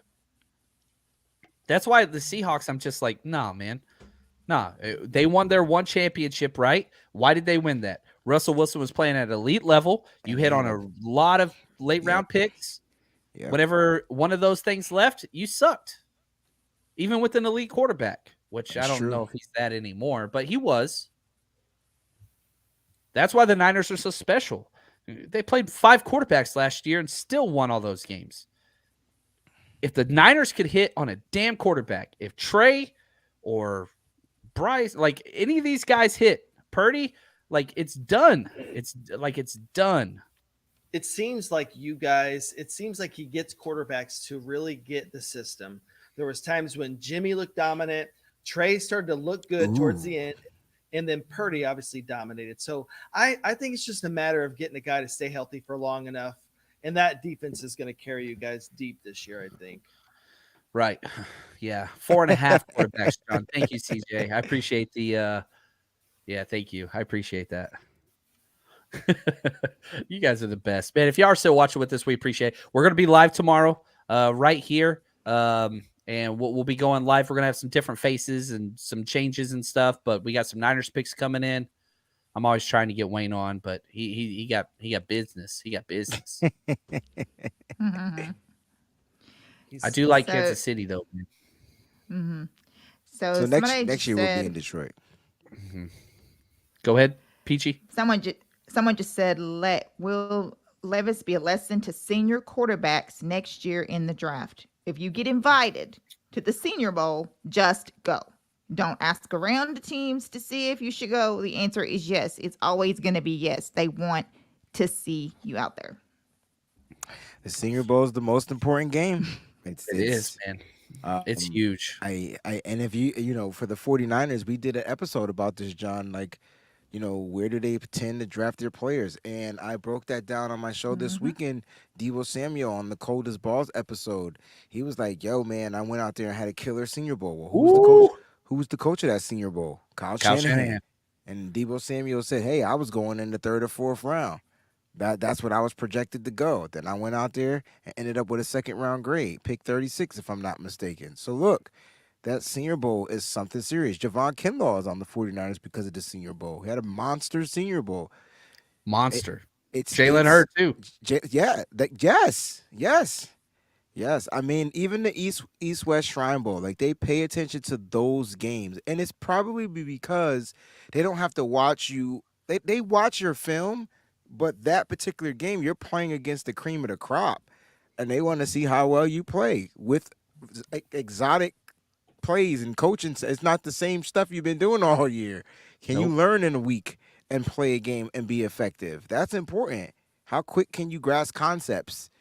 That's what those games are. They're all-star games. They're not like the NBA all-star game where you just go out and shoot and score 195 points. They're real games. Best on best, NFL schemes. You get to see it. NFL coaching, NFL talent.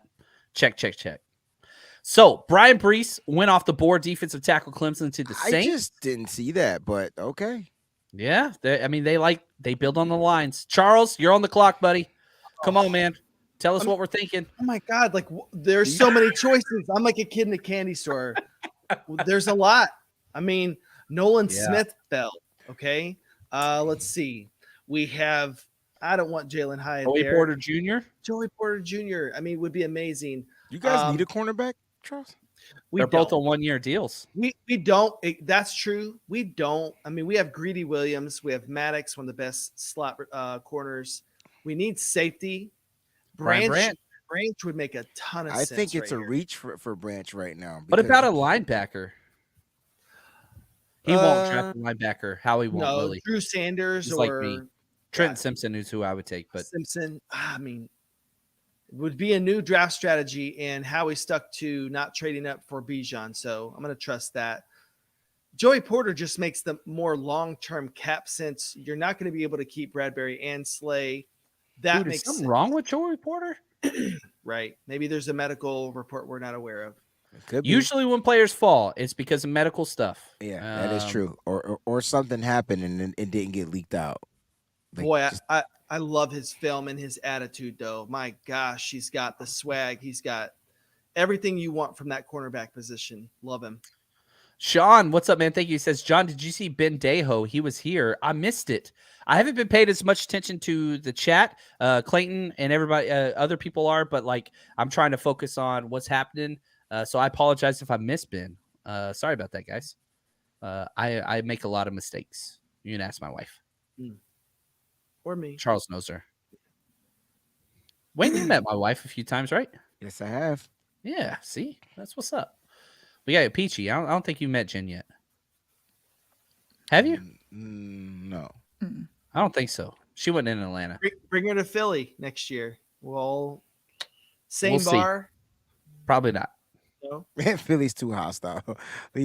Probably not. She'll never come to another game again. You gonna trade out, or you want to use this pick? The pick is in, and maybe I should announce it since I'm the. Yeah, the you Philly- definitely should announce it. Yes. Definitely. Listen, you got to keep it. When you go Bulldogs, you got to go double Bulldogs, and you got to I get knew it. Nolan Smith. You get I Nolan knew it. Smith? Yeah, Of course. Did you really? yeah, really. Nolan Smith Mhm. and Jalen Carter in the same draft. That's y'all. nice. The Eagles are crushing the draft right now. You got to They walk really around. are. Do you know what they say at Georgia Bulldogs games? Do you know what their like chant is or whatever? No. Mm-mm. Okay, I'm from Georgia. All right, it's meant every summer there. It's go Dogs, but you can't say it like that. You got to like Southern draw it. Is go Dogs. Like Good. that's how Go it's Dogs. Go Dogs. Go Go Dogs. Dogs. There's like You need a O's and Southern W's. person to say it. Yeah, Go Dogs. there it Dogs. is. Go Dogs. Go Dogs. That's what it is. I was at the national championship game this year. So my cousin, who Travis, was in Atlanta. Peachy, him and his fiance. Shout out to them, the Tates. And so he's a big time Bulldog guy. So anytime they play a big game, I try to make it out, hang out with him. He's a good dude. So Go Dogs. go Dogs. See, there you go. Look at y'all, man. Look at y'all. Y'all gonna make it. I'm a Longhorn, but my SEC team is definitely the Bulldogs. So Nolan Smith, tell us, Chuck. Come on, man. We need this analysis. Well, here we go. Hassan Reddick on one side, Nolan Smith on the other. You've also got you've got That's some Josh Sweat, speed. Whew. Fletcher Cox, Jordan Davis, Nakobe Dean coming on. We're going to need to address safety. The biggest hope is to take, at this point, with what has happened in this draft, I'm okay with swinging for the fences on two things. One, go get Budda Baker. Don't care.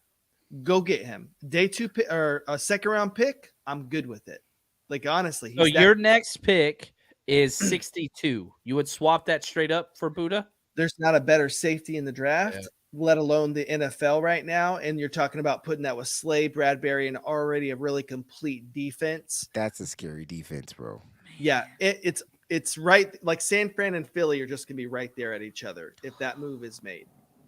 So I'm hoping for that potential. But If Budda Baker goes to the Eagles, we better get about 4 more quarterbacks on this roster, dog. He's so good. he's better than CJ. That's how good he is. He is better than CJ. Oh, he's better He's than more. CJ. Yeah, he's better. He's a hitter. Ooh. He's no Huff though. I mean, I'm just gonna be honest. Michael Huff? No. No. Talanoa Tyler Hufanga. Noah Huff. Talanoa Hufanga, the Tongan T, baby. Come on now. What a great late find for the Niners. That guy, amazing.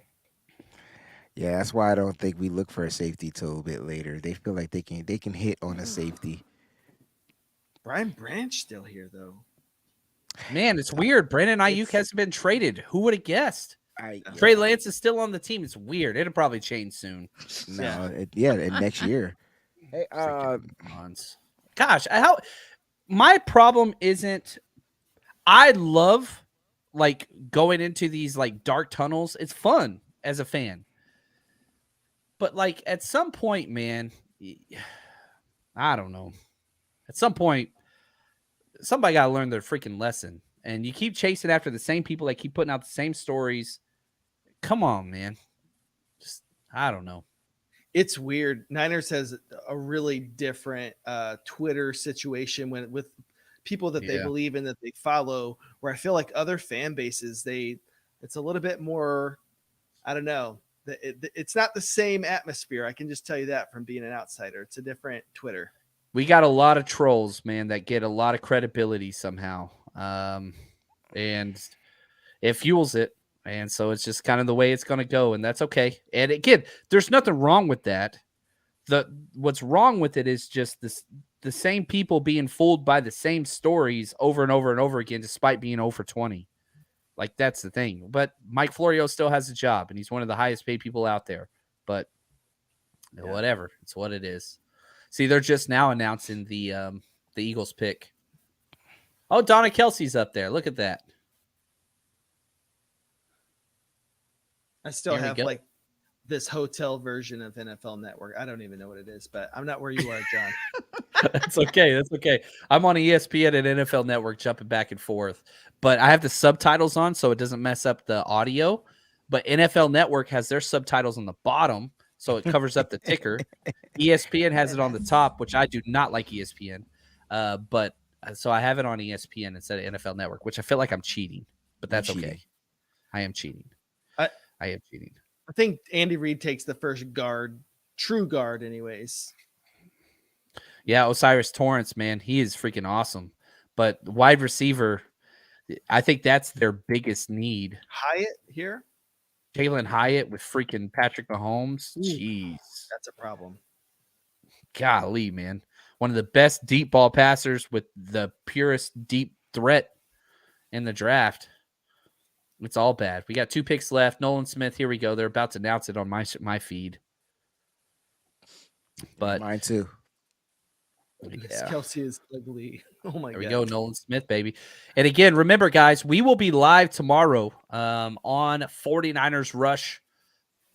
There we go. He's got the shoes Nolan Smith does. He had green socks on like he knew it. Ooh. Did you see that? Did you see that, Chuck? I didn't see it, no. So he pulled up his pants. He's wearing all red and white, and he had green socks on underneath to show everybody.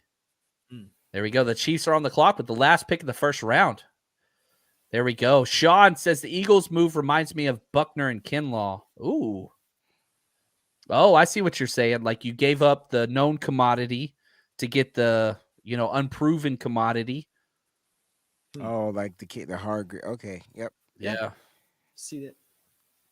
Man, I did not like Nolan Smith's film, but his traits are undeniable. Undeniable.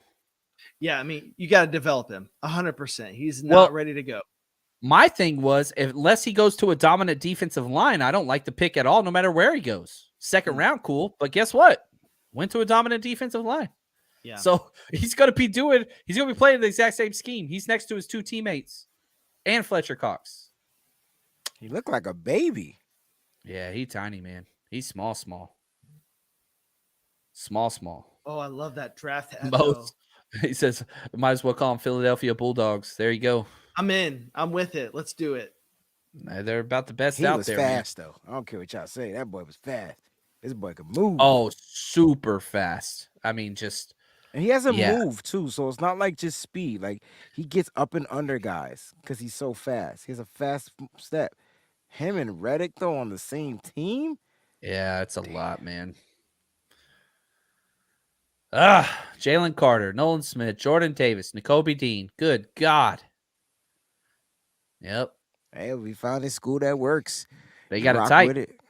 They got it tight. Draft the national champions. Just do that, Why not, man? If it works, it works. Kelly Ringo, honestly, is a guy. I know he's not perfect, but he's fun, man. Talk about getting him the right CB's coach in the NFL. He could be a big problem in the league. Yeah, huge problem. This is fun, man. And I got to say, before we get to this last pick, shout out to the man behind the scenes, Clayton. Clayton, you want to jump up here, man? What up, Clayton? You want to jump up for a minute? Come on, man. Let's go. He has been running everything smoothly. What a day. I'm tired. I don't know about y'all. I'm tired. Oh, man. We just chilling over here, bro. Such so fun, what are your though. thoughts? Any thoughts that you takeaways from everything so far, Clayton? You'd think John Lynch was in every single draft room with the way these trades are going down. It's been a lot of fun. Lots of movement, which is always exciting. Good to see it. Yeah, I'm excited for tomorrow, though. Glad the 49ers stood firm. They didn't trade anybody. Happy. Not that we thought they would, but no. It's going to be a lot of fun tomorrow. So come join us again. John, what time are we starting tomorrow? We're starting 10 minutes before the draft. So the draft starts 1 hour earlier than it did today. So we will be live at 3:50 tomorrow, 3:50 p.m. tomorrow. And yeah, man, we're going to be live for all round 2, all round 3. We'll be right here. It's already up. The feed's already up on YouTube. So just go hit subscribe over there. Brian Carter's going to be joining us.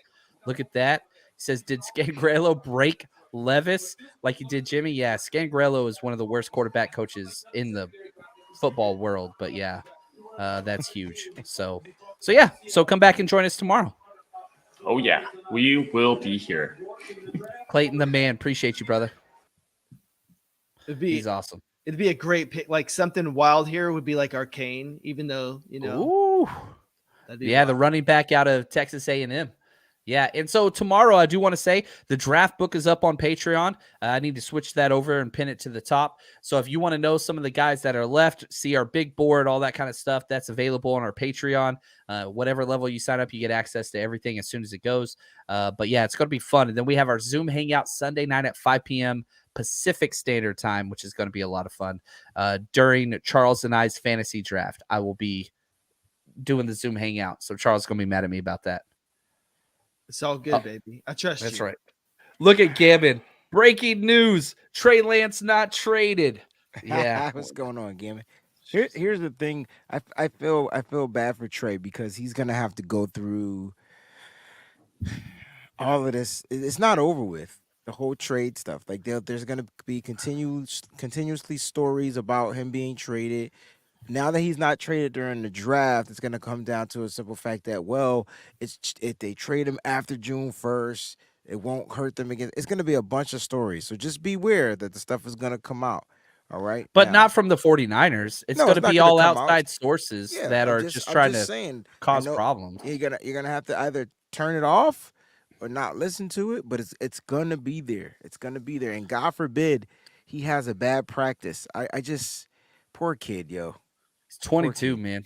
He's 22. That's I get it, man. Listen, I'm all for Trey. I just wish it was set up a little bit different for him. Yeah. We'll see.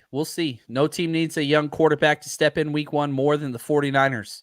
Yeah. No team does. So I am. Oh, wow. There we go. Pick is in for the Chiefs. There it's going to be is. wrapping up I like this round pick. 1. We got a minute or so till we announce it here. Wayne, do you want to announce it? You got it. You can announce it. Sure. Take it away. You want me to announce it now, or you want me to wait for the 1 No, minute? you go ahead, man. It's the last pick. We could do this. Oh, you sure? All right, Sure. They pick with the 31st pick. They pick Felix. Oh, you wanted me to announce it because you can't read it. Phoenix. I didn't know. Anudike-Uzomah. That's pretty good. K-State, edge rusher. Perfectly pronounced. I hope it was. I'm sorry. No, that's a great pick. It's a good pick, man. That's a great pick, man. The one thing I like about the Chiefs is they hit these picks, man.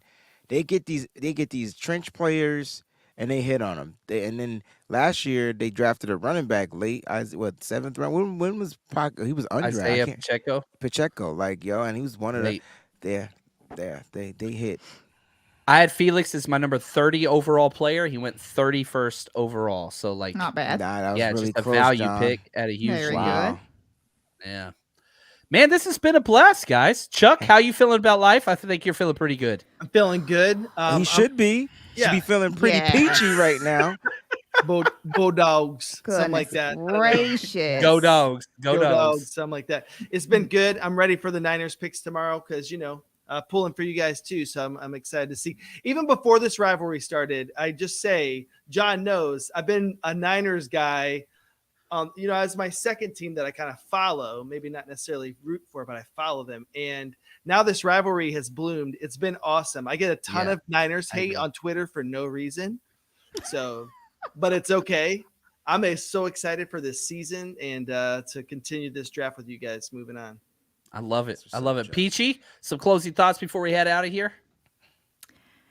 Just want to say that this was great. This was really good. It was nice to be able to just sit back and relax and not be nervous about anything because we knew that that the 49ers weren't going to appear in this round and all the things that came out today. Like, it doesn't matter. It doesn't matter. Yeah. We knew that we were going to be on Friday and Saturday because John Lynch said, we'll see you this weekend. That's literally what he said.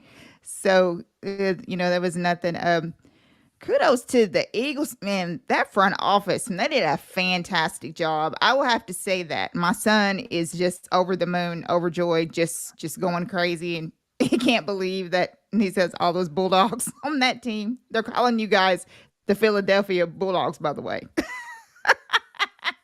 Love it. So really didn't, but it was a lot of fun to get to Roy hang out asked, with everybody. It was great. Peachy, you're the best. One of the best people I've ever met in real life and or through social media, and I just appreciate what you bring, positivity and just awesomeness all the time. So thank you so much. Wayne, answer Roy's question here, and then what are your thoughts just on round one overall? All right, Roy. So I thought Philly picks were they got some really good picks, right? They went defense, and they got some really good picks. They've gotten faster, they've gotten younger, and possibly they've gotten a little bit stronger. So Philly, I think, hit the nail on the head with their picks. Do the Niners adjust their draft board? Well, there's a lot of players that probably were supposed to go in the first round that didn't go in the first round. So the Niners still have to sit there and kind of like wait and play the game because they got to figure out how the second round is going to work.